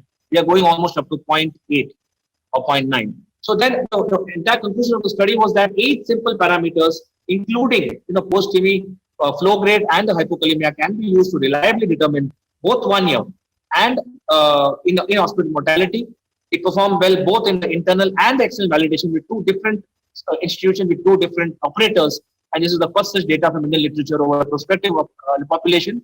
It needs to be multi-center studied, yes, but then I think we're doing well with this as compared to the other scores in literature. Thank you.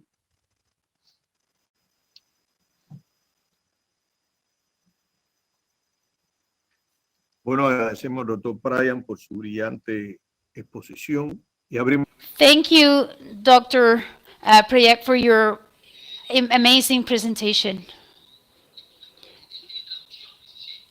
You have interpretation, Dr. Kinney. Are you listening? Yes, there is interpretation for Dr. Kinney. Yes. Can you hear us, Dr. Kinney? First of all, I want to congratulate you for the outstanding study. For us, it's important to see the prognosis of patients after a successful angioplasty. What got my attention from your study, the finding of the hypokalemia. What is the mechanism that you explain for the mortality increased due to hypokalemia? How can you explain that? My explanation basically is that there is a adrenaline surge typically that happens in patients with STEMI. There is a lot of adrenaline surge, and that in a way activates the sodium potassium ATPase. That sort of pushes the potassium intracellularly. So it's the non-ischemic myocardium, that hyperpolarizes. So you have a gradient there. That is the setting for arrhythmias. We found this as a very critical kind of a variable in all of those, as bad as I said, as infarction, because once the patient, even he has a little bit of instability in the lab, and I do a lot of primaries, I realize that. And then the potassium comes 3, it comes 2.83. This is even without a cardioversion. It just happens, and with that gradient, I think there's a setting for arrhythmia. And that, I think, that adrenaline surge is what is causing hypokalemia, in my opinion.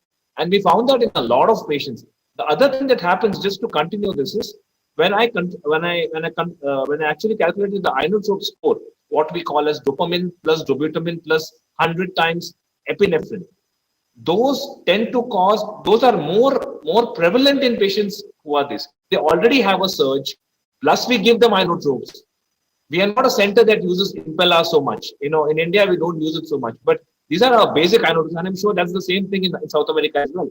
So they don't do well, with this adrenaline surge, they don't do well. That's my explanation. Muchas gracias, doctor Brian. ¿Alguna otra pregunta? Thank you so much, Dr. Kinney. For Dr. Kinney.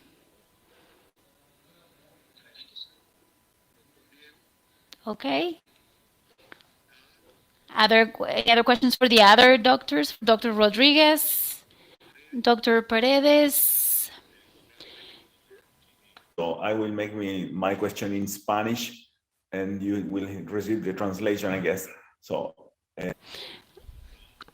Very interesting study, really complex too, right? I mean, I think the numbers were too small on the presentation, so I could really see. But what really catches my attention was the way you selected the parameters that finally made up PRISM, the PRISM score. So my question to you is, is this really a prospective study based on data, retrospective data, or how did you do the program that turned out into a scientific program?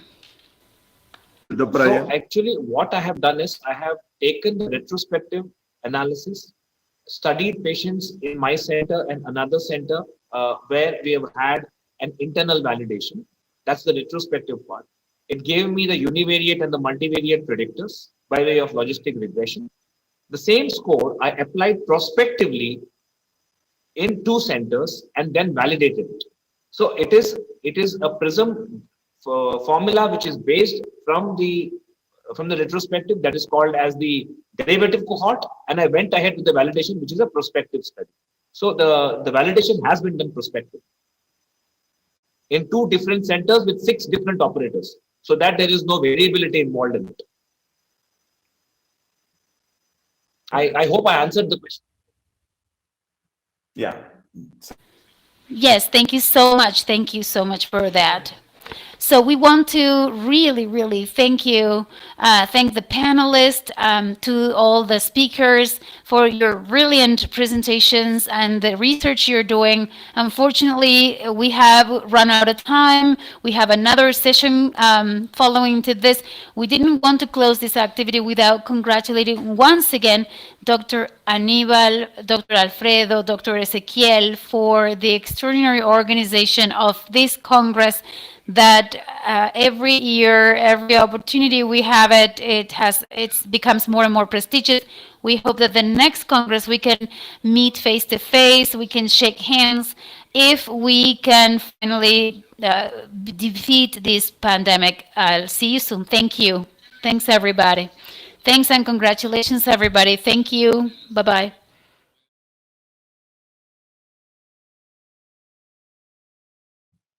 Buenas tardes. Estamos empezando nuestra sesión de presentaciones orales. Afternoon. We're beginning with this session, miscellaneous session. Good afternoon, everyone. Dr. Castro Javier, Paulina Cisneros, Matías Dalo, and Sandra Reyes are the panelists. We'll begin with Carla Gatiello, who will be discussing an adapted survey on motivations and gender-based barriers for women not choosing the interventional cardiology career path. Carla?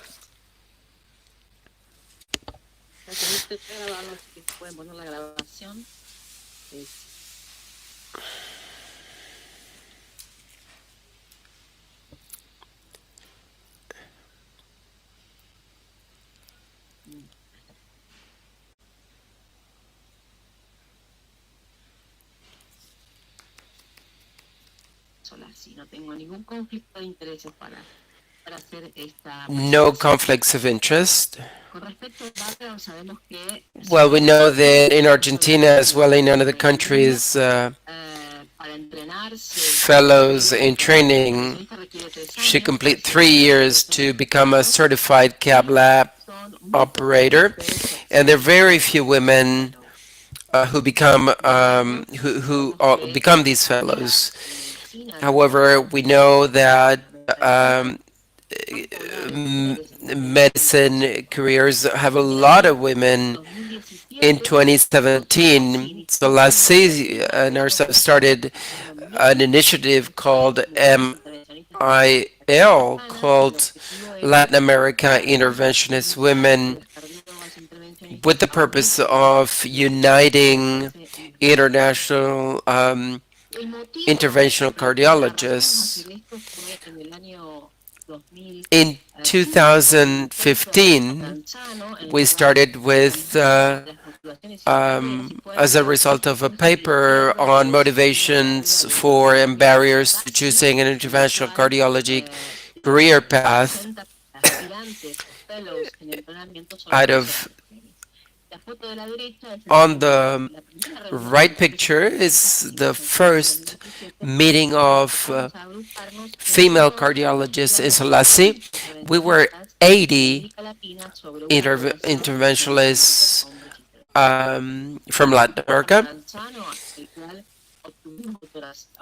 We achieved the authorization, and the main limitation why women did not select this career path, this was due to radiation and the lack of opportunities. The objective of the survey conducted for a year and a half was to obtain, to get a better understanding on the motivations and barriers, and to see whether what the paper stated applied to Latin America, and to start a network in Latin America. This was an anonymous survey spread around female and male cardiologists. It was a multiple choice questionnaire, which also allowed some comments, some questions, and answers were classified in categories for statistical purposes.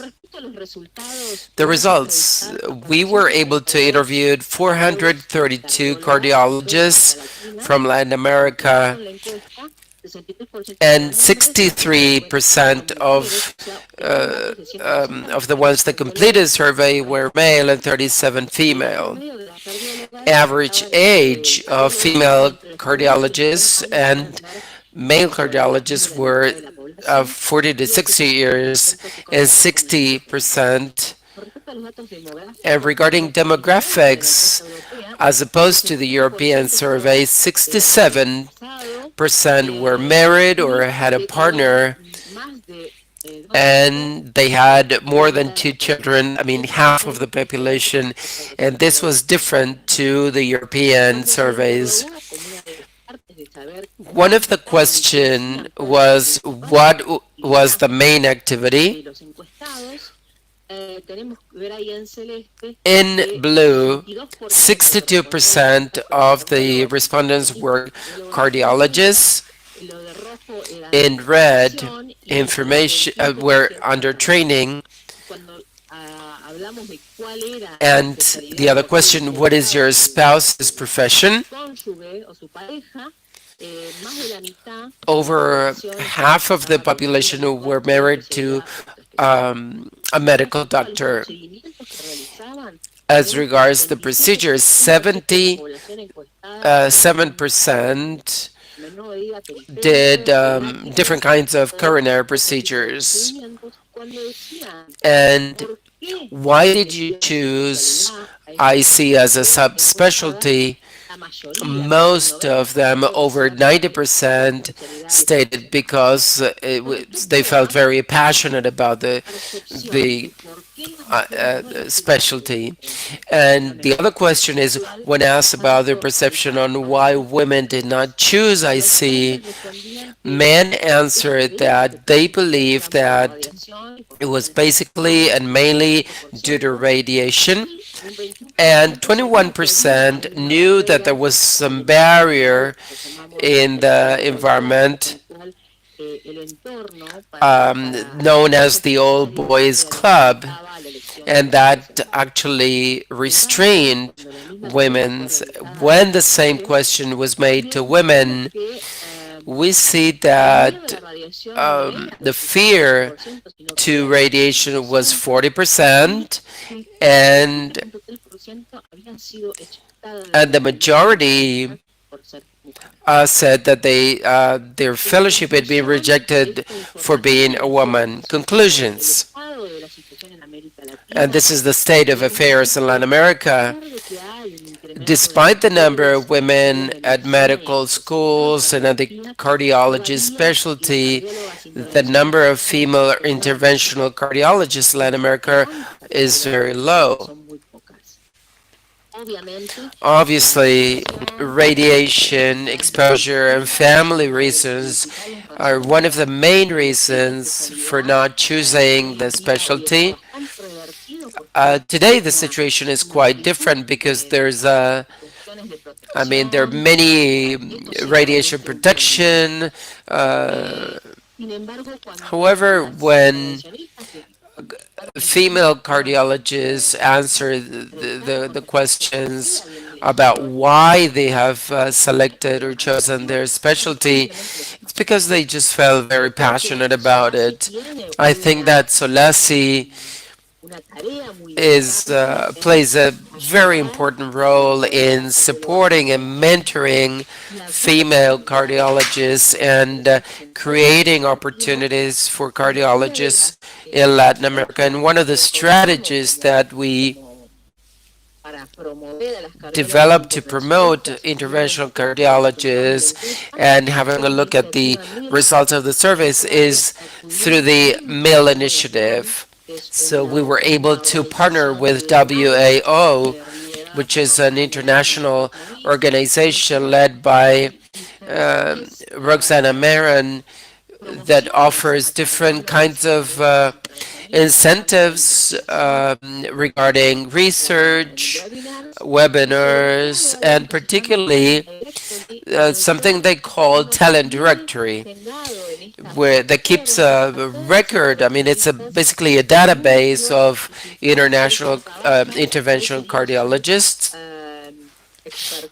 their expertise, in order to be considered. I mean, it's sort of a ranking as a speakers, and SOLACI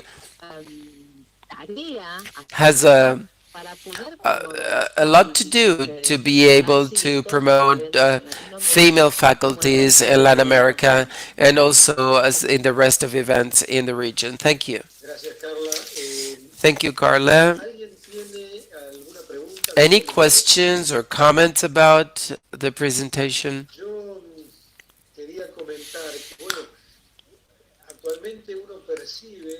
Currently, we feel that medical students are more women than men. And I see that there are some specialties that were traditionally male. We see a shift. For example, general surgery, urology, traumatology, and as interventional cardiologists, we need to favor, to include women. Of course, it would be more healthy. Any comments? In one of the centers where I work, we have trained 2 female interventional cardiologists. I always thought that in terms of capacity and responsibility, I mean, we're always surprised because they're very dedicated, they're very hardworking, and we are we're a little bit lazy in that sense. So personally, I feel very comfortable working with women. 7.3% felt that they were rejected. It's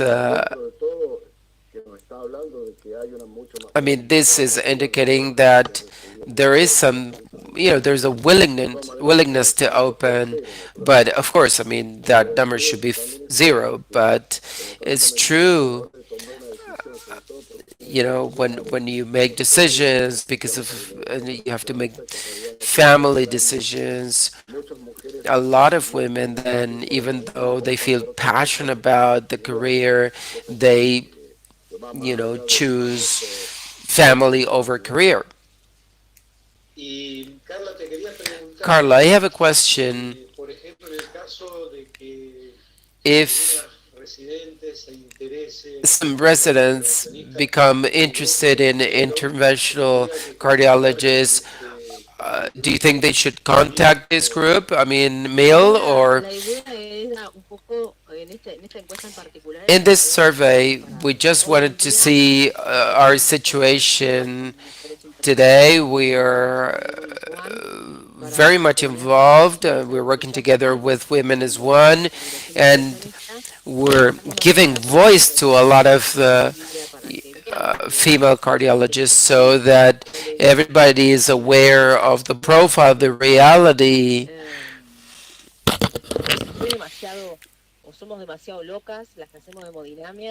Because sometimes to speak with cardiology residents,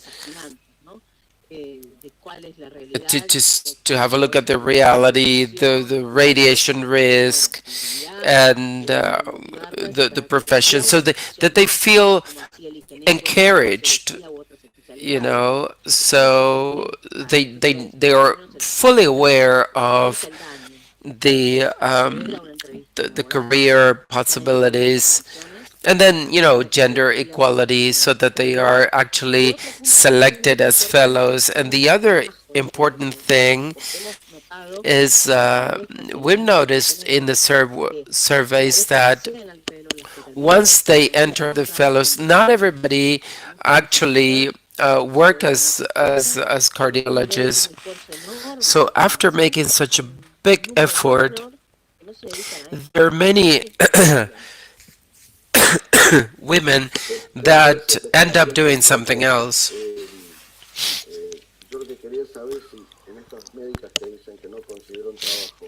These doctors that, based on the survey, said did not get a job, in general, the three people that they have been trained, they actually got better job opportunities. So in this data that you showed, I'd like to see which are in each of the groups. I mean, this is a survey. This is across Latin America. It's not only Argentina. It is true that Brazil and Argentina have the largest number of women in the career path. Honestly, 7% said that they didn't have a chance to pass the first interview. This is what the survey, this is the survey results, and that radiation was not really a big issue in comparison to what men thought.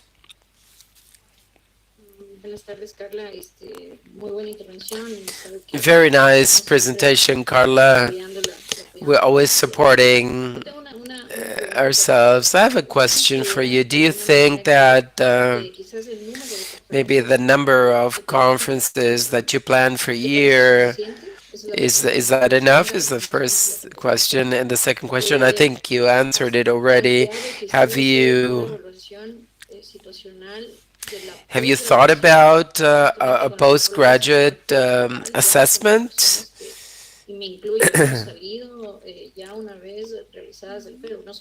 After the fellow, in Colombia and other countries too, have you thought about sort of extending these kinds of surveys to have an idea post-graduation?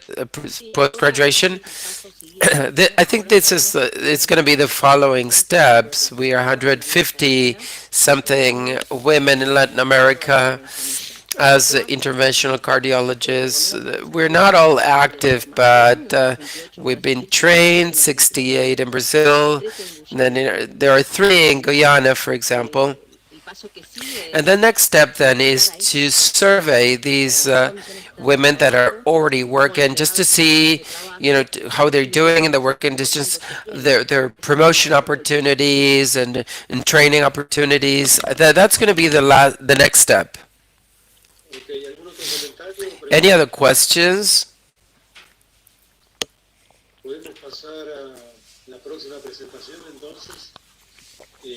Let's move on to the next presentation, OTC in acute myocardial infarction with ST elevation. Dr. Victoria Briano. Yo soy asistente de cardiología del Hospital de Clínicas de Montevideo, Uruguay. I am from the clinical hospital in Montevideo, Uruguay. I will talk about OCT. We have no disclosures. And as an introduction, as we probably know, OCT gives us detailed information when the angiography is doubtful, and it gives us a post-implantation with more resolution than IVUS. That was the strategy for the financed investigation for ANI in Uruguay. So we know that OCT is possible and safe for up to 30% of the patients.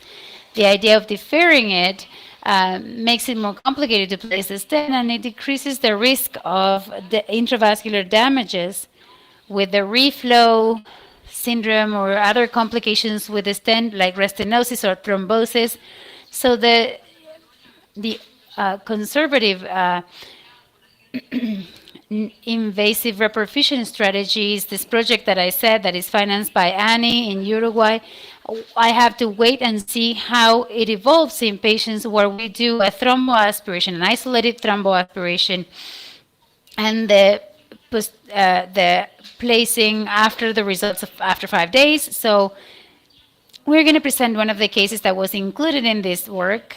It's a unique scenario, OCT after isolated thromboaspiration with OCT acute and on the 5th day without stent implantation. So we can assess the evolution by OCT of the culprit lesion of the infarction when we don't do OCT. So it's a male patient, 52 years old, he's a smoker.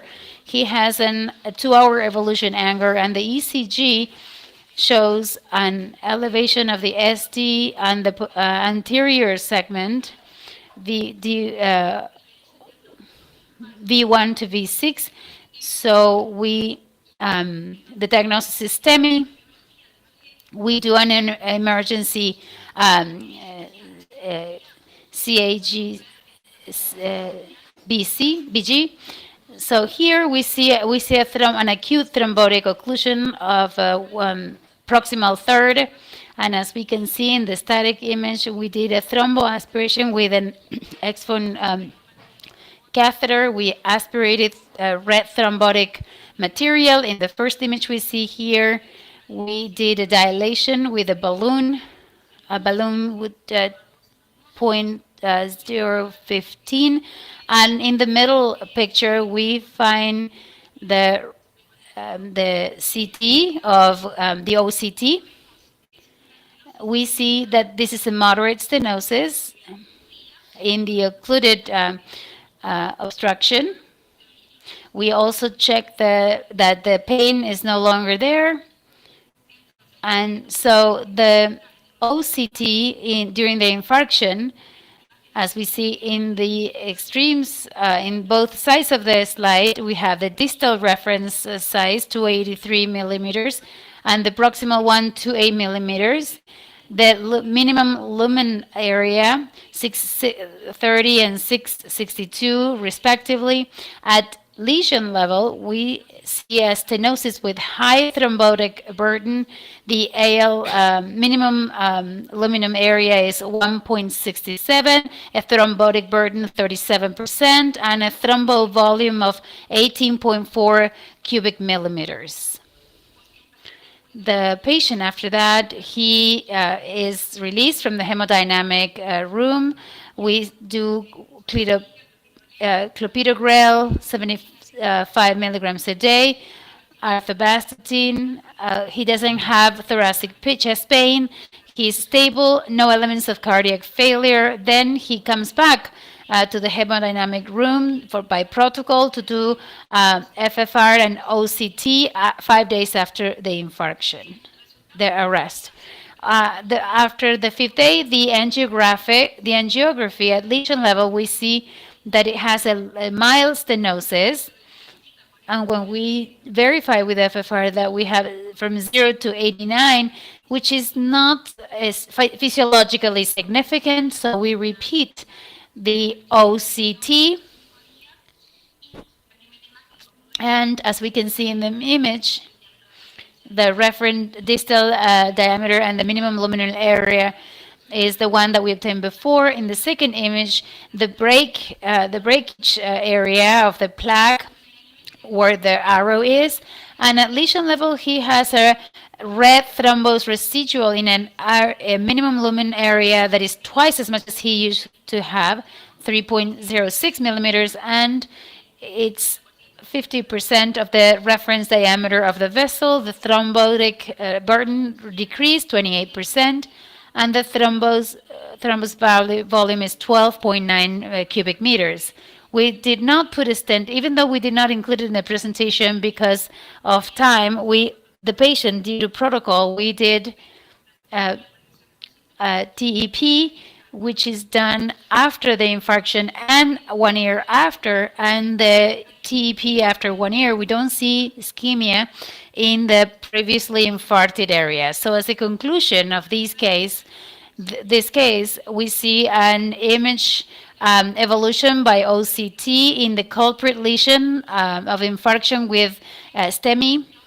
The OCT allowed us to define a high initial thrombotic load with a relative reduction on the 5th day, and we know that we have a culprit stenosis connected to the plaque, and a fixed one related to the plaque, and one that is variable compared to the thrombus that can be reduced with a medical treatment. Thank you very much.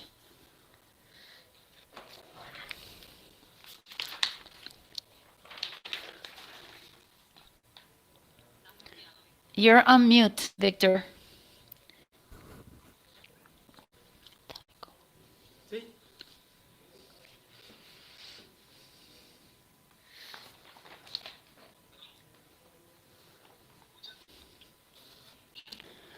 Can you hear me now? I said, thank you, Victoria. This case, in a way, confirms what we already know of the physiopathology of the infarction. A plaque, the breakage of the plaque, thrombosis.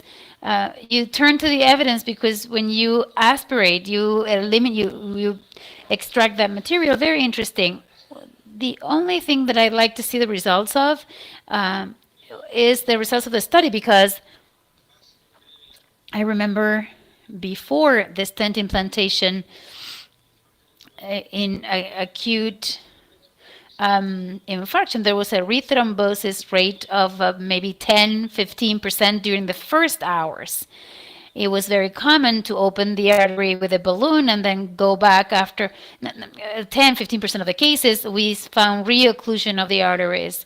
The stents brought about that idea of having a more reliable result after opening the artery. That's why it would be very interesting after you finish with the study to see the results. Anyway, you do an angioplasty with balloon, right? Yes.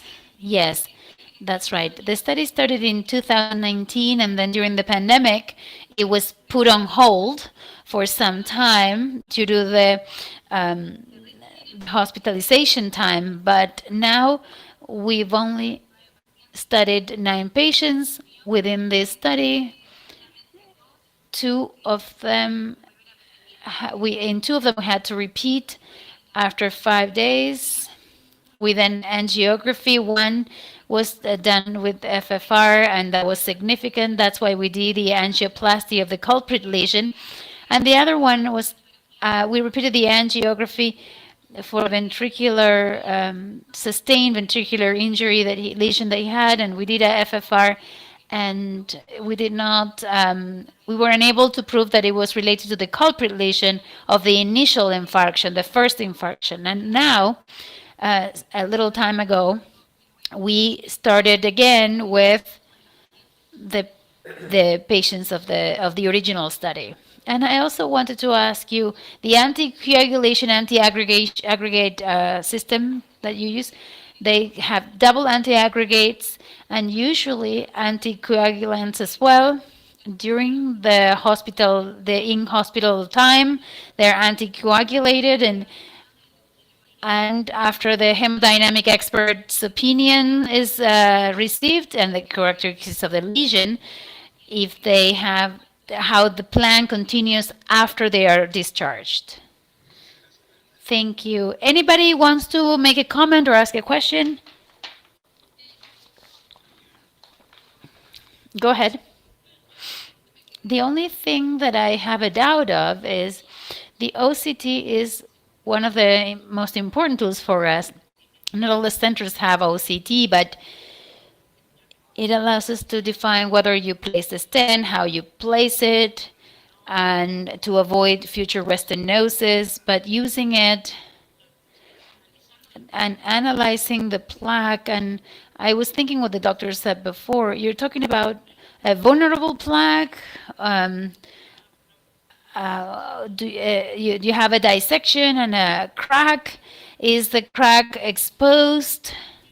Is this an inflammatory phenomenon that is going to be permanent there? So anticoagulation needs to have that.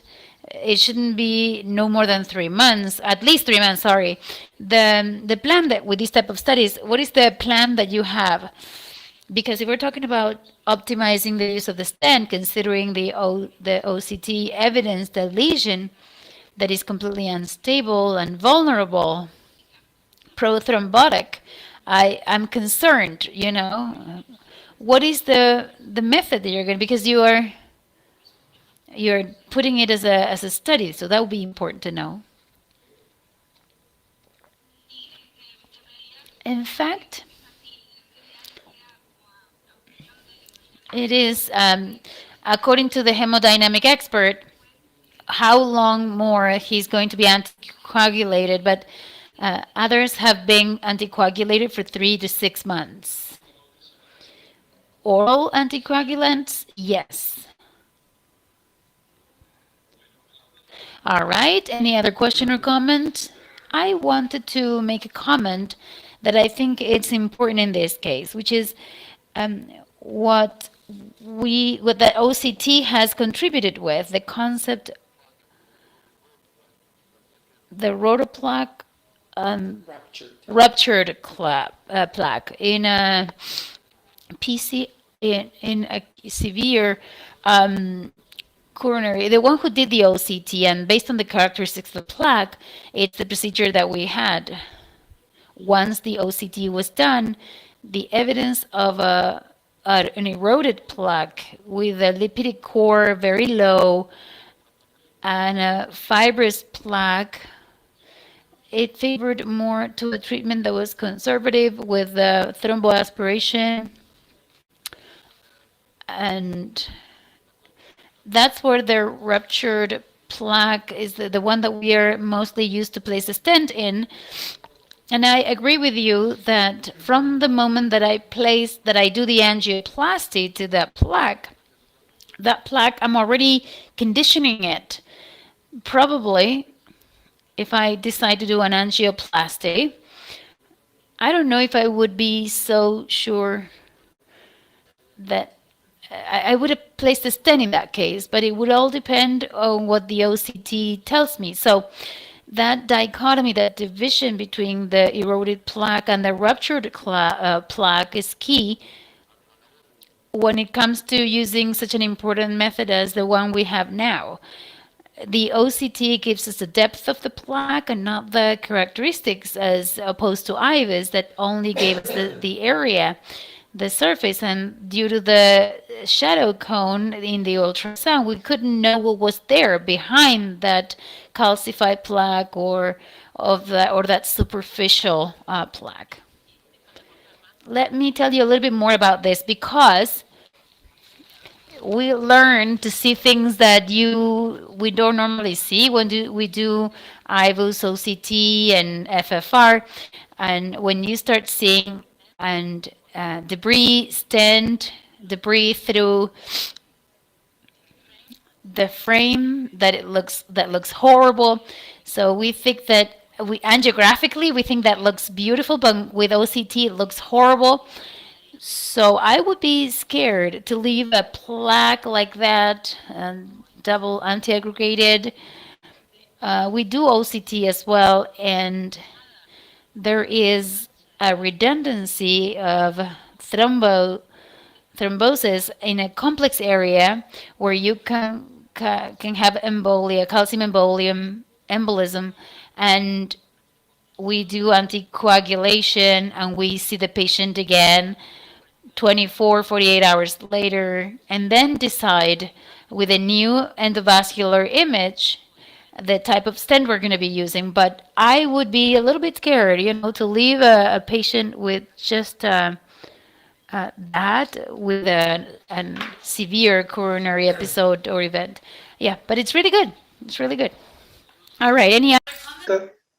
Sí, una observación mía en al protocolo, que es muy interesante. I don't know if it's if it says the systematic use of thromboaspiration. That's being questioned quite a lot. And it's being stipulated that they thromboaspirate all the patients. If not, they would go out of protocol when they predilate the plaque. And the criteria to treat it in terms of the minimum lumen area is limited.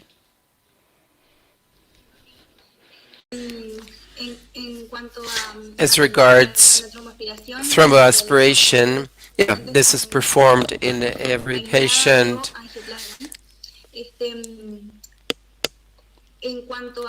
And as regards whether a stent is placed or not, based on the OCT result, it is based on the FFR result.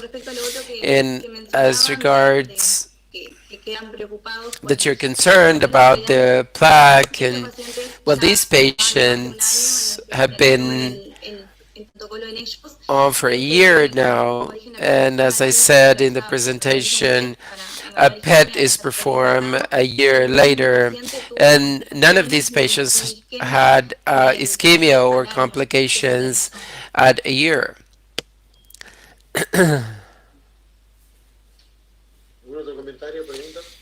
Any other questions or comments? Thank you very much, Victoria. Let's now move on to the next presentation, the impact of COVID-19 in supra-ST infarctations in Argentina. This is the Stent Save a Life initiative data in Argentina. Thank you.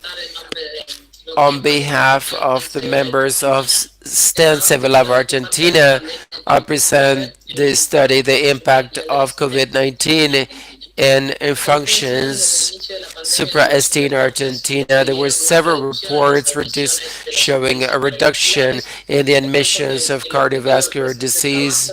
So the purpose of this study was to assess the impact of COVID-19 in the number of supra-ST infarctions and intra-hospital mortality in 30 centers that are participating in Stent Save a Life initiative. Stent Save a Life is a platform where all of the stakeholders participating in function. It was started in Argentina in 2015. And since then, we've been working together with the Argentine Association of Cardiologists and CACI in order to continue this mission and reduce morbidity and mortality of these patients with STEMI and support initiatives worldwide. This is a multi-centric retrospective study with data that were collected prospectively that included all patients with supra-ST infarction during the COVID-19 2020-2021 and a baseline period which is similar to the previous 2019 and 2020. In each of the groups, the number of infections admitted, mortality, and intra-hospital mortality. These are the results during pre-pandemics. Were included 1,660 patients, and during pandemics, 1,595. Baseline population characteristics, mean age, pre-pandemics, greater compared to the previous period, pandemics and pre-pandemics. Now, the 10-day average of daily case, pandemics and pre-pandemics, we can see at the start, this was where when lockdown started, that is March 20th, this in blue, these are admissions by infarctions was reduced significantly during the next months. And after that, then cases began to, patients began to escalate until practically normal times. There were some declines in November, which is the peak of the first wave, and then February, another peak. These are daily averages of patients during pandemics, and then daily average also of cases was significantly reduced, mainly in March, which was actually lockdown. So there was a reduction in terms of consultations for infection, and as regards times, we see that there's a significant increase in the pandemic time, and that this increase in the increase period has to do with the patient time. This is since the time the patient begins to feel the symptoms. This time increased from 90 to 100 minutes. This increase impacted on the total ischemia time from 250 to 270 minutes. In our countries, particularly at the start of the pandemics,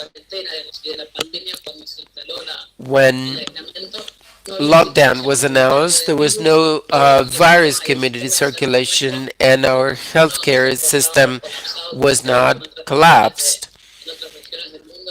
as it happened in other regions of the world. And despite that, there was a significant decrease in terms of admissions. How did this impact on treatment of supra-ST infractions? We see an increase in mortality, inter-hospital mortality. You see, pre-pandemics is 7.2, and in pandemic times is 9.5%. So, conclusions: during COVID-19, a reduction in admissions of patients with supra-ST infraction was reduced, and of the admitted infractions, there was a significant increase in intra-hospital mortality that could be related to a delay in the consultation of patients. Thank you very much for your attention. Thank you. I'd like to thank all of the centers that took part of this initiative. Without their support, we wouldn't be able to have all of this data and to encourage the population in terms of how important it is to um, to go to the medical centers when they have these clinical symptoms. Any comments, any questions? I have a question. The increase, the 30% increase in mortality during, I mean, post-pandemics, based on the fact that personally I was able to see that there was, I mean, there were younger people attending the medical centers, so these population having higher mortality rates. This is what Bertolacci called infarction without time. Is this anywhere connect? Is it connected to that?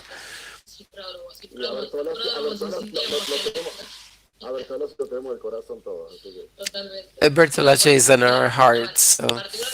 So when I showed the baseline characteristics during pandemics, even though it was just one more year, but it was, I mean, the age was higher, and we began the data collection we've been doing since 2016. So this enabled us to be more alert. So we were able to meet and see what was going on with infarctions, because I had the opportunity to speak with a lot of international interventional cardiologists from other countries, and they said that infarctions was reducing, but we didn't have that. But then this is what we saw when the pandemics arrived, because the whole healthcare system was actually preparing for an alleged demand. But so the first month, for example, there was a reduction of about 50% without community circulation. We had very, very few cases and 3 or 4 deaths a day in the country, and a healthcare system that was never saturated, actually. So these were patients that were a year older, and at that time there were not as many COVID-19 cases.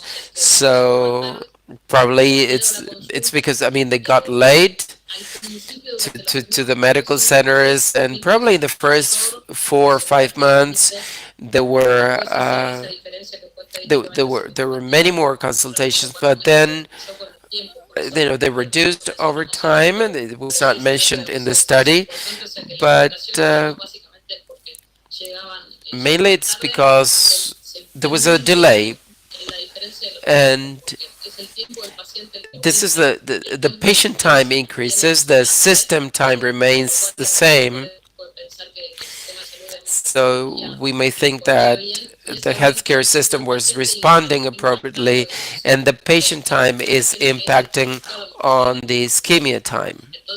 So I believe that younger patients, and I agree with you,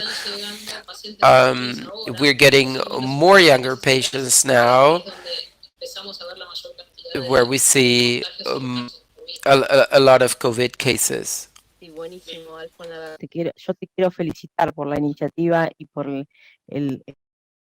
Congratulations on the initiative and the data core lab. It's amazing the amount of data that you were able to manage.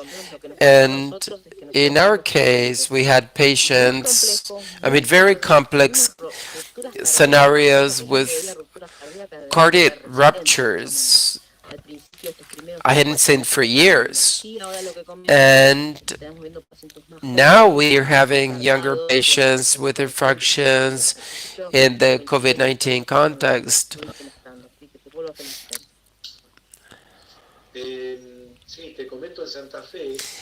In Santa Fe, when the pandemic started, we developed a registry with the cardiology centers, and we saw a very abrupt drop in cases, and then, a sudden increase of cases.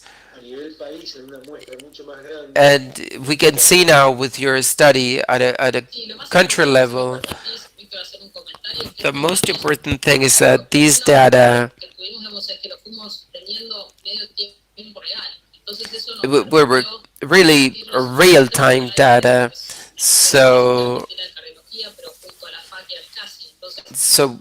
we share them with SAC and CACI. So these reports went to the different societies and associations. So each of the associations became means of communication to warn the population. So this made people, come to the medical centers.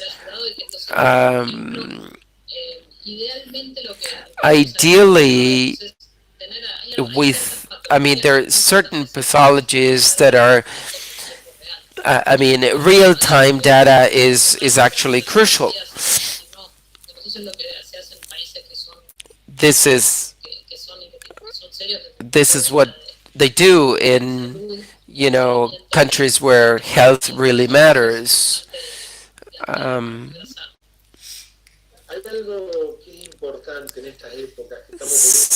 There's something that is really important, particularly these days where health has become such an important issue, despite having a factor that is really impacting on the situation. There's a cardiovascular disease has not stopped, and despite lockdowns, there was a reduction, but then it's out of the question. So they continue their normal course.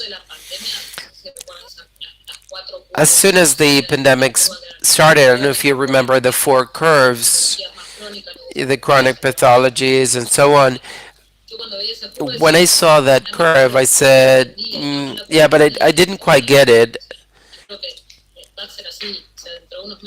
In a few months, then I thought there will be, there are many pathologies that are not really controlled, but even though infractions are stable, as you say, we should all make an effort and try to convince the population so that they actually go to the medical centers and adhere to the checkups and the controls.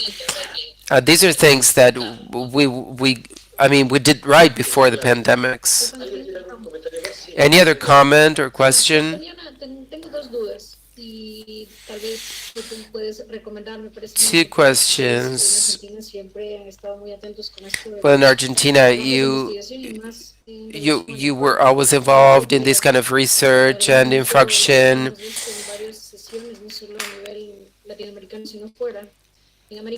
In Latin America, very few countries work on acute infarction, and acute infarction, we don't do that. I remember in Mexico, for example, the Society of Cardiology in Mexico, they were able to have reference centers where they perform these kinds of interventions. So the question is, in this study, have you divided, infractions, divided them into COVID and non-COVID, and then the pro-thrombotic state? Would you think that in the future, or probably near future,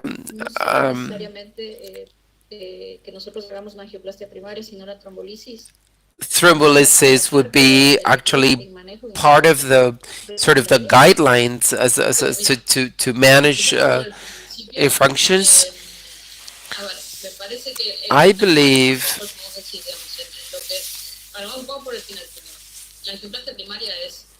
Primary angioplasty is the treatment of option. When the pandemics started, thrombolytic was considered as a possibility.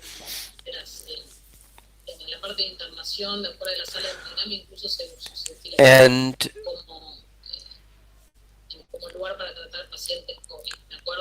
I remember several examples in at that time where we had to actually look after the medical staff, qualified personnel that could not actually contract the disease, but not as a sort of as a primary indication or first indication. Angioplasty is a treatment of option, and if you can't do it either because the cath lab is busy or is far, I mean, of course, yeah, you would go for the other option, but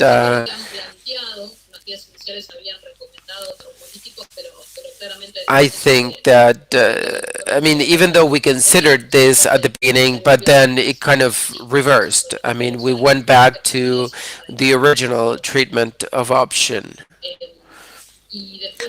And then after that, and then as regards data records and how centers are organized in Latin America, I believe there are many countries or regions, at least, that have that lack these sort of networks, and in Argentina has a big problem in the healthcare system. So it's really difficult. I mean, I'm here in Buenos Aires, Belgrano, and there are 3 or 4 hemodynamic labs nearby.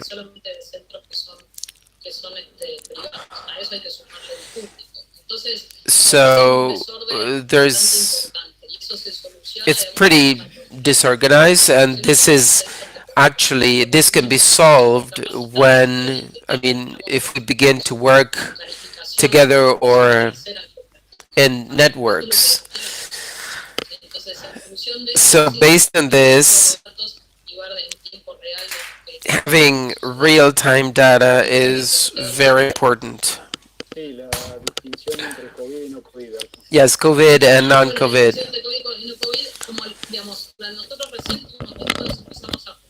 So we began the data collection in March, and in October we had the peaks. So in this patient series, we had very few patients, COVID-19 patients, so we don't have really a lot of data in that sense.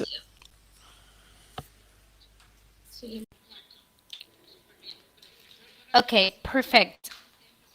I think, I don't know what happens in Argentina. Maybe it's the same thing. We have severe cases, and we've had to go back to thrombolysis. And at some point, we were even talking about using half thrombolysis and help with angioplasty. And we've had a high incidence of pulmonary thrombolysis. In my center, I have like 2 or 3 a week, which is a lot.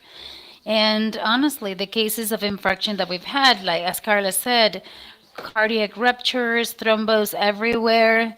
We've had really ugly cases, thrombosis, general thrombosis in arteries, in veins, not easy cases. We've had to recur to thrombolysis. Another thing about thrombolysis,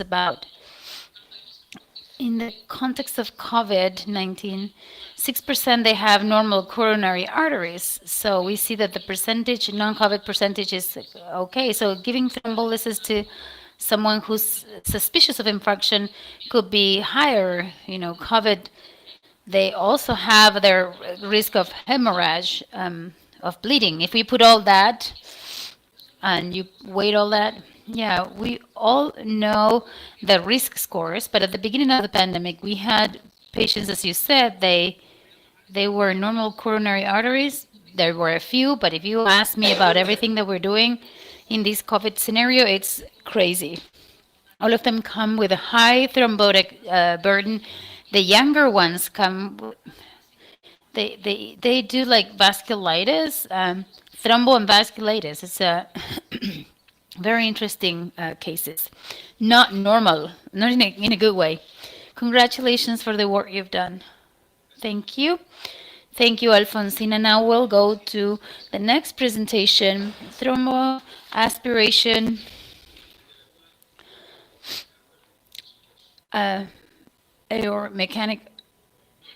aortic and femoral of emergency due to severe ischemia, where Dr. Germán Soleos will show thromboaspiration due to acute arterial ischemia. This is a clinic with high mortality and morbidity.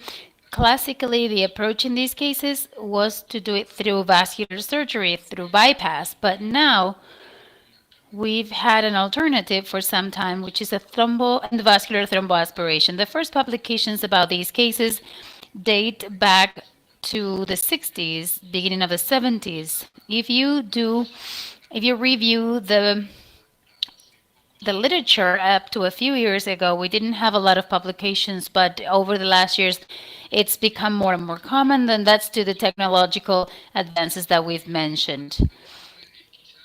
Just to make a comment, the most important experience is the Swedish experience. Over 20 years, they collected information about 700 patients with aortic severe occlusions, and they evaluated their survival based on their etiology. The grafts and stent occlusion at aortic level had a better evolution with regards to survival compared to the in situ aortic thrombosis or embolia in the saddle. That's a worse evolution in these kind of events. To talk about the endovascular treatment in these type of patients and the strategies, we should perhaps mention the fragmentation of thrombosis using a pigtail catheter or a balloon. But, as we said before, the technological advances have allowed us to have nowadays aspiration pumps for thrombos of great size connected to catheters such as the Indigo system, or at Penumbra or Angiovac that has centrifugal to return the volume of blood that was extracted from the patient. Another tool that we have is the realitic strategy, that the high pressure allows us to aspirate thrombos by negative pressure in the tip of the catheter, and that facilitates the process. There is another technology such as the use of self-expandable discs that trap the thrombus in the tip of the catheter, and then you can extract great amount of thrombotic material.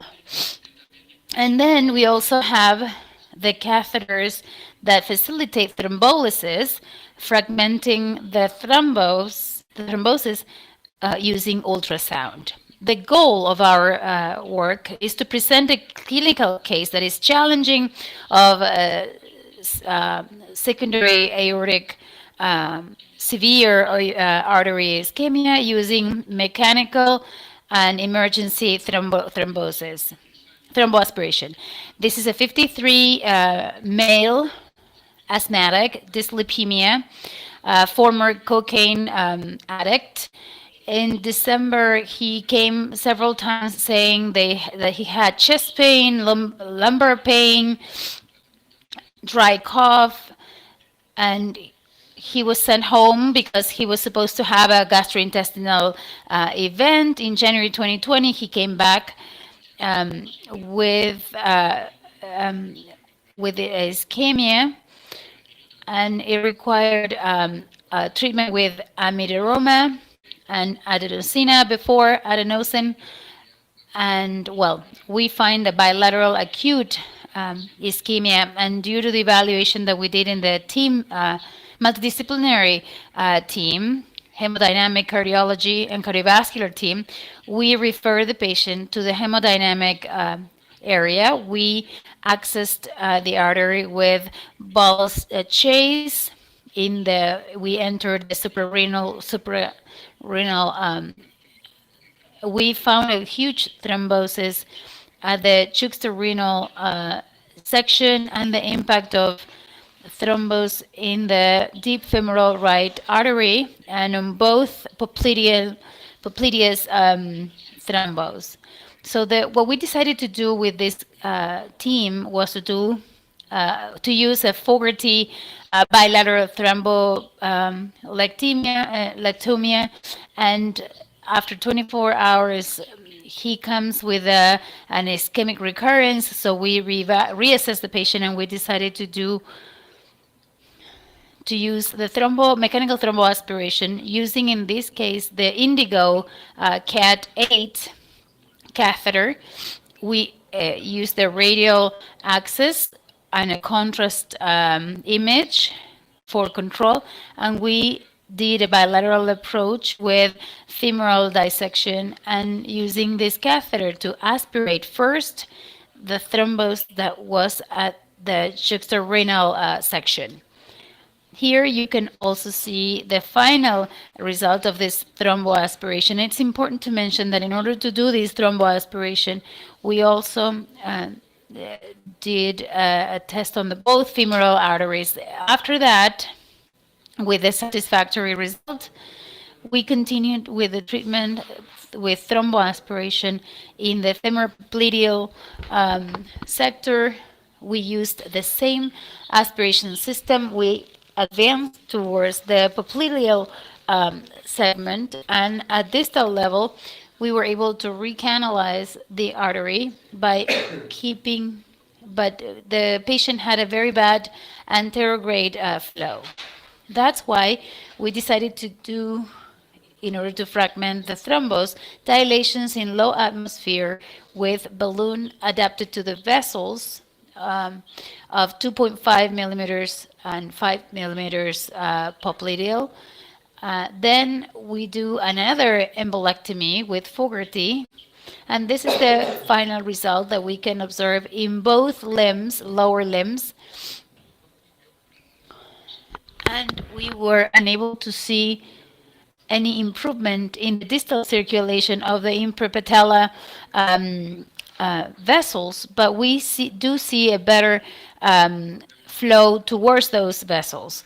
The evolution was good, with a good peripheral perfusion, with an ECG sinusoid, no complications such as pneumonia or anything like that. The kidney Doppler showed a little bit of flow, but under acceptable values. And now the patient evolves pretty well. He has assisted ambulatory care throughout the year. A year later, we found a Doppler where we find a hyperflow in the tibial arteries, an echocardiogram after 24 hours that looks normal. And with that, I thank you for your attention. Thank you, Germán. Very interesting case, something that really, makes us really concerned, and we still have to develop some sort of adequate element to give treatment, a better treatment. This ghost that we have is distal embolism. I think that you must have thromboaspirated a lot of material, a lot of debris, but you feel really impotent not to be able to do that with very good resolution. The patient, you prevented amputation. That's a good thing with that angiographic Prognosis, yeah. In this case, working together with the vascular surgery team, we approached it bilaterally with dissection of the bilateral femoral artery, and we decided to put them in place when we did the thrombosis. The thing is, the fear is always the same, distal embolism, but he was a patient with distal compromise, and due to the evolution that the illness had in the first hours, but it's an alternative method, a strategy. Most of the series that have been reported in isolation. I think the registries are very, very few, but one day we'll have a technology of this type. Any comment, any questions from the panelists? I think also, and following with the same line, we're talking about the pandemic, and this year we had another case, but with the patient in the context of with sepsis, multi-organic failures due to COVID infections. So we did thromboaspiration in the same way, but the evolution of the patient is that he's a lot worse in terms of the multi-organic failure. But I think that it was due to situations that was due to other illnesses. The pandemic is really inflammation, severe inflammation events. Any other question? Thank you, Germán. Thank you so much. A pleasure. Very interesting case. And now the presentation of Dr. Juan Ramón Miguez Ojeda, Multi-Center Registry of Femoral Access versus Radial, 30 days of follow-up.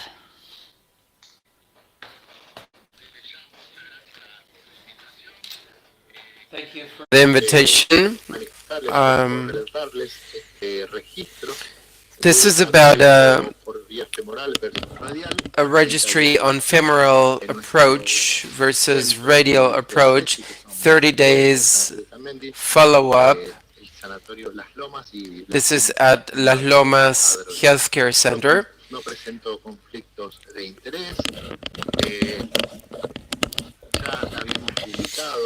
We had already published the 2-year follow-up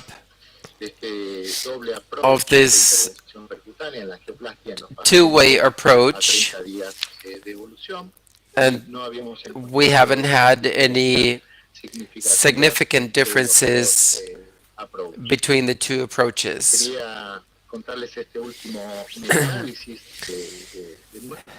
This is the latest meta-analysis between, a comparison between femoral and radial approaches. And if we go deeper into the meta-analysis, we could see that mortality rate has to do mainly with coronary acute syndrome and not with stable patients. However, the femoral approach in the last 10 years has been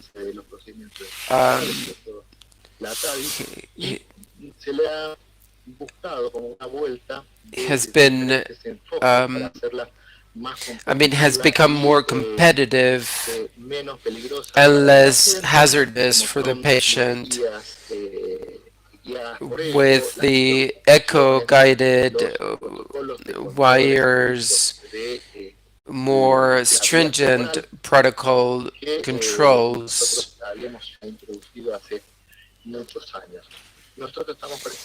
We are presenting this registry 4-year follow-up where we compare the radial versus the femoral approach, 30-day follow-up. The hypothesis of the study: in a high-performance center with intensive care on accesses, major cardiovascular events in 30 days in these patients would be similar. The primary goal of this study involve MACCEs, which involves mortality, death of all cause death, acute myocardial infarction. We also analyzed mortality, stroke, minor vascular complications, fluoroscopy time, and hospital stay. Over 4,655 patients. We defined major cardiovascular events, those patients that require surgical or percutaneous repair, either placing a BMS with bleeding, a transfusion of more than 2 units.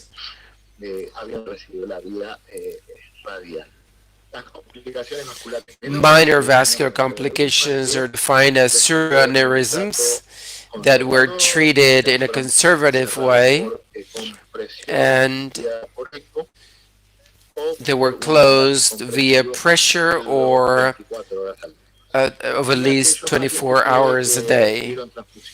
And those patients receiving minor transfusions, femoral puncture, we use the modified Seldinger technique,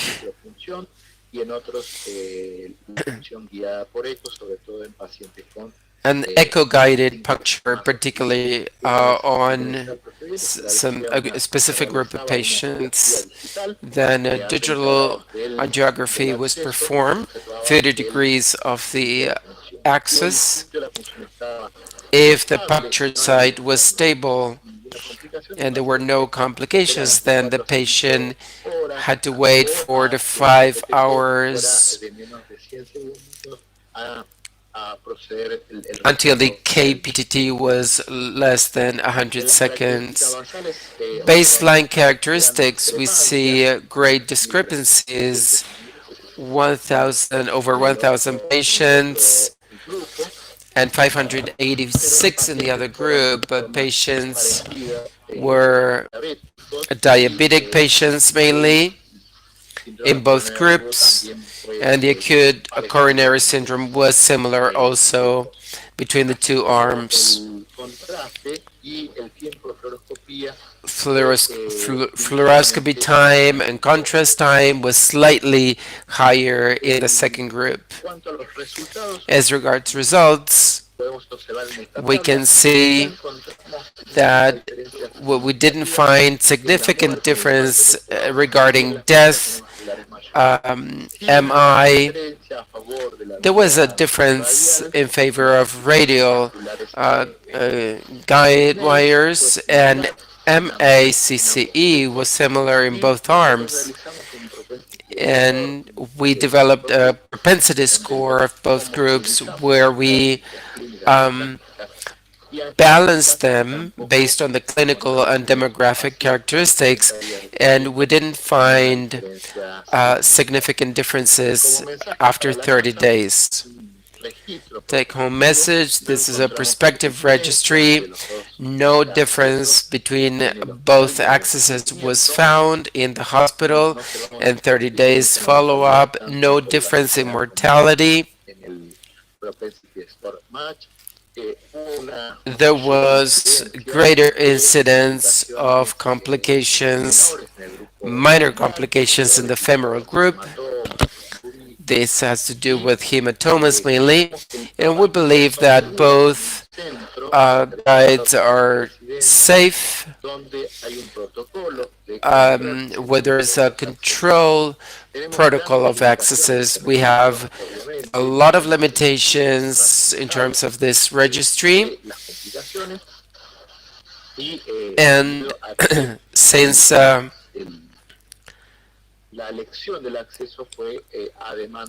access selection was based on the interventional cardiologist. Thank you very much for your attention. Thank you, Juan Ramon. Very interesting presentation.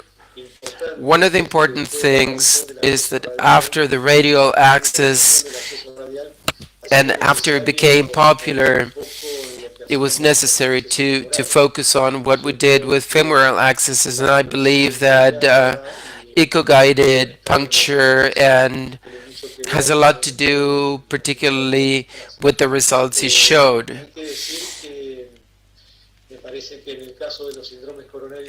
As regards acute coronary symptoms where adapt and anticoagulation is more aggressive is where we see more differences. Does the panel have any questions or comments?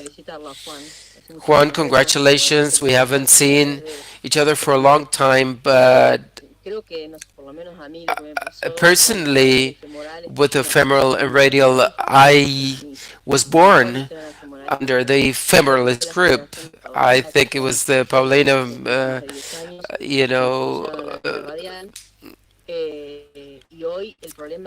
and the problem we have today, this is why you said there was no difference in high volume centers with trained people, is that we need to retrain our fellows to puncture femorally because everybody goes for the radial access. So the problem is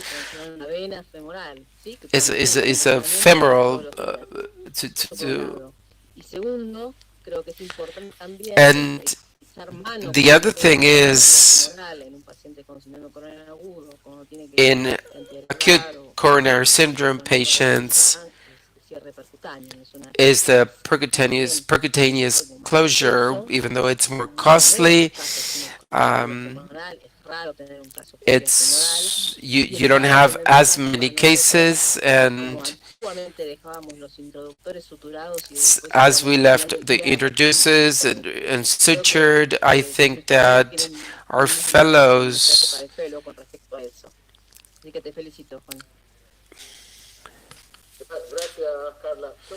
Thank you, Carla.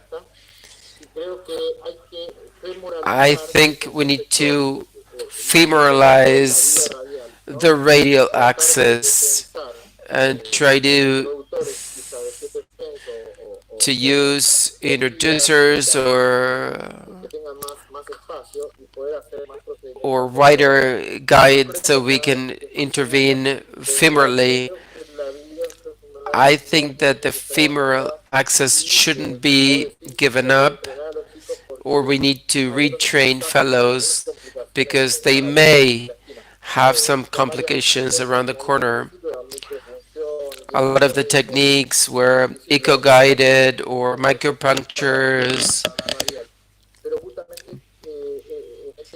In this Congress, the live cases that a lot of experts prefer complex cases. They prefer a femoral access rather than a radial access. I think this will change gradually over time. The new generations, as you said, Carla, had lost their training on femoral access, and the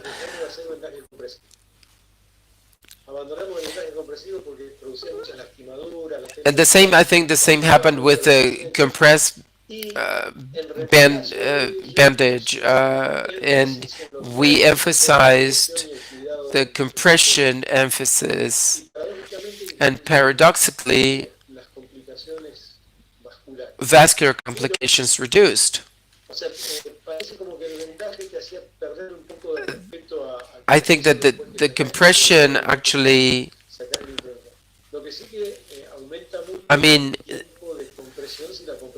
of course, the compression time increases a lot,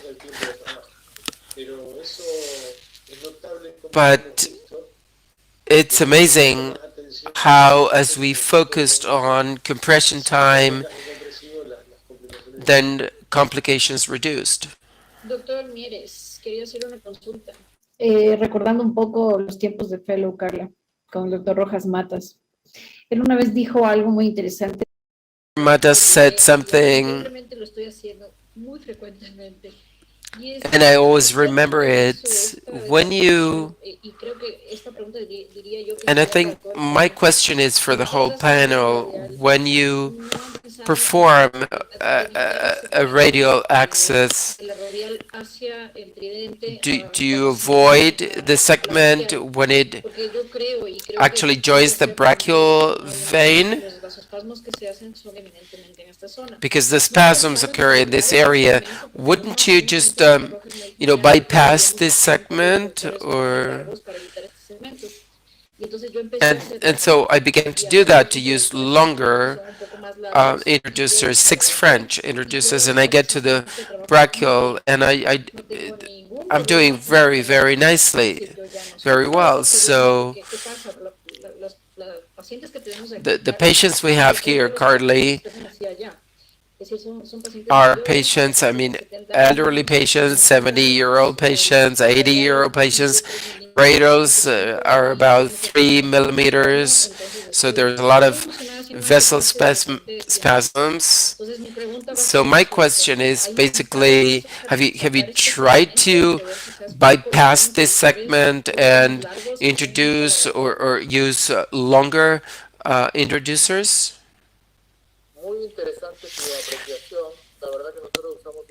We use short introducers, and I agree with you, spasm is there when you leave the introducer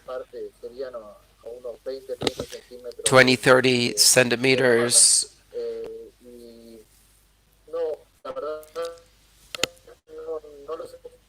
But we haven't used them, and probably be a good idea. If you're successful, if you bypass that segment, then you probably feel more comfortable. So you have a direct crossover to the femoral.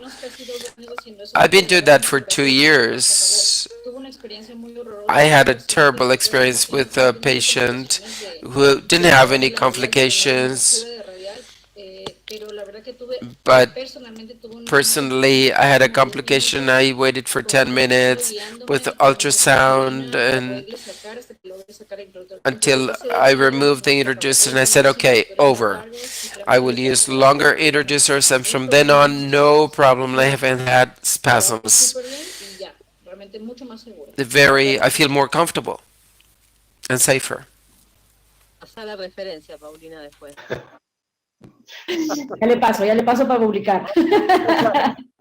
No, pero lo que comentabas es para hipotetizar y hacer un trabajo. What you were mentioning is to make a hypothesis and maybe publish something else. You can have 50 patients in each group and see the differences in the spasm. That's a great thing. I have read a lot about this, but I haven't heard that, or at least I haven't paid attention to it. But it's a nice hypothesis to perhaps do an interesting job. Yeah, but since I have residents of a vascular field, I have them whispering in my ear all the time. So the alpha receptors density is super high in the radial axis. So that's why we have a lot of spasms, and that's not my idea. This is Rojas Matas's idea. I always appreciated him a lot because of all the things that he taught me, and I put it in practice. And it's just a tip. In my humble opinion, it's something that you can put in practice. I wanted to ask a question. If there is time, we have to close. Hi, Juan. Congratulations for the work you did. Did you have a protocol, a sedative protocol and radial compression? Do you use the radial compression set that the industry offers? No, but most of the procedures we are doing with anesthetics, so the patient is really under sedatives and very relaxed. And I think that also helps both procedures, femoral and radial. But if we have, we now have those guys all the time, I use a cocktail that is 1 to 3, 1 and 3 Benadryl, so that leaves patients under good care. All patients should not suffer. I mean, yeah, I think the use of anesthetics is key. And also you prevent partially the allergies to contrast and to the whole procedure. All right. If there are no further comments, we are right on time. We can finish this session. Thank you very much. Thank you, everybody. Thanks so much. Thanks a lot.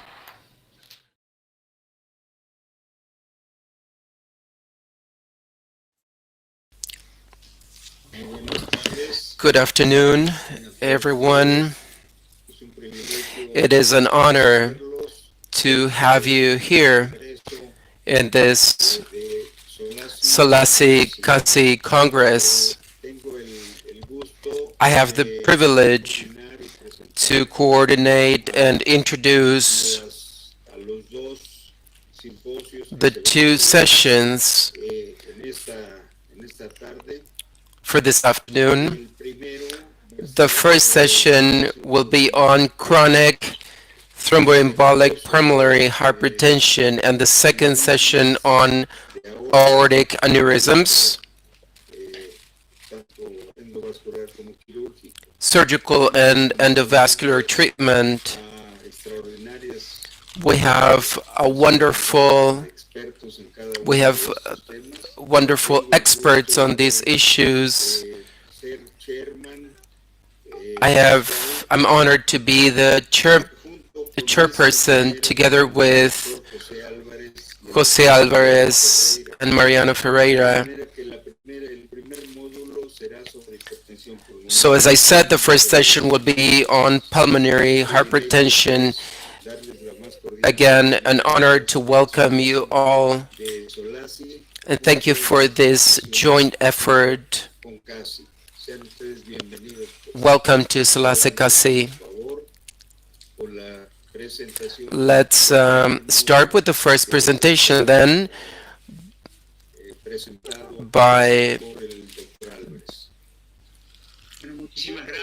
Dr. Alvarez will introduce the first session. It's an honor to have you all here.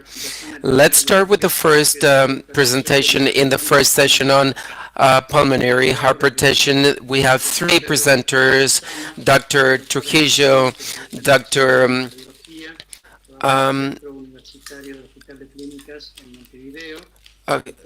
Dr. Solano from Brazil, Salvador, Brazil, and Dr. Mariano from Argentina. So the first presentation will be on definition, epidemiology, diagnostic algorithm, and pharmacological treatment by Pedro Trujillo. Pedro, the floor is yours.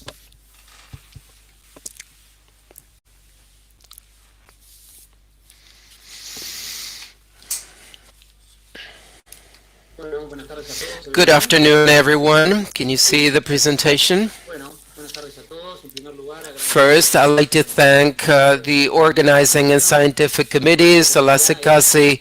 The topic this afternoon is pulmonary hypertension, an overview from cardiology, a short definition, and I'll focus on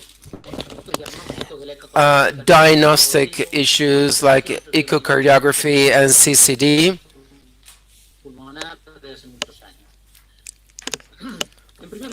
First of all, I'd like to mention a new definition which has changed in the sense that there's a new cutoff value, which is 25 milligrams mercury. This new definition has changed some aspects, but conceptually, pulmonary hypertension, I mean, there are several pathologies, and there are two main facts.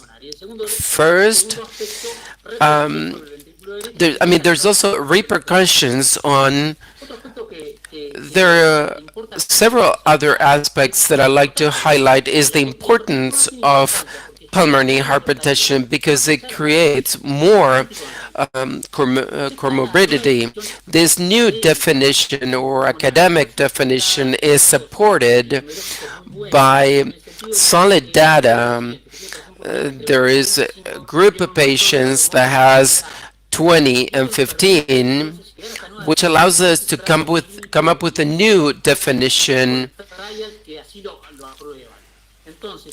So it is very important, and this data is very important that patients in left respiratory diseases, those patients have more mortality and would develop pulmonary hypertension.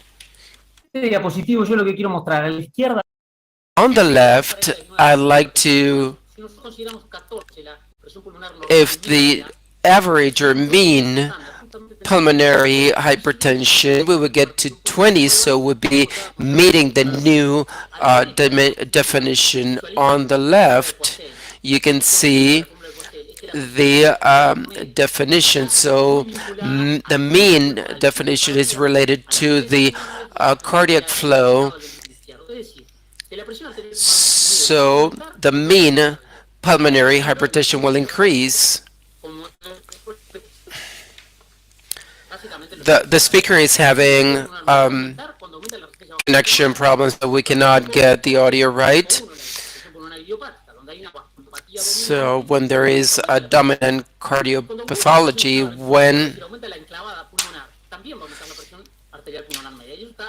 and this is reflected in the formula on the screen. And this slide shows the complete classification of pulmonary hypertension. There are 5 different groups, etiologies and causes underlying the syndrome.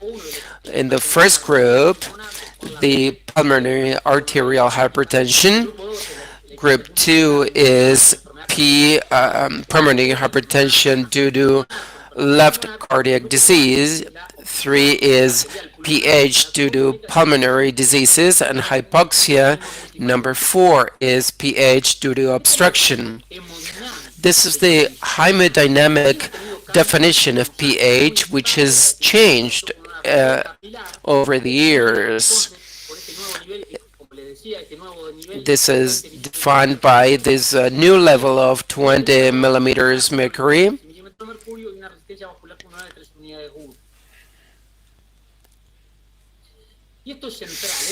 And this in the middle, the then PAP and PAOP are the 2 most important markers.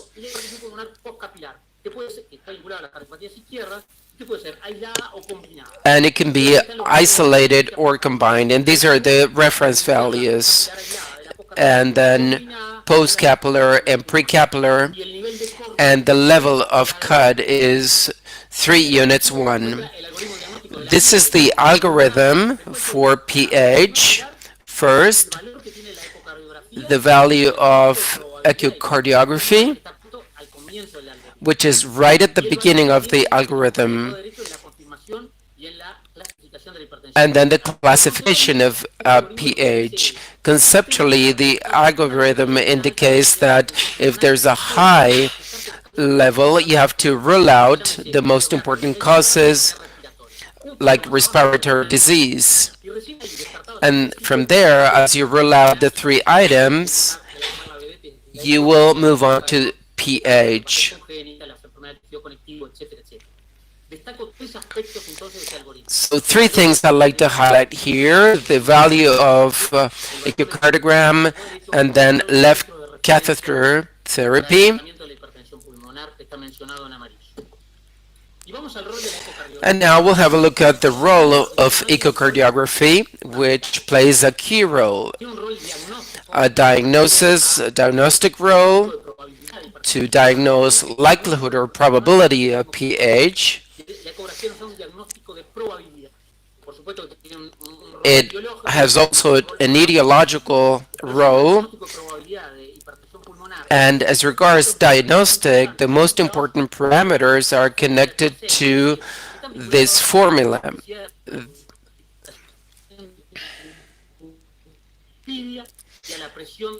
I think the presenter is having some connection problems. And this value will give us an intermediate or high, and then the presence of pH will help us confirm or decrease the probability of pH. These are the indirect signs which are very important. For example, dominance between the right ventricle and the left ventricle, coupling between the two ventricles, and the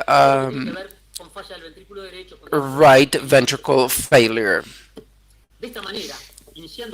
So as we begin with the TR's velocity or speed, if it's higher than 3.4, it's very high. If it's 2.8, then it will be an intermediate or high probability. If it's 2.8, and there are two categories of pH signs, it will be low.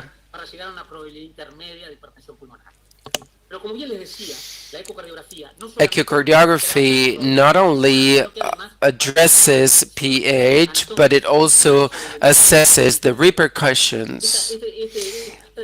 This slide shows all of the most important values from the prognosis point of view and highlights the repercussions on the functionalities of the right ventricle, which is an index that is in red, in the red square.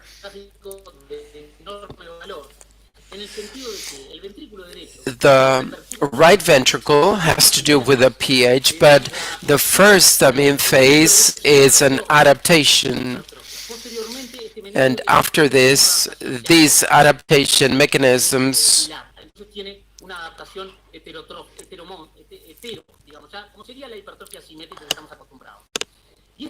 and this index has a cutoff value, so we can actually tell when the right ventricle became dysfunctional, and this has plays a big role in terms of diagnosis. Now, the standard or the gold standard for pulmonary hypertension is the right cardiac catheterism. We can get unique and direct measurements. So it actually provides unique and direct measurements. However, in the right cardiac catheterism, there are different errors that have to be corrected. Otherwise, this would lead to an incorrect interpretation or diagnosis. These are common measurement errors. The reference line or the zero level. So all of the references will be related to this zero level, where we have to measure the end of expirations at which time of the respiratory cycle. So And there are also interpretation errors. The most important interpretation error is to mix pre-capillary and with a co-capillary or combined group. This is the most important or the most common interpretation error. And this has to be distinguished in order not to misclassify this. How do we solve this? Well, to conclude, I'd like to highlight that in the first place we need to adopt the new cutting level to define pH. Secondly, pH determines an increase of mortality beyond the underlying disease, and the white organ is the right ventricle. And right ventricle failure is the cause of death in these patients. ETT and CD are the most important tools in the diagnosis algorithm. Clinics, ETT, and CCD must cooperate or to actually improve or enhance diagnosis and etiology. And for this, we need to be very demanding with the ETT. We should always keep in mind the EE area ratio and also the systolic of the pulmonary flow and the longitudinal function of the right ventricle.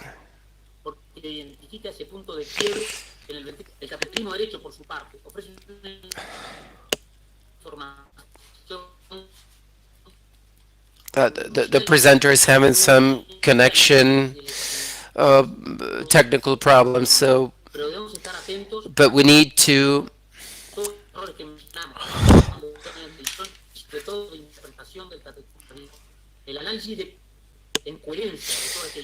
the coherence analysis of all of this information for the patient. Thank you.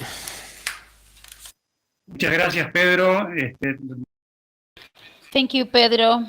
Summarizing all this information in only 10 minutes is really complex, but we'll have a few minutes for Q&As. I want to remind everybody in this session that there is a button that says comments, and you can contact the digital moderator to ask your questions. Fabio Solano Souza is now going to talk about multi-imaging evaluation in mitral regurgical intervention.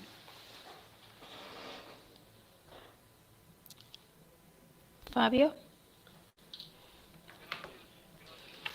Thanks, everybody, for the invitation. I'm going to talk about, this is about invasive endovascular strategies in chronic PTE, pulmonary angioplasty. As Dr. Trujillo anticipated, we are talking about patients with chronic pulmonary hypertension associated to thromboembolism. He already talked about a patient that was anticoagulated, a minimum time of 3 months. There are obstructions, pulmonary obstructions. As we can see in this image, we know that these patients have a reserved prognosis, direct cardiac insufficiency, such as pulmonary endarterectomy before treatment of choice. And in case of patients that are not considered operable, these patients need to be assessed of medical therapy with or without BPA.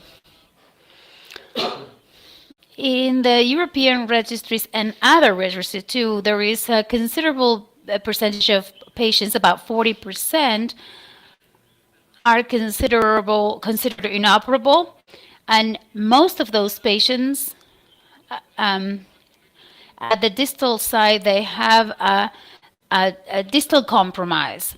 And the obstruction pattern in the arteries is much more segmented or subsegmented, and that would result in the use of other techniques apart from surgery.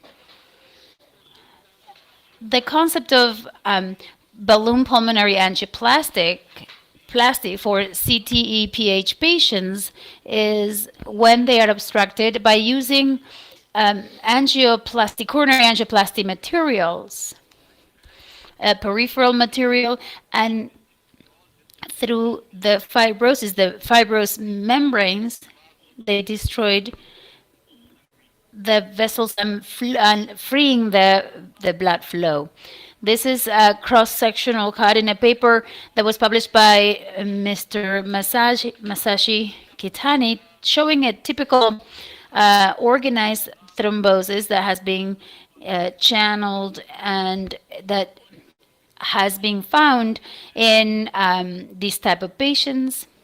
The fibrosis using a balloon that is smaller than the vessel diameter, but we can see great dissections in the walls of the vessels. The idea is to dilate it without breaking the artery and the fibrous walls. This is another pulmonary angiography. It has a ring-like stenosis, type A. It's the same group, Okayama. Another one that we found were the webs, type B, and the subtotal occlusions, type C. They're all the obstructive zones that have a low risk for angioplastic, and they need a larger canalizations. And these obstructive lesions are favorable for our patients to be subjected to angioplasty. These are not favorable. Actually, they are not prescribed for angioplastic. For instance, when there are total occlusions, in this section, in the pouch, other distal and tortuous areas with more risk of complications. Angioplasty is done in a spacious way. The objective here is to open all the arteries that were obstructed, the different areas that are obstructed. We open it gradually, avoiding vascular complications and decreasing the risk of the repercussions of pulmonary disease in the patient. This is an example of a vessel for an anterior follow-up, suboccluded. Here we have a long sheath and a catheter channeling the vessel. We are using a 0.14, but we can usually use intermediate ones. We have to maintain the balance. The patient, while the patient is breathing, we need to do the equation and see, okay, let's work against all these difficulties to channel the vessel and avoid complications. This vessel, it has many sub-branches. First, we do the angioplasty with small balloons. This is the immediate result at the end of the session. You can see that how this has improved all the veins we didn't see before, the anterograde and retrograde flow. And now we leave that vessel in that specific section and we do a subsegment. We can do the angioplasty in several sections, but we reapproach that vessel 1 month later and the reintervention after 1 month. And now we see a positive remodeling already. And we can use, in this case, a larger balloon, size 4, and we find and a significant improvement in the anterograde, and now the pulmonary flow is quite normal. And here we are treating several vessels, several branches. We remodeled this vascularly and spontaneous with all optimal flow without the need for stents. That's another characteristic of angioplasty for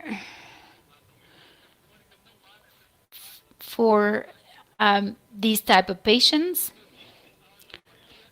As I said, angioplastic can be several arteries and vessels can be treated with angioplasty. This is a patient that is 35 years old who started with dyspnea 3.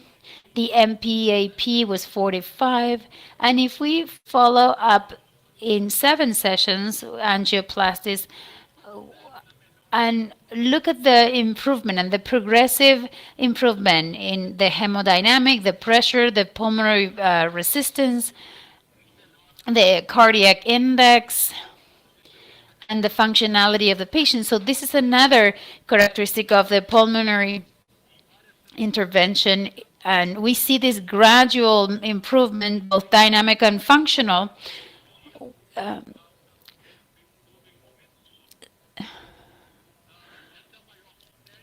So this is a publication by several Japanese groups.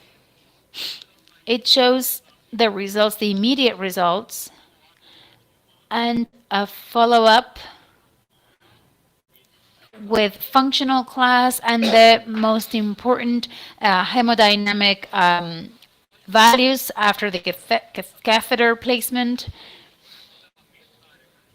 And now we'll see the cardiac branch, a patient that after 4 BPA sessions, the size has decreased quite a lot, and we can do that with cardiac resonance, with CT.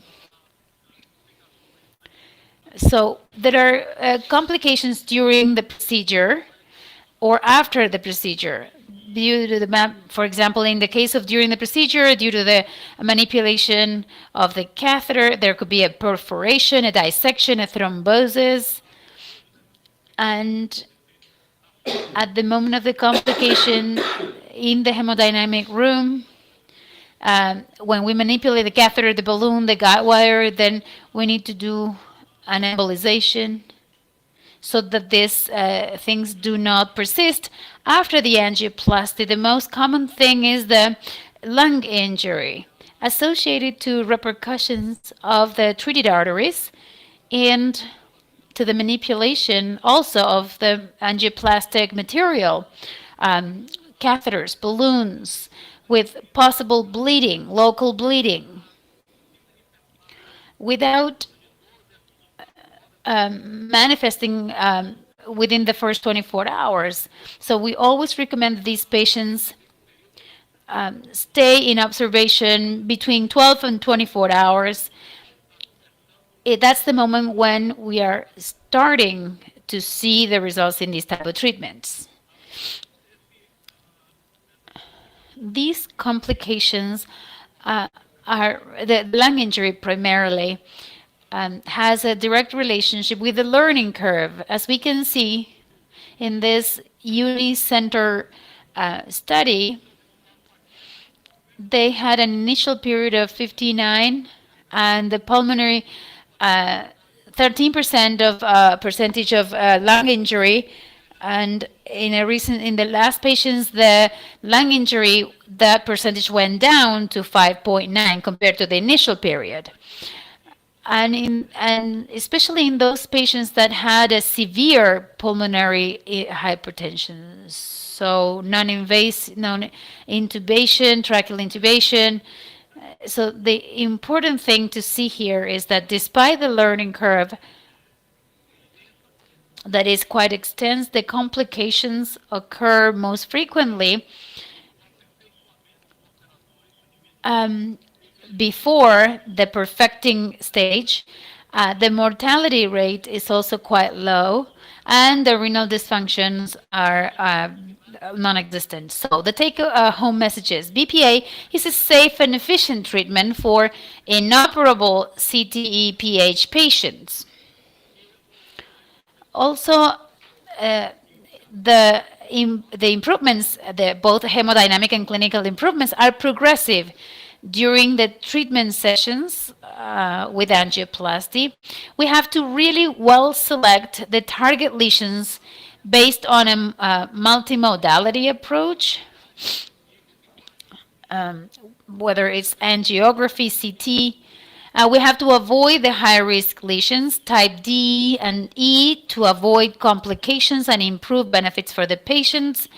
We also have to do angioplasties in a gradual way, starting with small balloon sizes, and then moving forward with larger balloons as we recanalize the vascular system. And we have to, most of all, respect the learning curve, which is long and necessary for this type of treatment. Thanks everybody. Thank you. Thank you, Fabio. Excellent presentation. I have many questions, but we're going to have to move on to the next presentation. Mariano Camporotondo from Argentina. He has experience in surgical thromboendarterectomy. Mariano, thank you, Jose, and thank you to SOLACI-CACI for this invitation. I will speak about surgery, disclosures.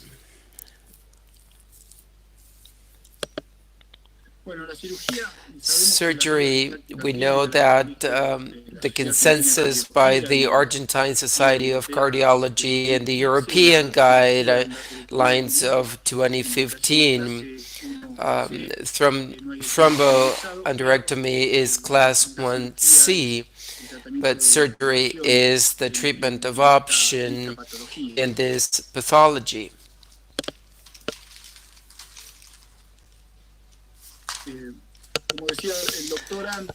As the doctor said before, there are many patients that are non-operable.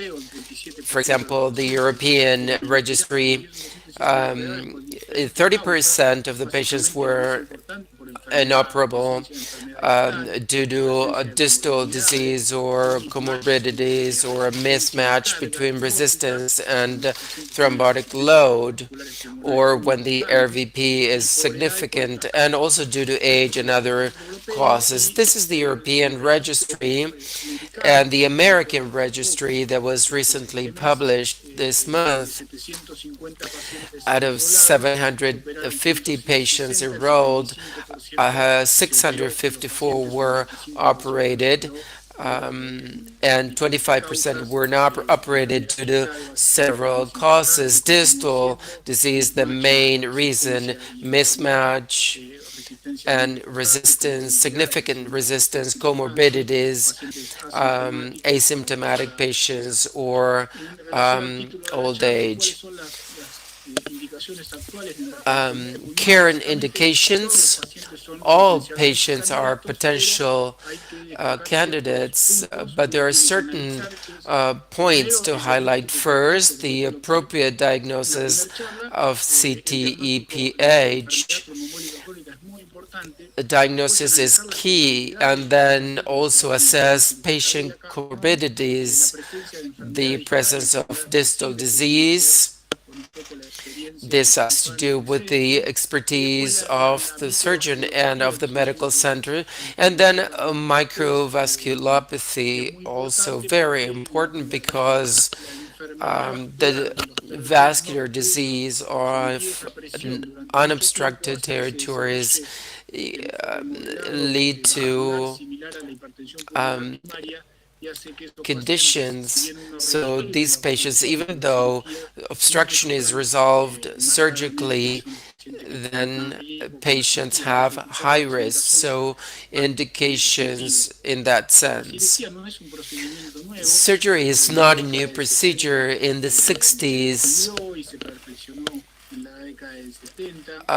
then it was improved during the 70s in the San Diego University, and basically it's a procedure that requires a median sternotomy, a cardiopulmonary bypass is required, bilateral endorectomy is required, the plane has to be identified, and also a complete endorectomy. Why is surgery important? Well, basically because it improves survival, it improves symptoms, functional tests, and it improves the right ventricle. This is the big difference compared with angioplasty, because surgery improves survival. The patient's prognosis changes completely. Surgery for now has been the only procedure that has proven to be vital in terms of survival. And so the patient prognosis, and this is an interesting series with over 500 patients. So, and this series analyzed surgical patients that did not operate for several cases and reasons, and non-surgical patients. And those patients that did not want to go through surgery, the prognosis is the same as those patients that were not that were inoperable. So surgery changes the prognosis of patients, and the prognosis of patients without surgery is bad. This is just to show that the series, any one you take, improves his symptoms, improve with surgery. Then the walk test also improves, another important symptomatic value. Also, this is the right systolic function improves. And when you look at indications in selecting patients that would go through surgery and others that would not go through surgery, distal disease is controversial. And so the experience of the surgeon and the medical center, the more distal the disease, then the more expertise is required. So we have like different levels, level 1, level 2, level 3, and level 4. So level 4 patients are patients that have a very distal disease, so the center requires a lot of expertise to treat these patients. So we have this chart, and it's quite interesting. So the more proximal the disease, the more surgical it is, and then the more distal, then angioplasty begins to play an important role, and also the medical treatment, and particularly for those patients after surgery when they actually pulmonary hypertension persists. And the distal disease, if the group has experienced, this is an Italian series, the post-op prognosis is the same, distal and proximal. So it's not a contraindication.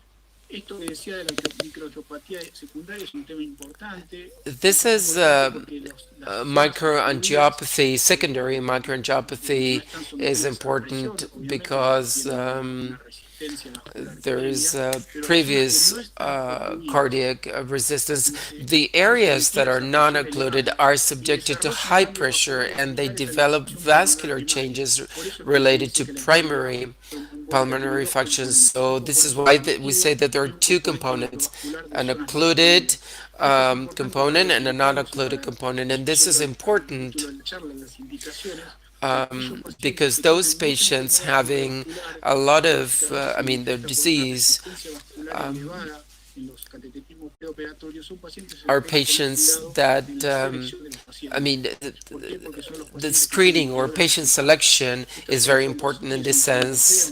This is a European series and the Canadian series, etc., with a lot of experience. We see that surgical mortality increases as resistance increases, and beyond 1500 and 1200, mortality is around 20%, but above 900. So the more resistance, the higher the mortality and the higher risk. So patient selection, patient assessment is very important. So diagnosis is very important because there are patients that have PH that have so I mean this selection is very important, so as not to make a wrong diagnosis.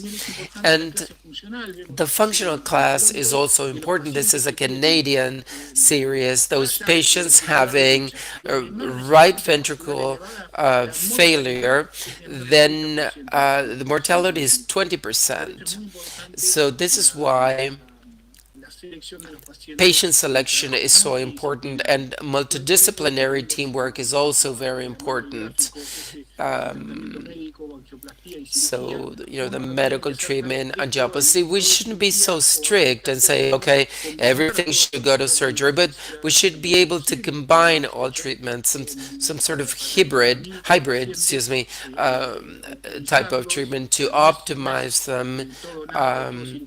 It's not, we shouldn't be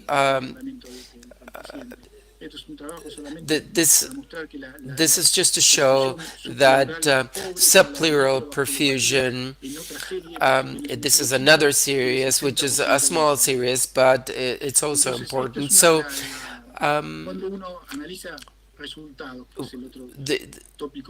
when we look at outcomes, which is the ideal surgery, and this is the statement of the European Society published this month,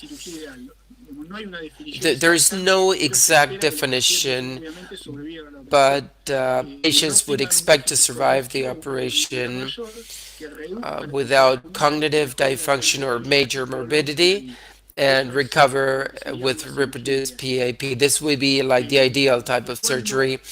And when are outcomes good? Well, the consensus highlights a successful outcome after PA is multifactorial, assumes in hospital mortality 5%, survival 90%.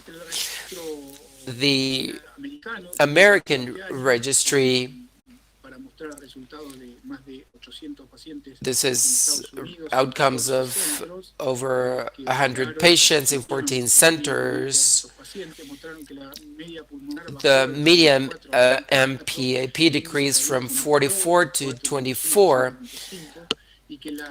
and the cardiac output increased from 4.57 to 5.5. We should analyze high-risk patients, as I said before, and the 1-year mortality of 5.6%. So the results are quite good. We should be concluding. So this is another series showing residual pulmonary hypertension. This is a meta-analysis. Some patients persist after surgery,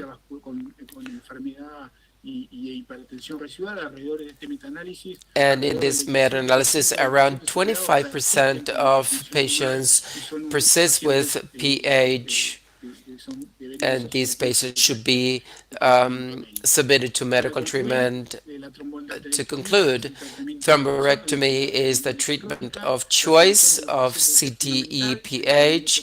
Patient selection is crucial since there are no eligible patients. Thank you very much. And I'm sorry I interrupted you, but we only have 5 minutes and there are 3 more presentations.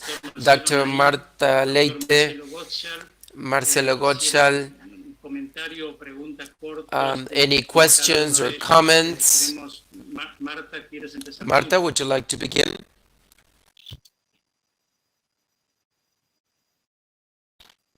Marta. Bueno. Boa noite a todos. Hola. I'm Marta Leite. I'm from Salvador, Brazil. Thank you for the invitation. Excellent presentations, both.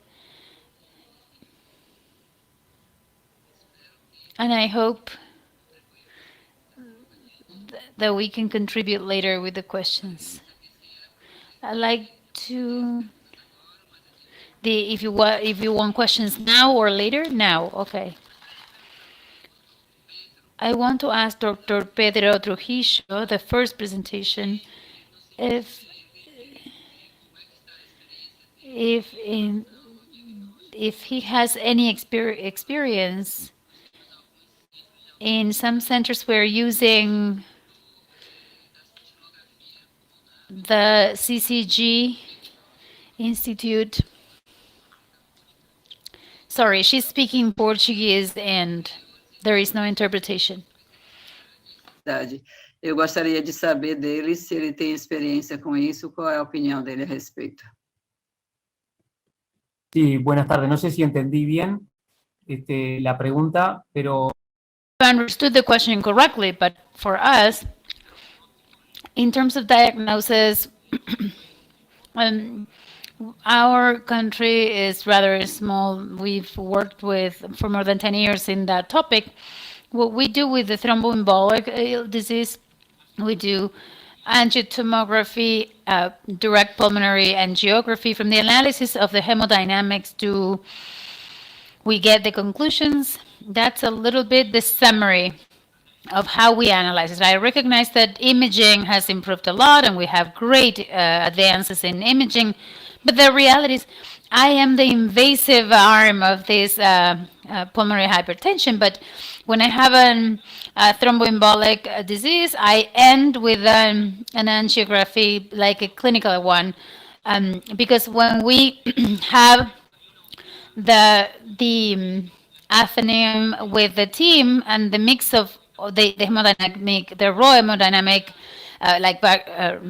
the functions of the right ventricle, all the hemodynamic information. We do an analysis first of the diagnosis, as it was mentioned, and then the severity of the pulse and the resistance burden that the patient has to predict if the surgery is convenient or not. The surgeon's opinion, of course, is very important of what he's going to get. But of all those pieces of information, I don't think an image alone is going to replace the other. We need complementary information from different sides. That's what we do in our center. Thank you, Pedro. Marcelo, you belong to a group in the British hospital. You have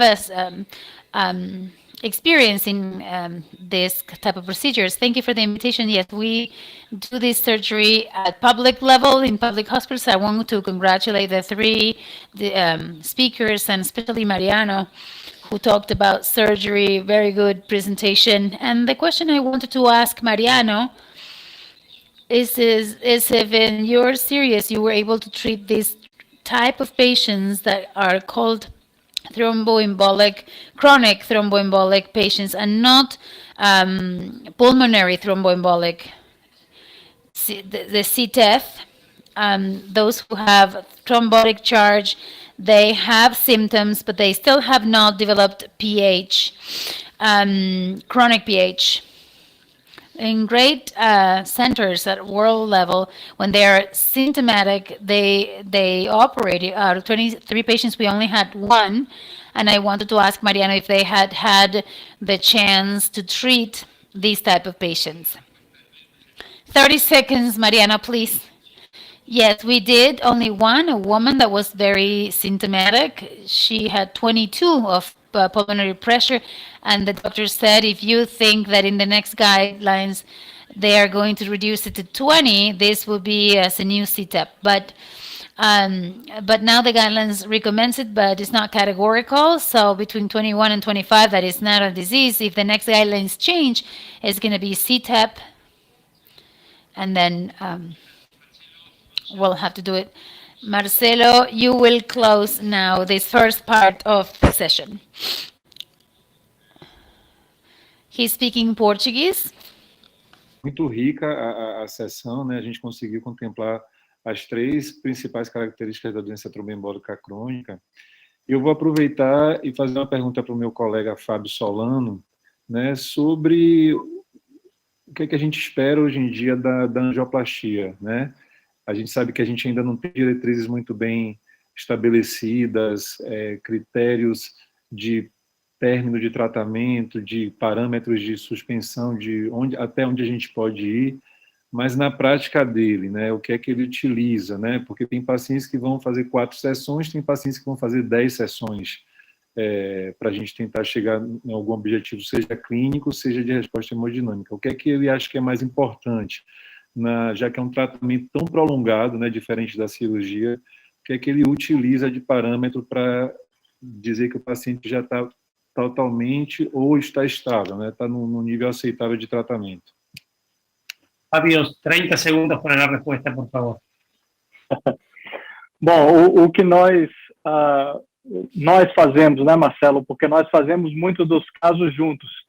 Então, o que nós utilizamos é a melhora funcional, o paciente chegar para a classe funcional 1, descer para a classe funcional 1 de dispneia, deixar de usar oxigênio, se ele usou oxigênio, e tratar o maior número de vasos possível para se tentar a maior queda possível da pressão arterial pulmonar média. É difícil a normalização da pressão arterial pulmonar média, mas se nós conseguirmos baixá-la para pelo menos abaixo de 30, isso já é um gol do tratamento. Mas, objetivamente, não temos ainda uma padronização. Isso está sendo construído ao longo dos anos.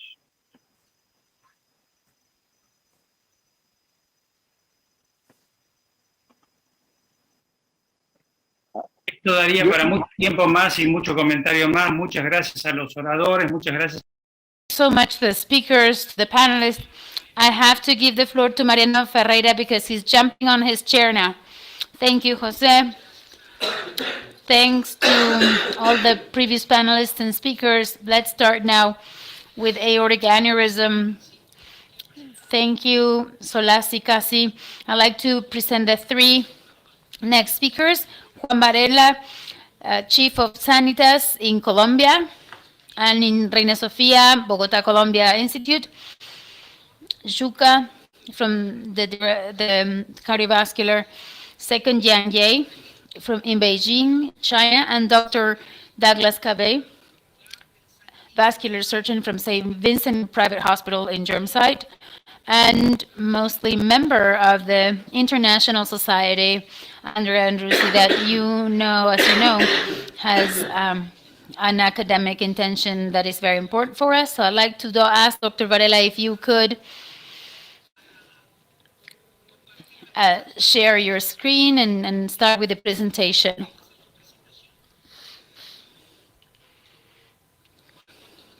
Hello, Juan, how are you? We can see it perfectly. Great.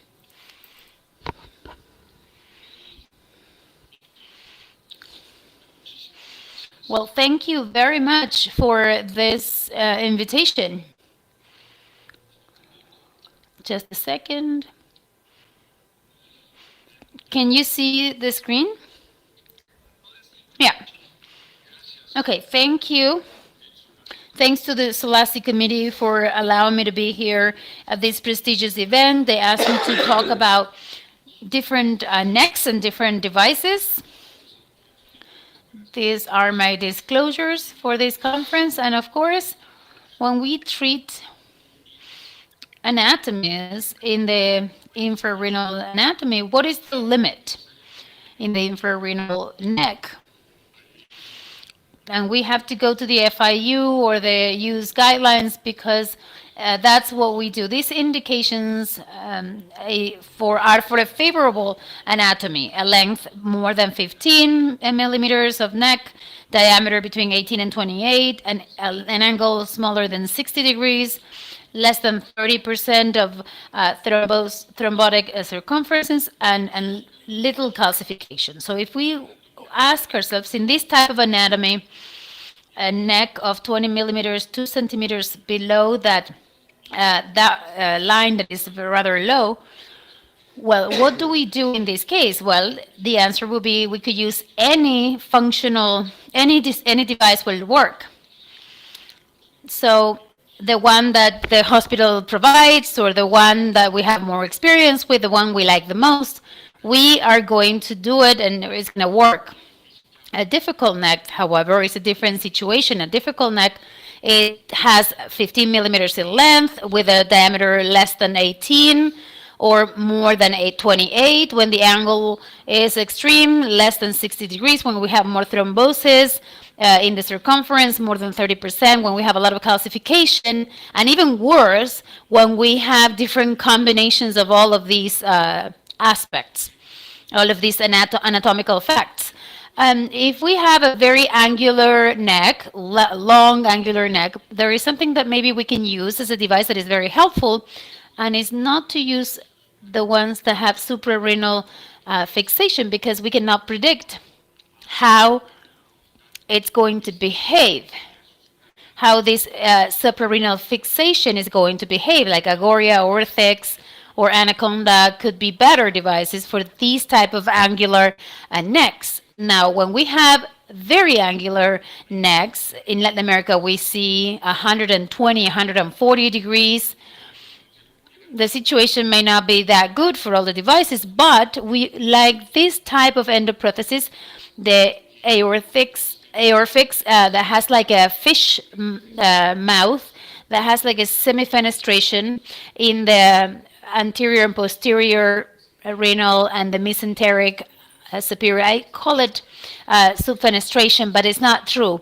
It has a suprarenal fixation that it has these hooks, and on the lateral side there in the anterior side, and it has some helicoidal rings that are really give it a lot of flexibility. This is the prosthesis that we use the most here in Colombia for these angular necks. For example, look at this one, this short one, very angular, a high-risk patient, and the results, as I said, are really good. When we have a neck that is very short and all very angular, or both situations, then we start thinking about many other things. Why? We have a neck, like in the previous image that I showed you. The first question that we ask ourselves, do I have to fix the prosthesis under the renal? Do I have to fix the prosthesis in the suprarenal healthy aorta and put stents? And that decision does not only rely on the anatomy of the case and the patient, but it depends on the age, the life expectation, and the health of the arteries receiving the stents. So if we think that we're going to do under the renal arteries, we do endo anchors. This is a good option for patients that we consider high-risk patients and that are not candidates for a correction above the renal arteries. And the Airfix that we like a lot, it's still a good option if we do endo anchors to these endoprotheses. Aptus, we know it very well. These are endo screws that we can use with any prosthesis that we want to use. We just drill it in the aortic, and we need to place it very well. And if we have endo leaks, sometimes putting this type of aptus prosthesis, it's good as long as we have a good positioning next to the wall. So we required at least 4 millimeters of neck to be able to use these type of devices. If we decide to go above the renal arteries, then we have 4 options. Fenestrated devices, branched devices, chimneys, or something that is still not available, but we want to make it available in Latin America, which is the P branch. With regards to the fenestrated devices, they are there are these ones that are available in the US, Zenith, fenestrated. Luckily, it's applicable to some anatomies, unfortunately not to others. We in Latin America, we are lucky because we can do custom-made devices, and we can put 3 or 4 fenestrated devices. We're not limited by this anatomy. We do homemade devices. We have these homemade devices. We need to have some experience to devise them, but we do it for emergencies. And we have replaced it quite a lot by the branched devices, because the branched devices, they're available everywhere. They can be bought in the country. And at that suprarenal level, it could be healthy. The aortic could be 24 millimeters. And it could have a sequential liberation. This one, for example, is 20 millimeters, and we were able to open all the branches and to place all those stents in a very well-positioned way. There is always something that we speculate with. We're putting a prosthesis that is 10 centimeters more. We are covering 10 centimeters of chest aortic that can submit the patient to risk to paraplegia, but we are now routinarily using this technique described by Marcelo Ferreira, the physician, that says, okay, we can do it. We open the device, we take out the sheath in the posterior wall, we repack the prosthesis, and we free the device, we deliver the device without a risk of paraplegia. It's very important to have this device. As I said, in Latin America, we still don't have it available, and it's the P branch. The P branch is a device that it's off the shelf that has 3 fenestrations, 1 scallop, 2 designs, 2 types of designs, and it could be for short necks or absent necks, infrarenal, and it would cover 70 to 80% of the anatomies. It comes pre-cannulated, and it has a standard fenestration for the AMS. And as I said, these 2 fenestrations pivot in the renal arteries. So it's an igloo shape that can allow us to cover above and below the renal artery that we're looking for, like 2 centimeters to the renal circumference. It comes pre-cannulated through a shaft, and look at the way the mobility looks. The stents can move freely. It's a device that would equal using the T branch, that we use it as a standard device for abdominal thoracic aneurysms. This is one case where we see very well how the fenestrations are positioned very well. They look very solid inside the prosthesis. So now, young patients with favorable anatomies, not favorable anatomies. This is a 24-year-old patient, double renal artery, creatinine of 4.8, pretty ugly neck. And we cannot forget that these situations still exist. Open surgery is still perhaps the best options for patients with short necks or ugly necks or bad quality necks, because we have to anticipate that in the future we're going to have a complication, and we put endoprotheses that then are going to make our lives difficult. In conclusion, there are multiple options for the different variations of the infrarenal neck, but a multidisciplinary group must decide the endovascular therapy or surgical therapy that is appropriate for every individual situation. Thank you very much. Excellent, Juan. Thank you very much. The next presentation is recorded. Dr. Chu,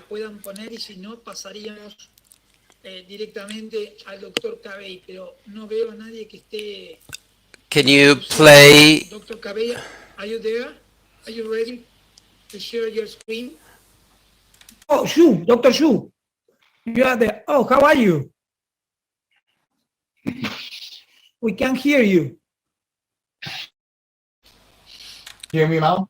Oh, Good yes. to see you. Sure. Yes. How are you? Yeah. I'm fine. And you? Again. Perfect. Good to see you again. Yes. So are you going to give us the lecture or is it pre-recorded? Yeah. You asked me? Yes. Oh, I already recorded my presentation to you, right? Okay. So I just attending the discussion. Thank you. Ok. ¿Alguien puede escucharme, por favor, de... Sí, Mariano, cuando vos digas, ya ponen la charla. La pongan. Perfecto. Que pongan la charla. So, good morning, ladies and gentlemen. So I'm Dr. Shu from Beijing, China. So it's my great pleasure and great honor to attend this meeting. As you know, Argentina, I have many friends already to be good friends and perform operations each other for many years. So today, it's my pleasure to share my experience about aortic pathology involving the subclavian artery. How can we obtain a correct positional leg? So as we know, usually, if the pathologist involving the LSA, we have to select the best way to treat it. Just according to the CSUS, so we emphasize nearly 14% have the cytologic lesions that require LSA with coverage. We also find the landing zone less than 15 to 20 millimeters is usually to be seen in all the cases. So we emphasize how to preserve the LSA, the very important thing, because it can prevent the ischemia of the left lungs, also prevent the cerebral infection, and also provides the enough blood to the spinal cord. So how can we obtain a correct positional neck? The solutions of the cytologic aortic pathologies involving the LSA, we have different kind of methods. The general graft design, including the fence-treated stent graft, lumps, aortic graft. We also have a special technique, including the chimney, including the fence-treating. So today, we emphasize the most commonly used methods, the solutions of the cytologic aortic pathologies involving the LSA in China is a branch, aortic arch, and the graft. So the catheter is the most commonly used device in China. So we emphasize this is the first branch stent graft involved worldwide. It's a unibody design. Also, it's standard product. It's very well to the not only the cytologic dissection, but also evidence and PA. So let's show you some special cases. Example, this case, you may find it. It's a very special pathology. It's a aortic arch and the LSA is involved. So the anatomy of the whole aortic arch is challenged. The vertebral artery we have to preserve, then we select the special device, the catheter. So this catheter, so we can do it directly to the patient, and also the breathing time is not too long. The unibody design of the main body and the branch. So you can see the radiographic mental ring at the root, then can ensure the smooth blood flow of the branch stent graft.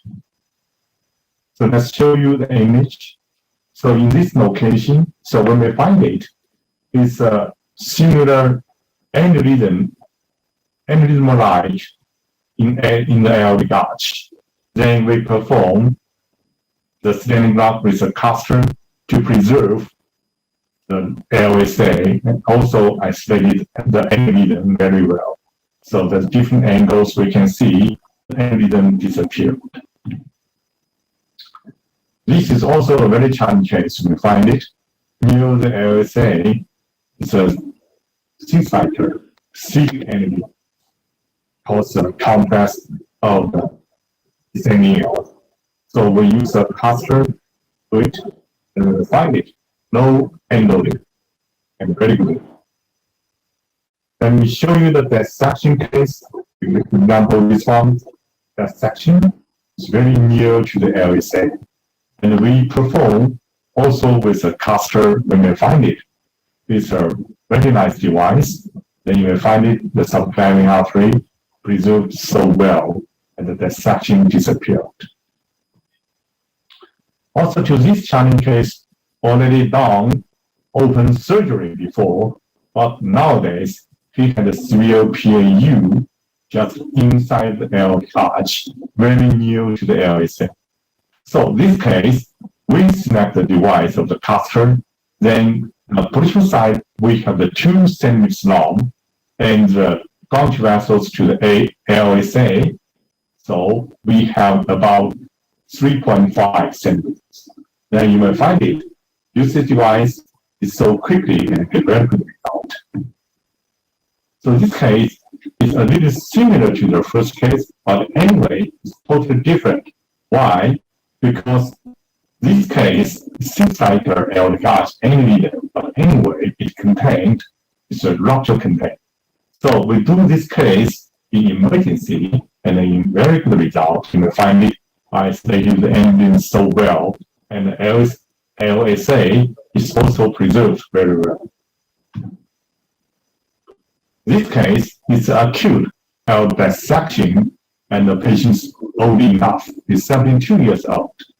So we do emergency to the patient.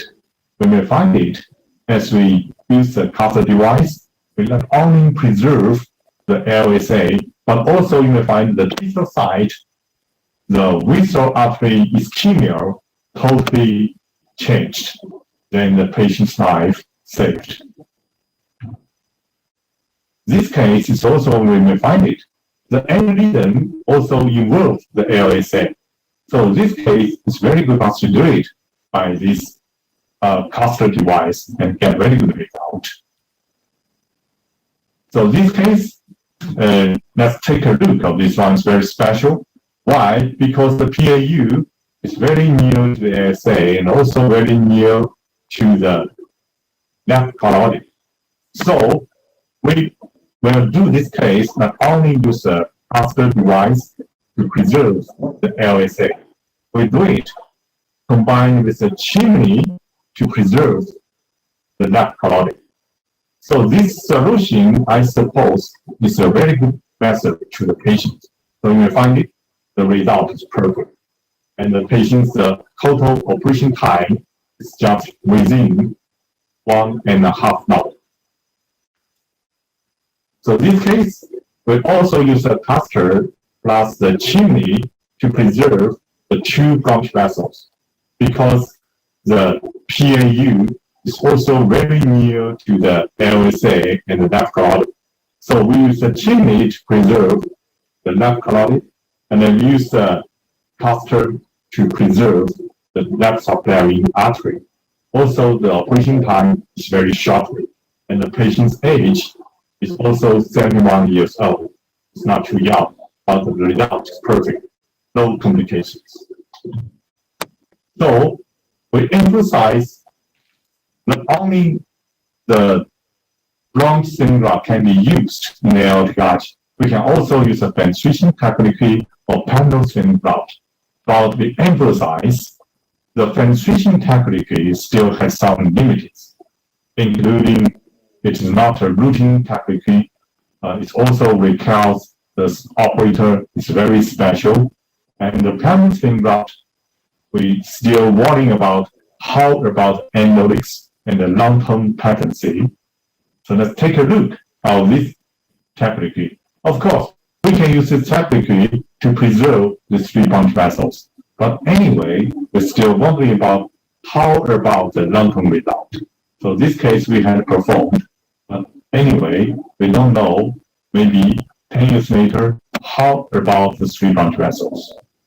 We can also use a fenestration to preserve the LSA just from the femoral push. So this one we do the penetration and preserve well. But anyway, just like this case, the 3 puncture vessels also combined with in vitro and in situ penetration, it needs very skillful specialists to do it. So sometimes it will cause the severe complications. Only the very skillful doctor can perform this method. So also we can combine with the chimney and the penetration together to preserve the 3 puncture vessels. But it's the same situation. This one is a small hole, this 2 is a penetration. But anyway, this technique still needs very skillful doctors to do it. Otherwise, it will cause severe complications. So that's a result of this case. But we are still focused on very special patients, and only a few doctors can perform this procedure in China. So why we can do such kind of technique, not only use a catheter, but also we can use a penetration, the penetration route, because in my center, we have too many patients. For example, in 2019, we have endo cases more than 500. So we emphasize how can we obtain a correct pushing leg. We emphasize the solution, the best solution is the bronze sling route. Of course, catheter is the most commonly used device in China. But anyway, we emphasize the parallel sling route and penetration techniques can be done by the very skillful specialists. So the LDH has honored the solution. The best way is a catheter. Then we still can combine with the penetration and parallel sling route to treat the LDH has honored all the patients. So thank you very much. Thank you. Thank you. Thank you, Dr. Xu, for the presentation. Now, please, Dr. Cabey, can you share your screen and give the lecture? Thank you very much for to share your experience with us.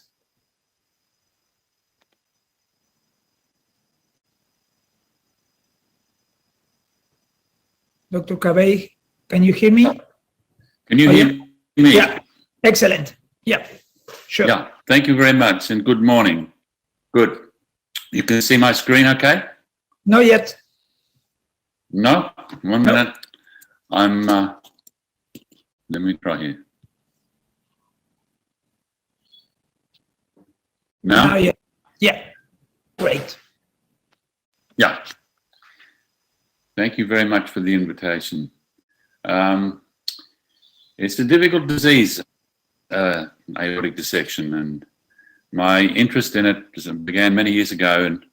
And in 1991, I found the first intravascular ultrasound image we performed on a patient when I was working in Los Angeles. Intravascular ultrasound device. And the most incredible thing about it was the movement of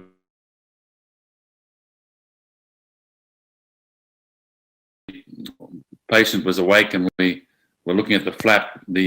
With each systolic contraction, the false lumen filled the entire lumen of the aorta, and then it flapped all the way back. It was an incredible image, and it really piqued our interest.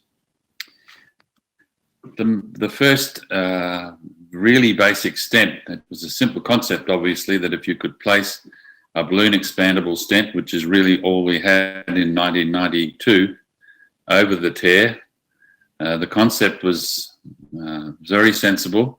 And in fact, the first patient that we did in late 1992 with a very large palmar stent was successful, and the false lumen thrombosed. So that's just nearly 30 years ago. Since then, the stent design, the balloon expandable stents are just very beautiful, and they give us a much greater range for treating patients.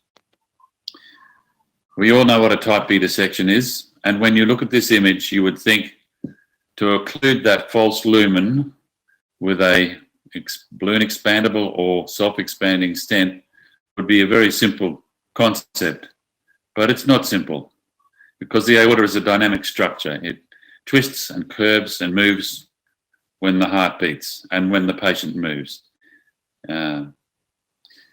So we should define a subacute dissection, and this is a good definition, I think, a dissection that is between 15 and 90 days, and that's really what we're talking about this morning, or this evening, I should say.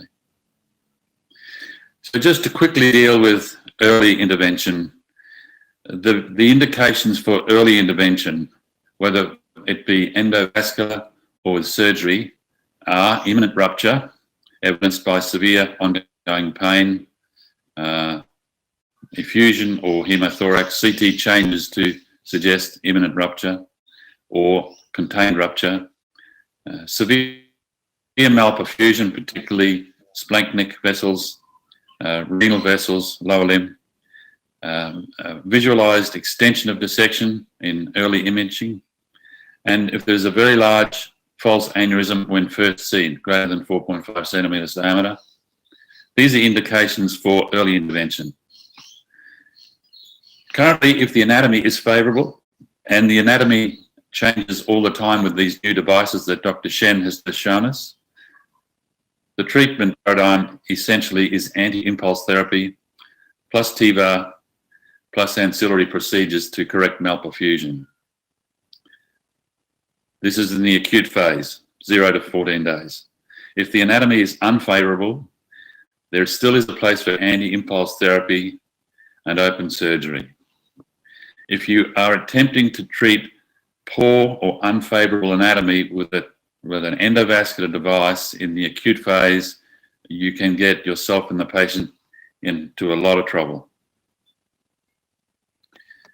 The evidence for the effectiveness of treating or intervening with aortic dissections, type B dissections, within the first 2 or 3 months came from the International Registry of Aortic Dissection, which was based on the optical medical therapy management of patients. And that registry, which was started, I believe, in 2007, has shown us that up to 80% of patients treated with optical medical therapy with type B aortic dissections will progress to sizable aneurysms of greater than 5.5 centimeters. And at 15 years, the mortality, aneurysm-related mortality, approaches 50%. These are patients in whom optical medical therapy alone in the acute phase relieves their pain, prevents extension, but progression to aneurysm formation is inevitable. It's also shown us, the INSTEAD and INSTEAD XL trials have shown us that TAVR 5-year survival for type B dissection is 85% compared to optical medical therapy with a 5-year survival rate of 70%. So there is a survival benefit to intervention.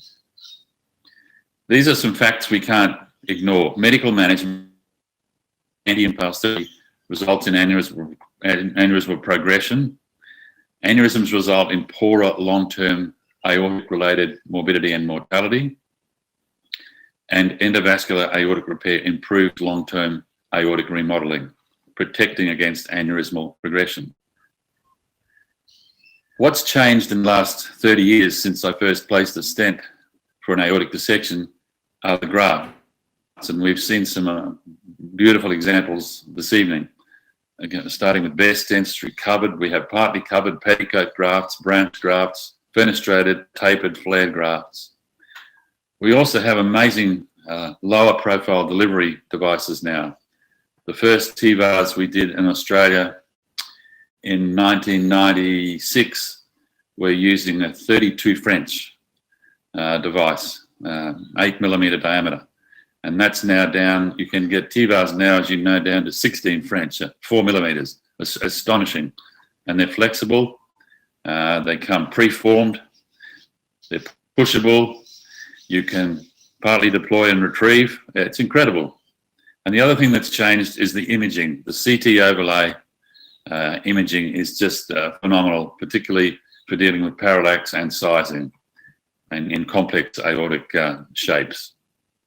So those three technologies, the graft technology, the delivery technology, and the imaging technology are all equally as important. So when to intervene? Well, we know that some patients are at greater risk. And this is my list of patients who are at greater risk and we should consider for intervention in subacute day 15 to 90 type B aortic dissections. If the initial false lumen size is greater than 22 millimeters, if the patent or only partly thrombosed false lumen, if the false lumen remains patent or only partly thrombosed on imaging and does not thrombose or show any signs, if the initial maximum aortic diameter is greater than 45 millimeters, or if the entry tear is greater than 10 millimeters. These features have been shown to increase the risk of early and larger aneurysmal dilatation of the dissected segment. The risks are cumulative, so the more of those that are present, the greater the risk. And the younger and fitter patients who are going to live the longest, of course, are going to be at the greater risk. So those are the patients, those are the radiology signs that I think should lead to consideration for intervention. There are, of course, patients who are at least risk, and those are those who have a thrombosed false lumen early. It's been shown that the false lumen on the outer curve is more likely to thrombose.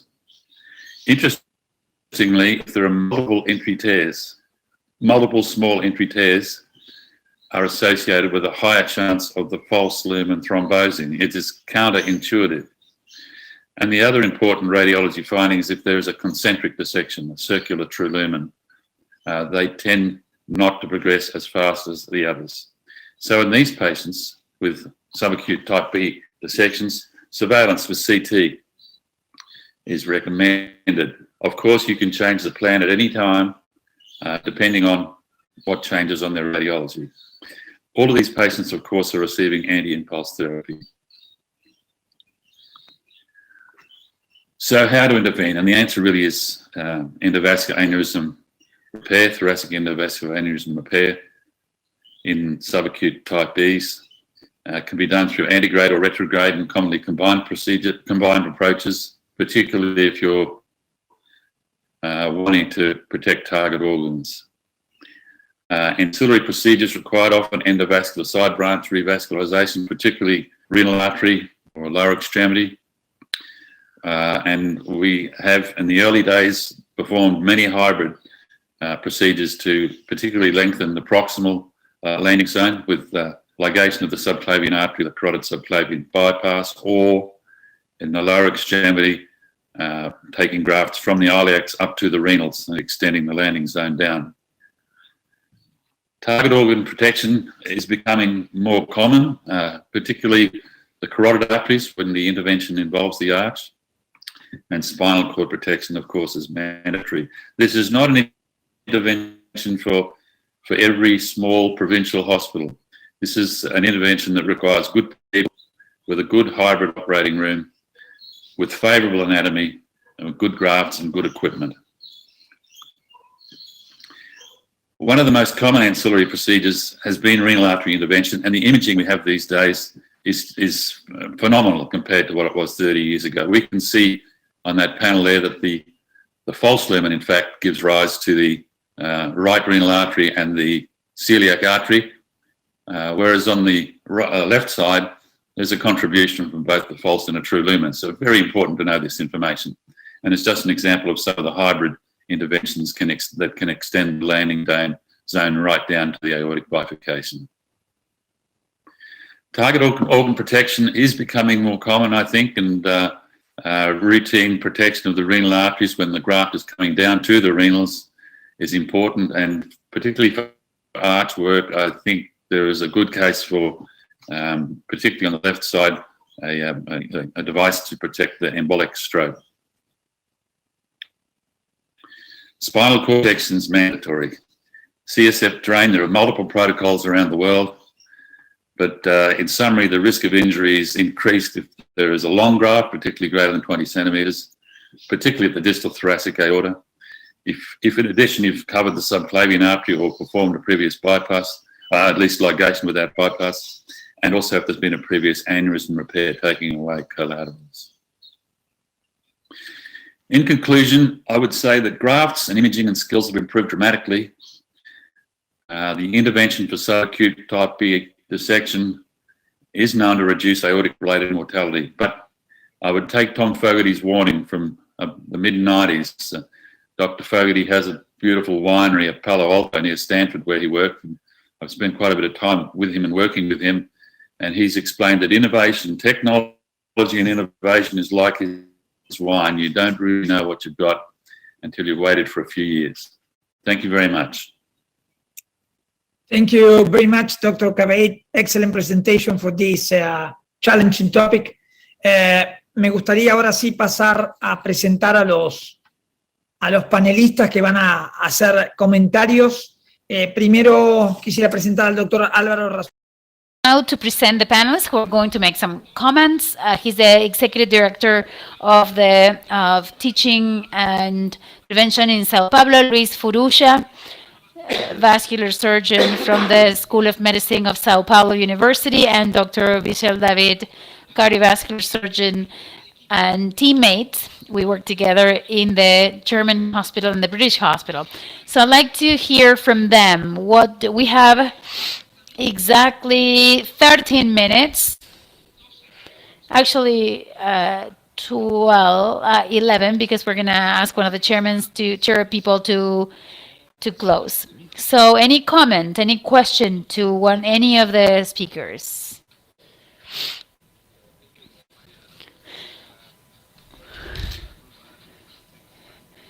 And thank you for a kind introduction. It was very nice to listen to these professors, and I really learned a lot. And the things that we have to consider, it's always challenging, and some decisions about the neck, about the left subclavian, and also about the dissections. So I'll start asking one question for each one. And the first one to Dr. Juan Varela. It was a very nice talk, very good concepts, and I totally agree with the majority of them. But I have a question. You said that you like the endo ankles, and how long is the minimum neck that you use them? ¿Está Juan? Juan? Is Juan here? Is Juan with us in the audience? Juan? Good, my friend. Thank you. Nice to hear you. Oh, really? I don't like to match the endo ankles. Juan, en castellano. Okay. Mira, Álvaro, Look, Álvaro, to answer your question, I'm not a huge fan of endo anchors. I'm a huge fan of fenestrated and then the branched. I'm pretty conservative with the neck, and I'd rather go to a higher level. But I think I need at least 10 millimeters of neck to consider an endo anchor. I don't think that in 4 millimeter necks, that's what the FDA says, but I don't share that, and I wouldn't put an endo anchor in a patient who has 4 millimeter neck.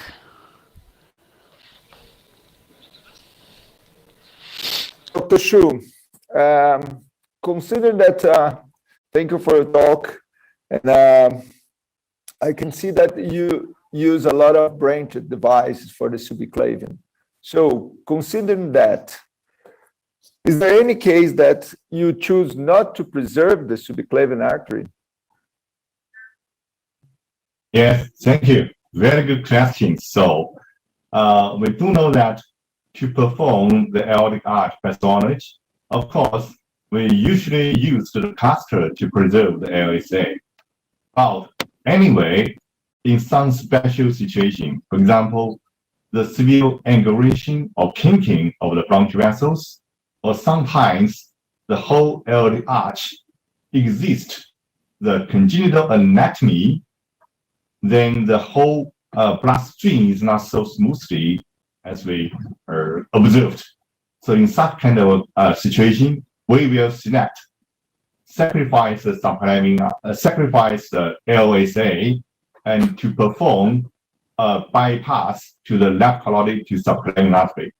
So we do know that to the whole aortic arch, not only bronchial stent graft, but only perineural stent graft or fenestration technically to fit it. But we can also combine with the hybrid procedures. In China, we have 4 different kinds of hybrid procedures. So it's time limited. This time, I'd like to say, sometimes we can do bypass. Thank you so much. Very good question. Thank you. Alvaro, can we change to Luis? Because he's going to kill me if we continue with you. I know you are friends, but sorry. Great, thank you. I would like to thanks all the organization for this kind of invitation. All these 3 presentations are really beautiful and exciting, and I'd like to congratulate everybody. So I totally agree with Dr. and Professor Xu Shang. We always have to keep the vessels and try to do endovascular or a hybrid or open repair as a bypass approach, left carotid and left subclavian bypass. Of course, I totally agree. And Juan, good to see you. Hey, Luis, how are you? Good, thank you. And this is an exciting issue also when you talk about the hostile neck anatomy and the use of endo anchors or fenestrated or branched device. So I'm trying to do a lot of work based on that also. And I agree that when you have a young patient with a hostile neck, with a short neck, 4 or 5 millimeters, with angulated more than 50, 60 degrees, maybe you should think to go upper and try to do a fenestrated or branch device. Otherwise, sometimes we have some patients, older patients with critical risk for any intervention, and the endoanchors should be a good options for 1, 2, or 3 years lifelong. And the other presentation is polemic when you talk about type B dissections. So in other events, we discuss when to do something in an acute or subacute time, doing an endovascular approach or doing a therapy and approach. So the presentation makes a lot of things clear for me, and I think for us, then sometimes you can choose to do an intervention, an endovascular intervention, and sometimes the best medical treatments should be the best options. But we still have a lack, I think, because the remodeling for 3, 4, 5 years, it's clear to be better when you do an endovascular approach. And we have a lot of patients that have been treated for the last years with only pharmacologic therapy, and the progression of the disease and dilatation of the aorta makes sometimes a nightmare to deal right now. So it's not easy to decide. We always have to do this decision should I treat before the evolution of the disease, the dilatation, or should I try to look and expect? But it's hard to be right all the time, I think. But Gracias, excellent Luis. presentations. Muchas gracias, Luis. Muchas gracias. Mitch, es tu momento. Thank you, Luis.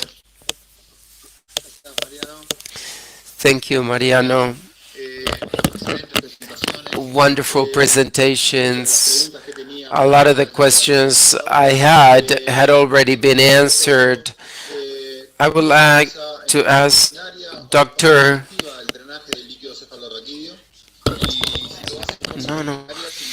If you implant 24 hours,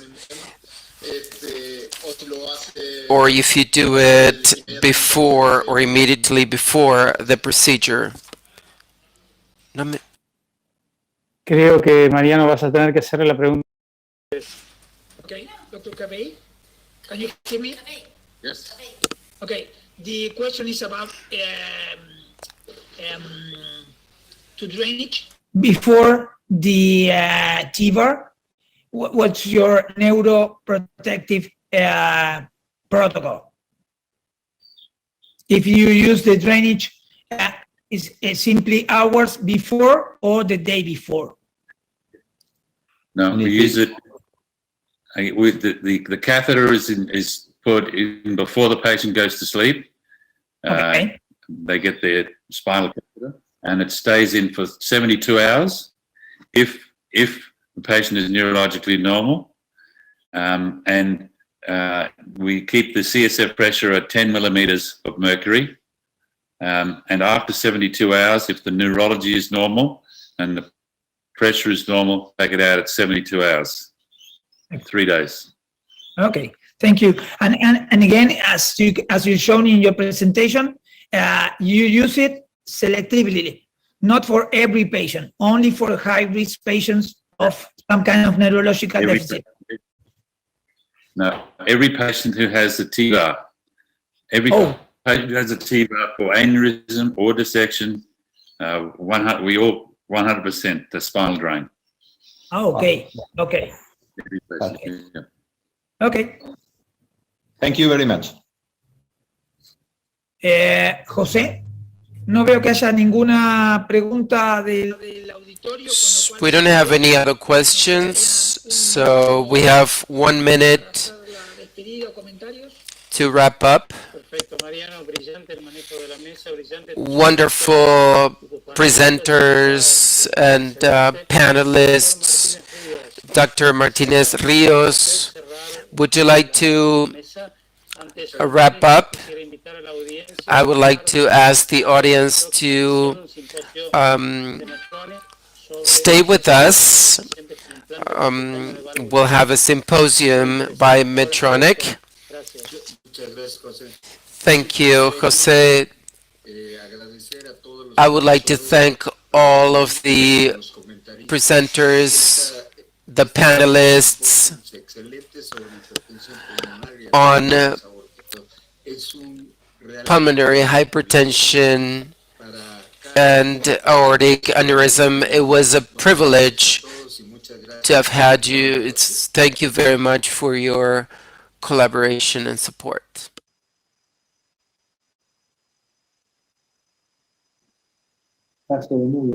Desculpem. Muito boa noite a todos. Privilégio estar com o senhor. The speaker is presenting in Portuguese. There is no translation from Portuguese into English.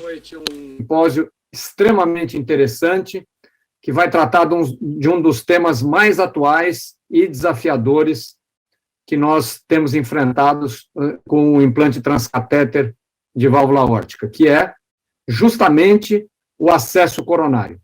Nós hoje vamos tratar das dificuldades, das formas de manusear, o alinhamento das cúspides, os catéteres, melhores catéteres para acessar as coronárias depois da TAV, síndrome coronariana aguda após o implante transcatéter de válvula aórtica, de tal forma que nós esperamos que hoje à noite, nesse simpósio, nós possamos esclarecer muitas das dúvidas dos senhores e discutir os aspectos mais importantes relacionados a esse novo desafio. Eu, hoje à noite, tenho o privilégio de contar com colegas muito experientes no implante transcatéter de válvula aórtica, convidados pela MEDTRONIC para participar conosco desse evento. Nós teremos uma palestra do Dr. Oscar Milan, do México, mostrando como resolver o problema do acesso coronário após TAVR. Depois nós teremos a oportunidade de discutir dois casos muito interessantes. O primeiro apresentado pelo Dr. Henrique Ribeiro, de São Paulo, aqui do Brasil, e o outro, do Dr. Matias, de Buenos Aires, da Argentina. Depois nós teremos colegas debatedores que vão participar conosco para aprimorar e engrandecer a discussão. Dr. Luiz Gutierrez, da Costa Rica, Dr. Pablo, da Colômbia, Pablo Chari, e a doutora Carla Gattiello, também da Argentina. De tal forma que eu tenho certeza que será um grande evento com muito conteúdo e muita educação para todos nós. Eu tenho a agradecer a MEDTRONIC pela oportunidade, o Dr. Juan Gaspar, que está conosco também, e passo de imediato, então, a palavra ao Dr. Oscar, para que ele possa nos fazer essa palestra nos próximos 15 a 20 minutos. O Dr. Oscar, então, vai nos falar sobre como resolver essa questão do acesso coronariano após o implante transcatéter. So the first talk is on resolving coronary access after TAVR implantation. Thank you, Fabio. I'd like to thank you for the invitation for this symposium. I was asked to speak about ways to solve coronary access after TAVR. I have the honor to share this symposium with a lot of friends. To start with, TAVR patients, I mean, there's a need for progression or a reintervention. Almost 20% of patients will return to the cath lab for any cause, for either a diagnosis, or 12%, 15% a coronary intervention. So this is the reason why this topic is so important for TAVR. The valve degeneration, or TAVI over TAVI, or has a relationship with reintervention for coronary obstructions. Coronary access after TAVI can be difficult. There are methods or techniques that will help us simplify, and probably a lot of the interventional cardiologists that are not familiarized with TAVR and the specific characteristics of the valve to be implanted could actually face these difficulties. So it's very important to know the anatomy of the aortic root, to be aware of the barriers, and part of these barriers are, for example, the native aortic valve, and the transcatheter valves have a support system, and this can actually interfere, dispose with the commissures. So it's important to understand the anatomical scenario, and as we can see here, we'll not go into detail, but it's important to be aware of all of the anatomical considerations about the virtual annulus, the coronary implantations, the SDJ ratio, the outflow tract, because there would be many factors that could actually have an impact on coronary access when the valves are implanted. On this slide, we can see the self-expandable valve Evolute. We need to know exactly what can interact and interfere with the anatomy that can actually lead to some difficulty when accessing coronaries. It's also important to be aware of the different diameters, inflow, waist diameter, outflow diameter, the commissural distance to the waist, and particularly in this area, which is the waist of the valve, to know that based on the valve diameter 23, 26, and 29, there will be a distance in diameter that is very important for coronary access. Likewise, when we are aligned with the coronary ostiums, the red dot will represent the place where the coronary ostium will be located, and these red crosses will represent the possible entry points to selectively cannulate the coronary ostiums. When we achieve an appropriate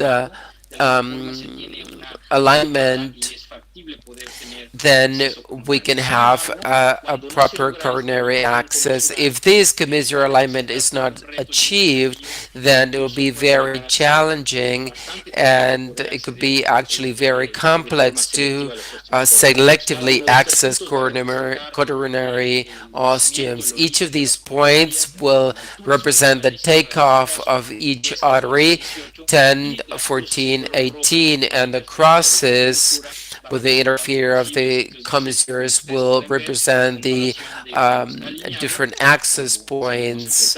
So when we're facing a post that is aligned in front of the coronary ostium, will represent a risk.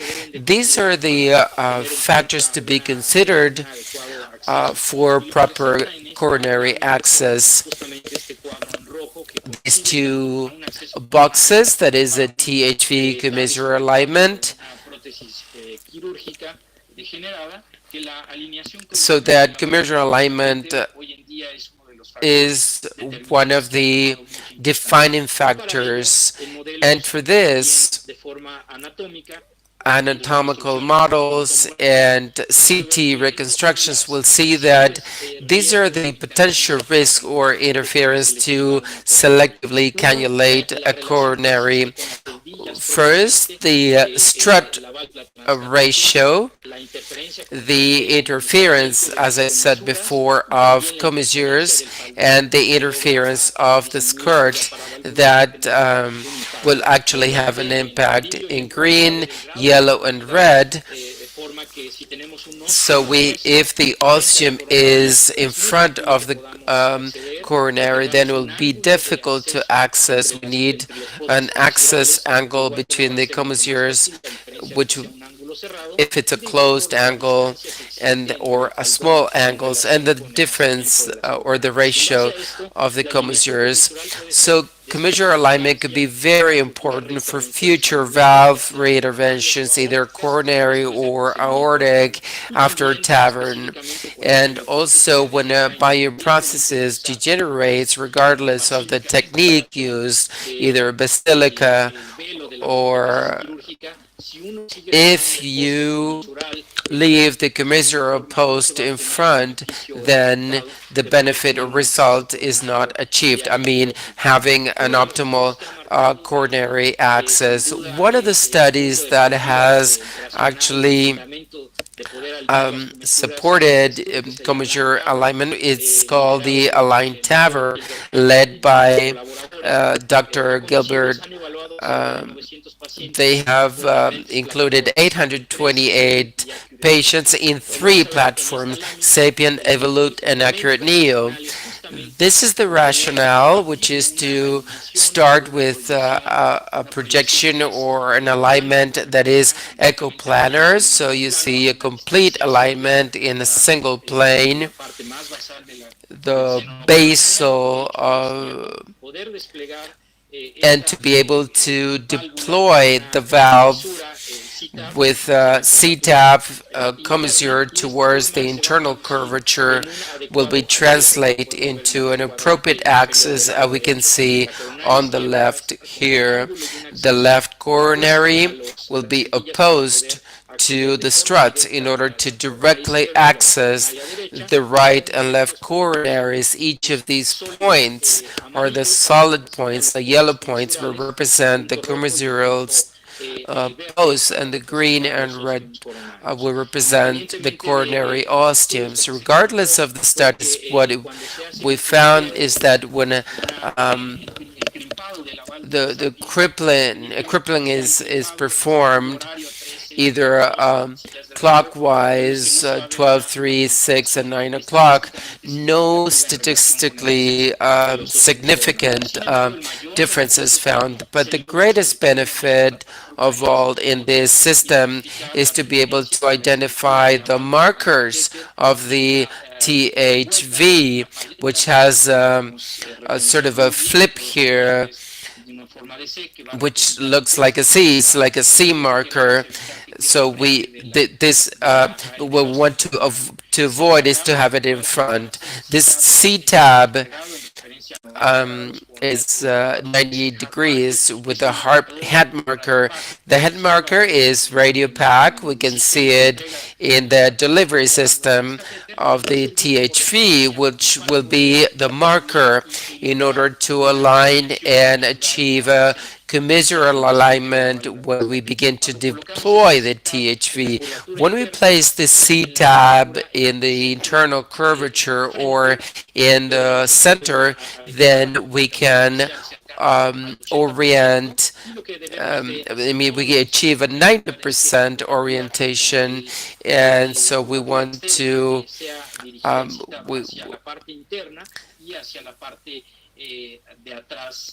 we want to have the right centering. And so based on this, we can, when we deploy the valve, we can specifically see where we can reappropriately access the coronary's internal curvature or inner curve, almost 70% of access, which is slightly reduced when this C-tab is established in the outer curve.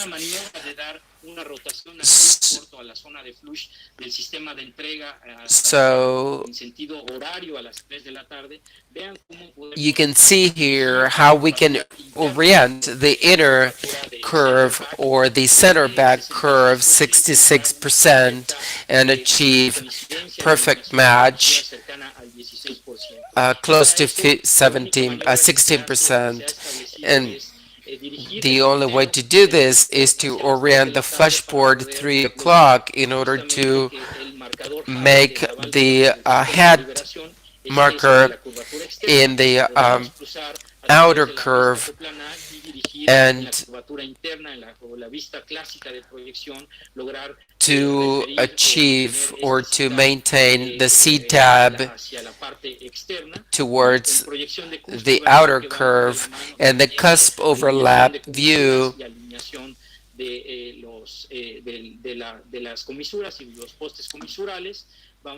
will be able to obtain proper access to the coronaries. This is the result, which can actually make this modification friendlier in order to have a better coronary access. Finally, once we've been able to achieve comma-zero post-alignment, we know that in some cases we'll need to be able to access coronaries, as we'll see in the following cases, to be able to identify the right techniques. So we want to have a six French access, femorally or radially. We want to have an initial injection, non-selective, in order to use a J wire to introduce these diamonds,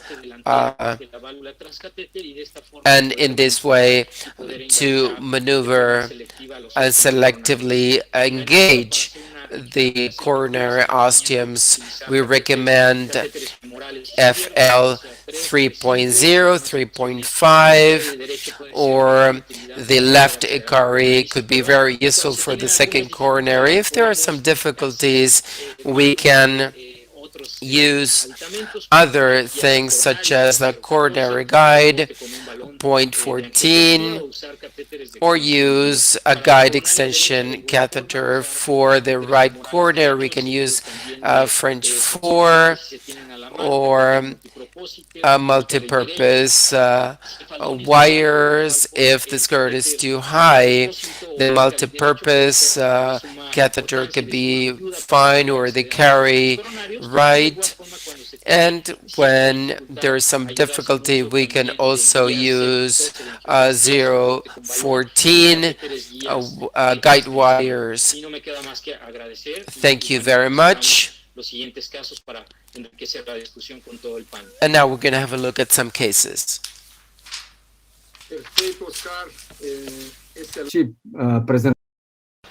Cobrir os aspectos mais importantes, e eu creio que nós vamos aproveitar essa sua palestra, essa sua charla, para a discussão dos casos.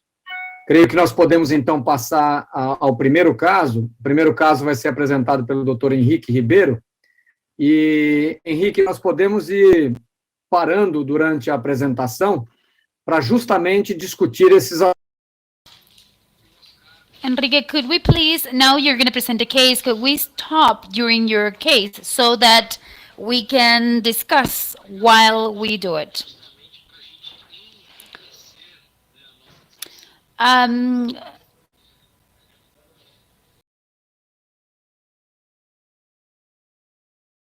Tentaré hacer la charla con mi mejor portuñol. Try to speak Primeramente me gustaría mucho Spanish, agradecer Portuguese. I'd like to thank SOLACI and MEDTRONIC for this invitation. De hecho, Oscar hizo un muy buen trabajo. Oscar, you did a wonderful job at explaining the rationale behind it, and I believe that this topic will be very important in the next few years.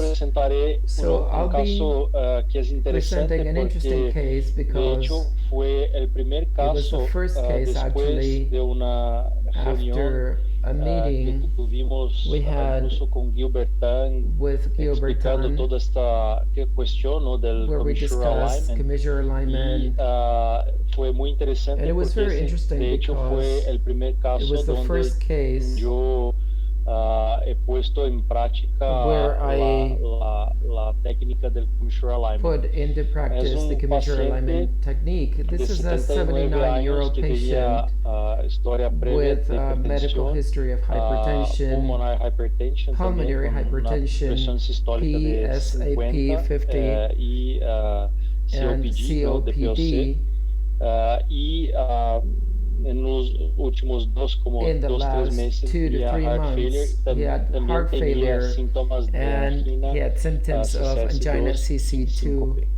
excuse me. riesgo estimado más o menos The STS intermediário score con STS de was 7.1 y 7.1 tenía una and estenosis had aórtica en el severe examen aortic clínico y en stenosis el at the eco clinical muy severa examination con área de with 0.7 a y VA gradiente medio de 0.7 and mean 44 gradient of sin 44 otras valvopatias without any significativas. other valve Con una posición de la pathologies. TAV se hice un ataque y tenía un anillo con un The perímetro de 80 annulus, the y annulus size seno de was Valsalva 80 de más and o the menos sinus 30 of Valsalva milímetros. was about Los 30 ossos millimeters. coronarios eran muy The buenos de coronary heights 16 y were 15 quite good, y 16 también and la altura de 15, los senos de and also the height of the El sinus of Valsalva was el good. acceso periférico también era Peripheral muy bueno, access was also excepto quite aparte que good, tenía un except for the calcio fact there was some circunferencial en la ilíaca, pero circumferential con un calcium diámetro with a de diameter promedio de of 7, 7 ¿no? millimeters. Con un trayecto muy bueno, Very sin good, problemas quite adicionales. Como patent, el no paciente additional tenía síntomas de complications. angina, Since the se patient hizo una had angina, semicoronariografía y ahí we se ve la performed coronaria derecha con lesiones this evaluation. We difusas, see pero diffuse nada muy lesions, but nothing really crítico. critical. Y en la coronaria izquierda On the left coronary se artery, ve we la can see arteria descendente anterior con the una lesión muy LDA severa with a en el very tercio severe proximal y lesion una in the rama marginal con Proximal side and moderate lesions in the proximal side, 60%, and in the crane projection, we see the artery lesion in the left in the LAD. So maybe you want to ask some question or some comment, Fabio, just to show. We put an Onyx 3.538 before the tavern. There was a distal lesion, but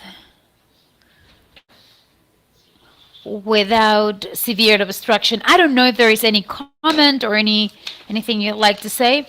This is a good moment maybe to start and begin discussions.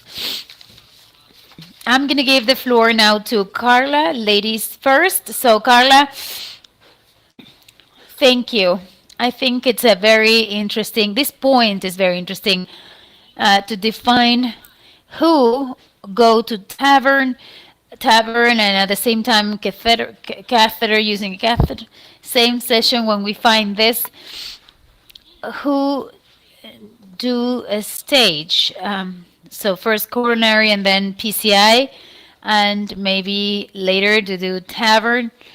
I particularly do staged. If I find this, I defer the TAVR and I minimize the kidneys dysfunction.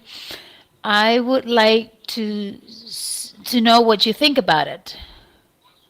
What do you think, Pablo, about the moment to do angioplasty and TAVR? Do we have to do it before, during, or after? Well, in my experience, we try to do that before or even the same day of the procedure if it's a type 1 lesion where we don't see lots of difficulties. But when they are complex cases with bifurcations or main lesions, then we try to do it staged. The coronary procedure first and then TAVR. But without a doubt, these are very risky patients because in a procedure you may have problems. Right. Luis, what about you? What do you think? Thanks, Fabio. I agree with what my colleagues say. I think that we should treat the proximal and main vessels, and then second, I think it's better to do it staged in order to prevent complications. um, and to prevent complications regarding of choking or other complications that can happen during the procedure. And in my current practice, the complex coronary procedures such as main, left main, equivalent left main, or other complex, first I do TAVE, and then in the second procedure, I do the coronary stage, especially in a patient that there has no angina. But if there is angina, if there is a benefit to treat the coronary before, and there are no symptoms or they are related to the valve, we treat the valve and see the evolution of the patient in the future. That is a very important point because there are some studies that are in which they are randomizing to maintain the clinical conservative treatment versus percutaneous intervention with the transcatheter in the aortic valve. I would also consider that to keep that patient in a clinical test and not to do angioplasty. Would you? Would you consider that? Yes, I think Carlo, Pablo, and Luis, would you consider doing that? It's not about an occlusion lesion. It's about a 70% lesion. Could we decide to do not to do angioplasty at that moment?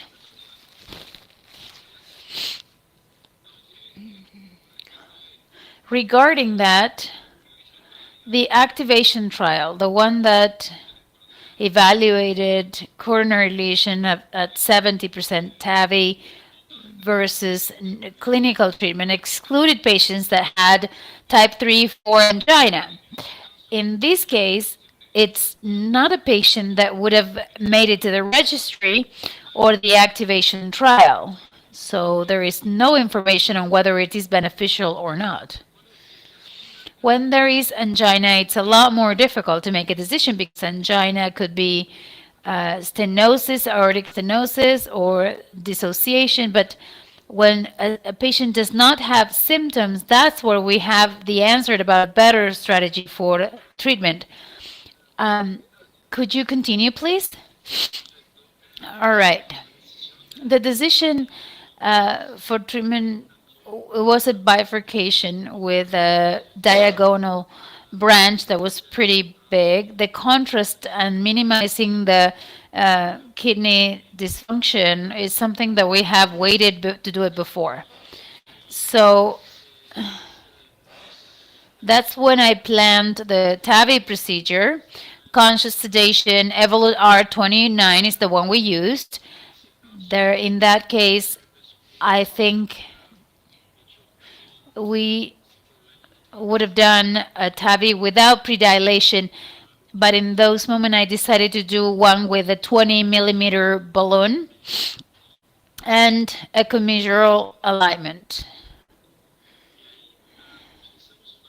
And there we use a wire, a Lander Quest DC with a crystal of 20 millimeters, and using the cusp overlap, we did the implantation. And the idea is, since the patient had coronary disease, the idea was to put the valve not at 2 or 3,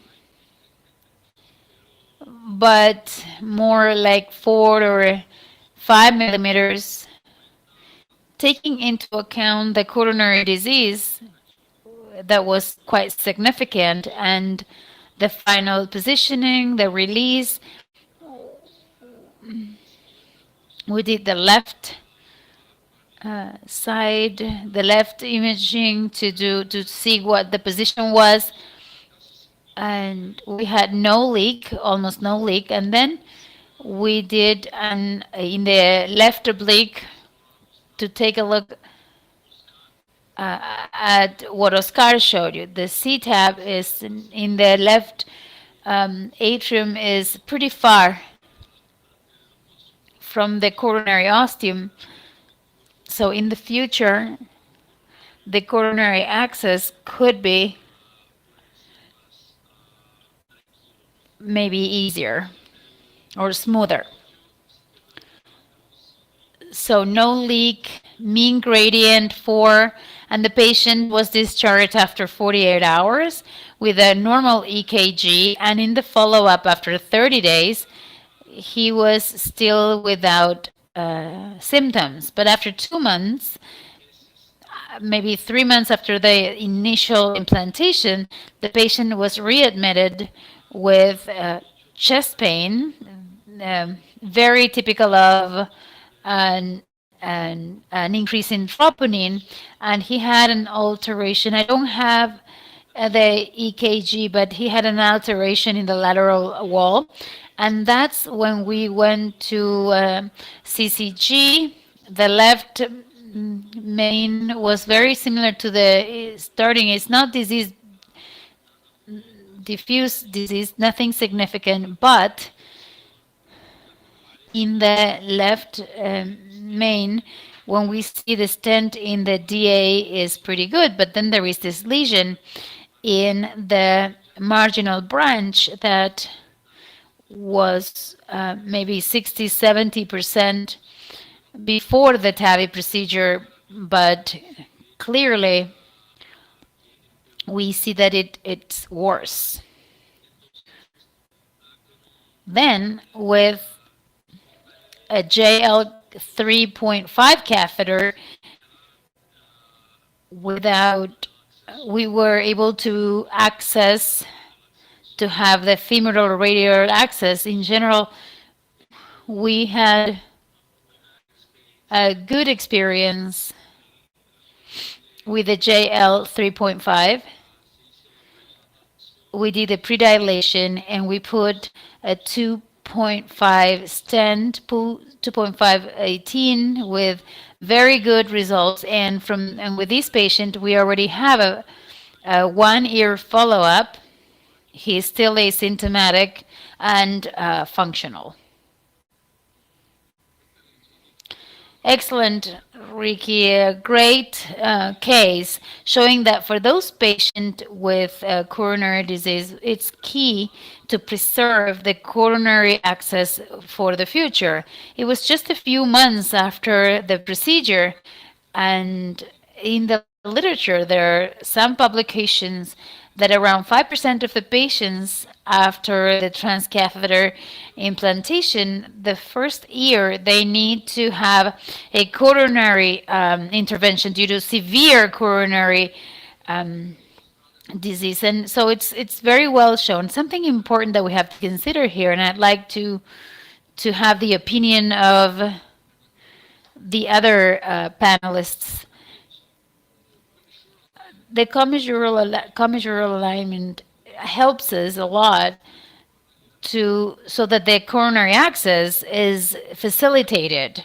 But that's not the only factor. We don't know the height of the coronary arteries or the implantation of the transcatheter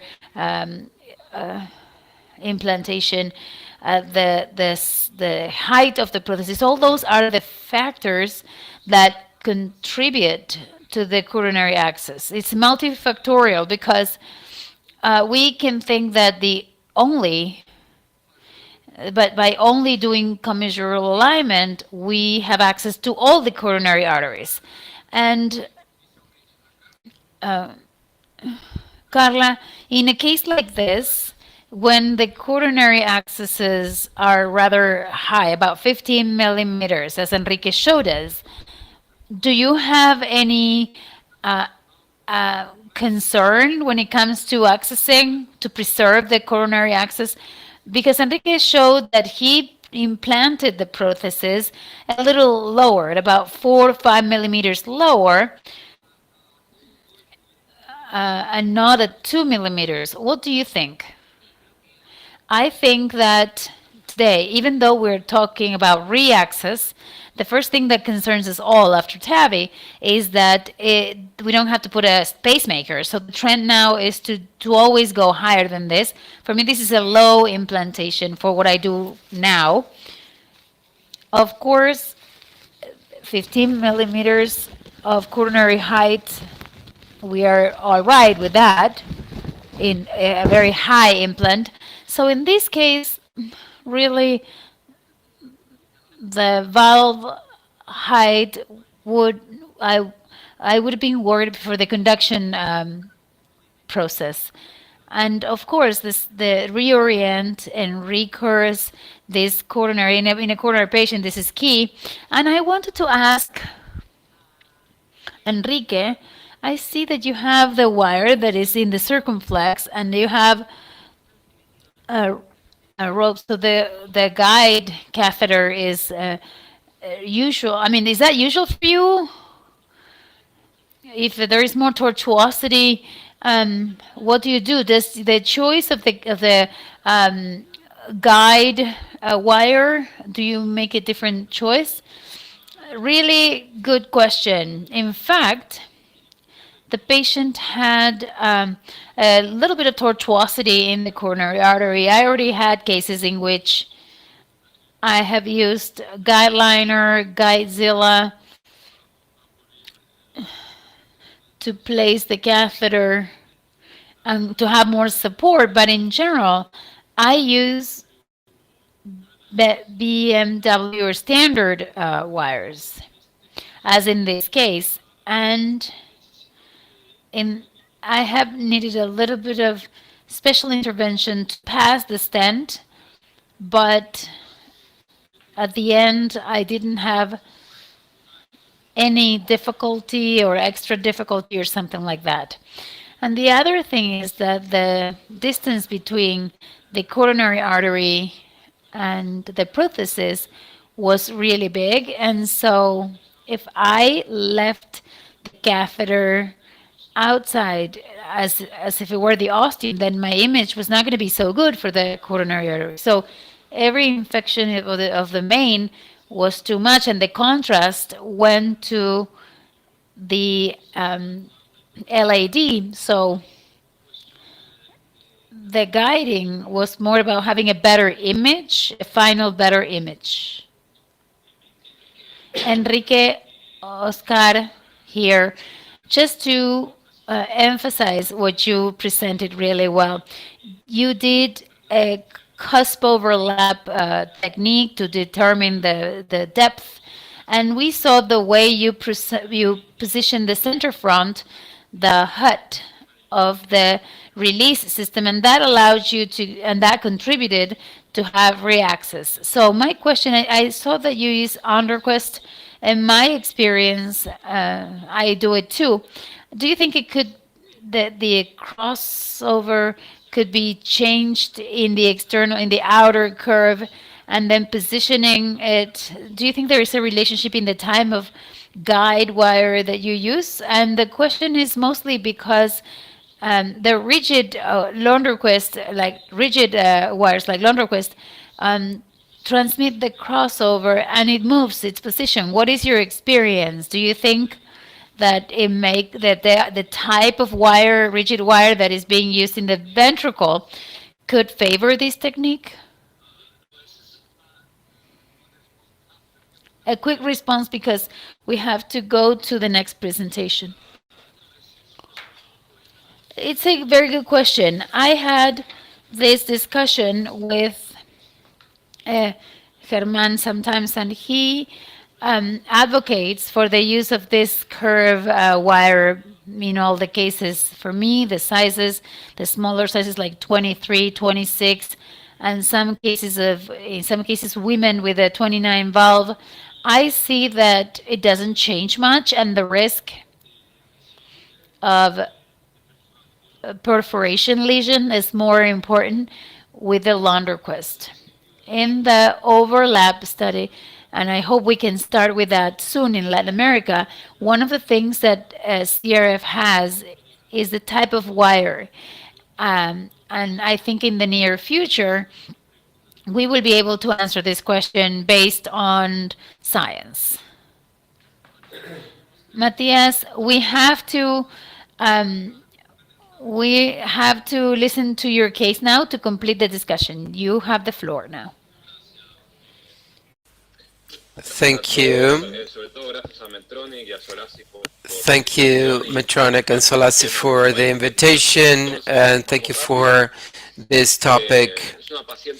This is a 67-year-old patient, female patient, she has bilateral memory, adenocarcinoma, no other comorbidities except for chest bilateral radiation with a hostile chest because she was radiated with a lot of cobalt, severe AS, no CAD, no conduction abnormalities, NYA, HA class 2. These are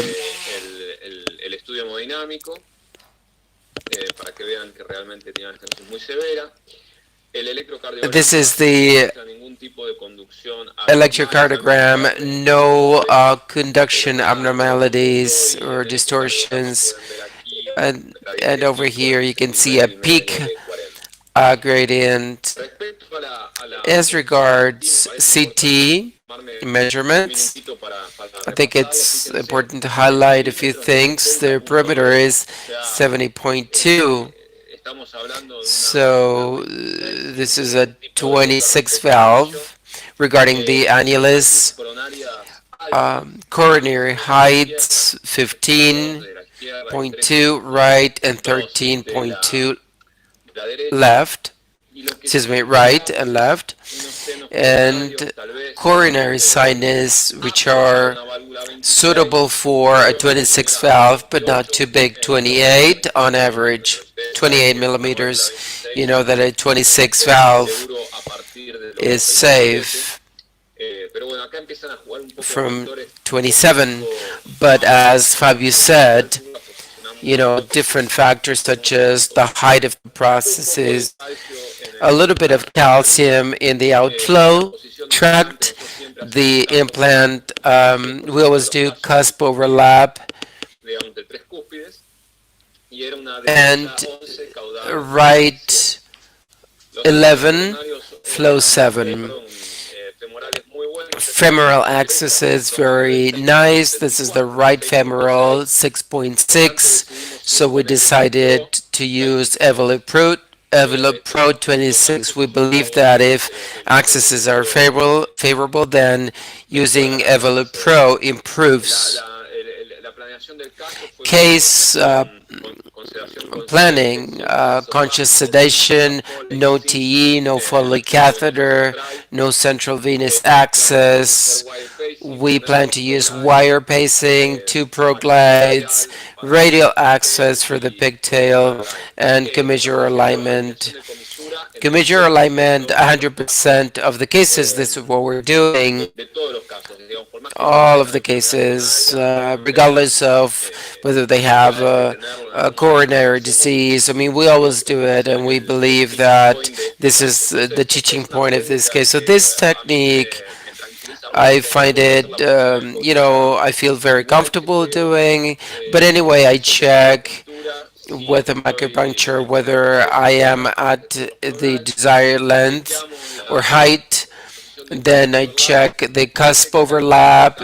There is a little bit of calcium here. You can see in the outflow tract. There's no pigtail. This comes from the radial. So we're doing very well with the case planning. In this case, we used 20 balloon wire pacing and the high support. Why we didn't use Landerquist because we cannot buy it, it's too expensive. But if we could buy it, we would use it in 100% of the cases. This is backup Mayer core wire, which has a similar support. I mean, it's not the same as Landerquist, and it's very good as a wire pacing.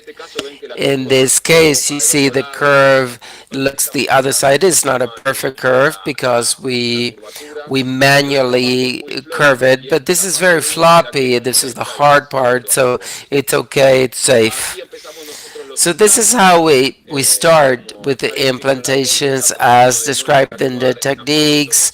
We don't want to interact with the conduction system.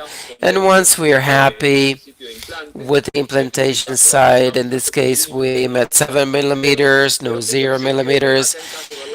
In cusp overlap, coronary sinus seems smaller than what we're used to, but we're always, we always look at the CT scan.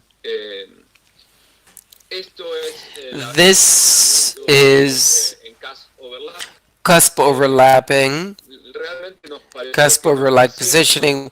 It is not 0, it's just a 1 millimeter. And as we follow the technique, we want oblique left. Something important to highlight, oblique left, which underestimates the height of the non-coronary sinus, is engaged. So I believe that this is a good position to deploy. Any comments? Would you have done anything differently, Fabio? So patient is 67 years old, very young patient. In an 80, 90-year-old patient, 67 is a fundamental point. And coronary access is also important for a 67-year-old patient.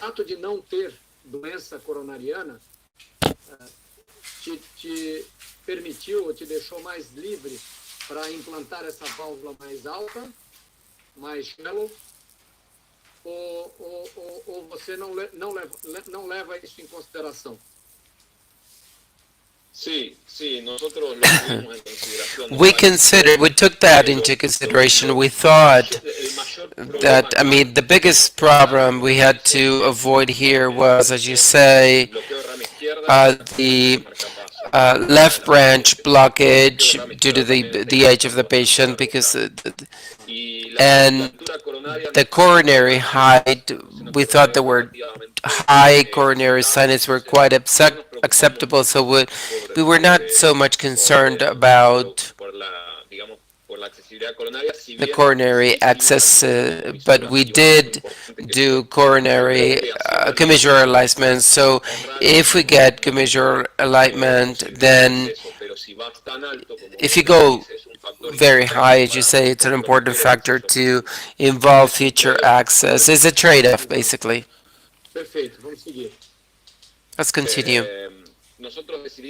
So we decided to deploy the valve, the prosthesis in that direction. It's a very slowly, it's released or deployed very slowly, 30 seconds. And this is the initial check of the deployment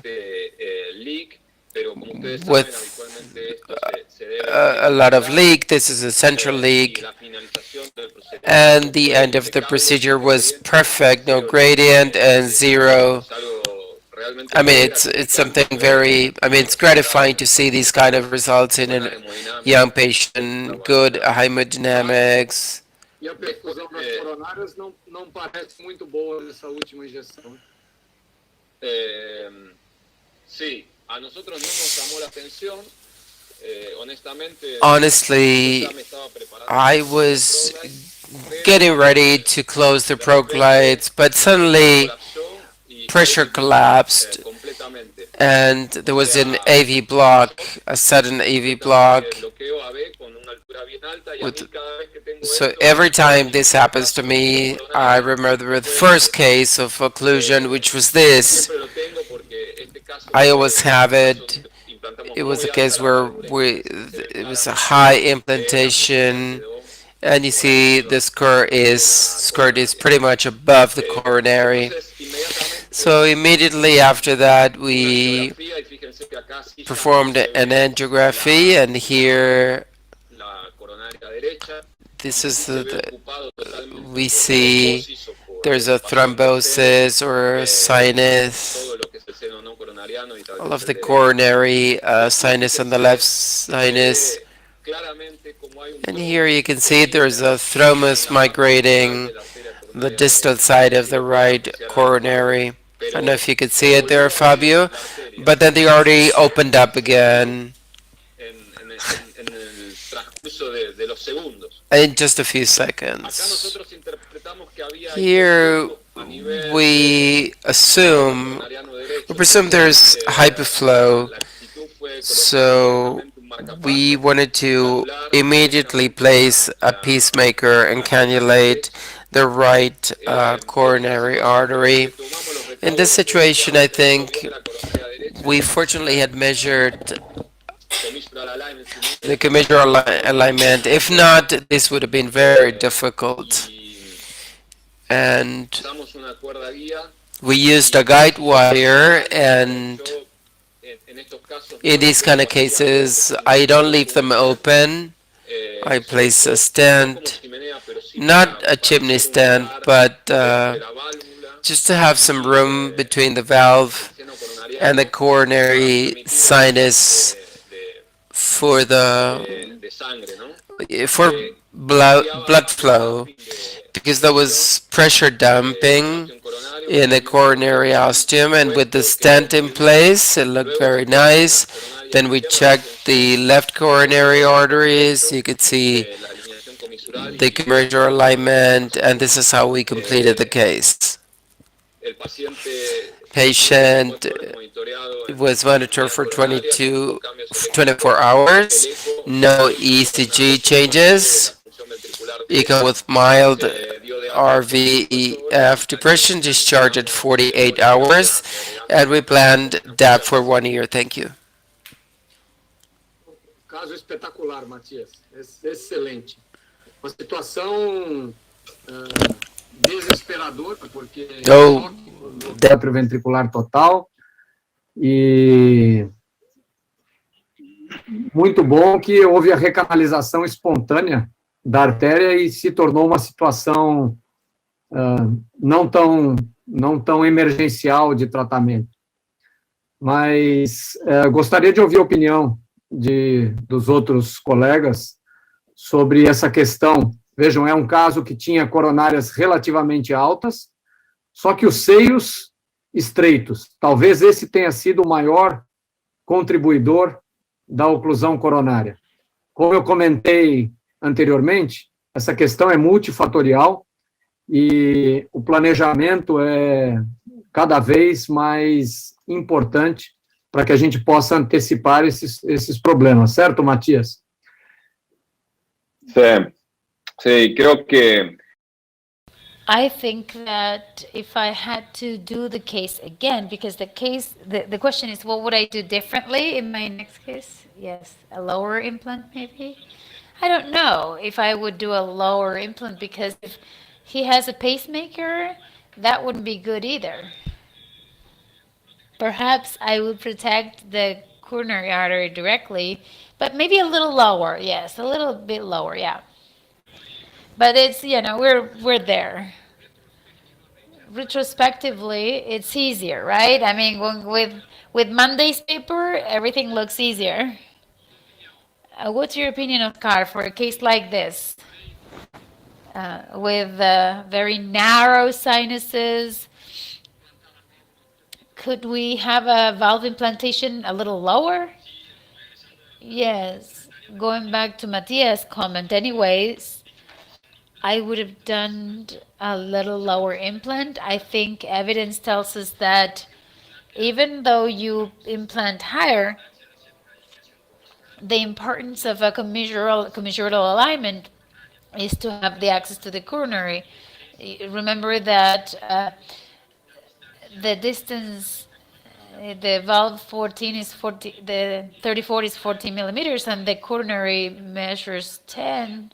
We know that we're not going to implant at 0. We have to go 3 or 4 below to gain depth, and that way have a better access towards the coronary artery. But I think here the most important aspect of the thrombotic occlusion is to have these very narrow sinuses that contributed to the occlusion, to protect the coronary artery and to do something something conventional, neither too high nor too slow, like Matias did it, and the final outcome to rescue the patient. Carla, would you like to say something? Yes, I think it's very important. You know what Matthias showed, not to trust the coronary height. We focus on that, and in the pacemaker, what I would have done differently in this case, I would have done the same coronary height, but maybe I would have done my valvuloplasty. Sometimes we skip that, is to do an angiogram first, a shot, to see how the leaflet moves in that small sinus, and that would have been the moment in which I would have decided if I put the string to the coronary before I implant the valve. But I would have done it at the same height, I think. Okay, next comment, Pablo. I was thinking exactly the same. Perhaps that doubt was what Matthias' doubt was.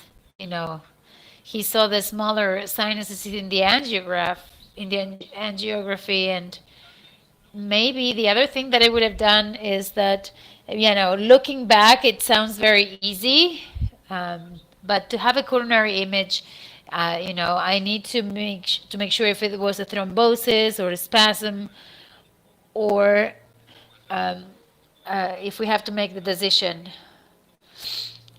So if you're going to do chimney, then how are you going to cannulate that? What about your comment, Luis? Thank you.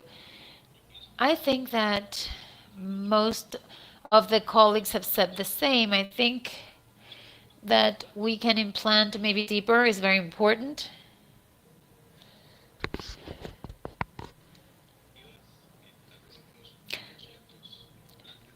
Perhaps what I think is very interesting is that when you are in this situation, like the one Matthias had, where we have the Valsalva sinuses or small aortic pathways, we not only have to take into account the coronary access, but also the leaflets, because we know we're going to move a lot of tissue more than usual, and we have to predict the probability that the leaflet reaches the coronary ostium, left or right. And sometimes that measurement allows us to protect the coronary arteries before, knowing that the risk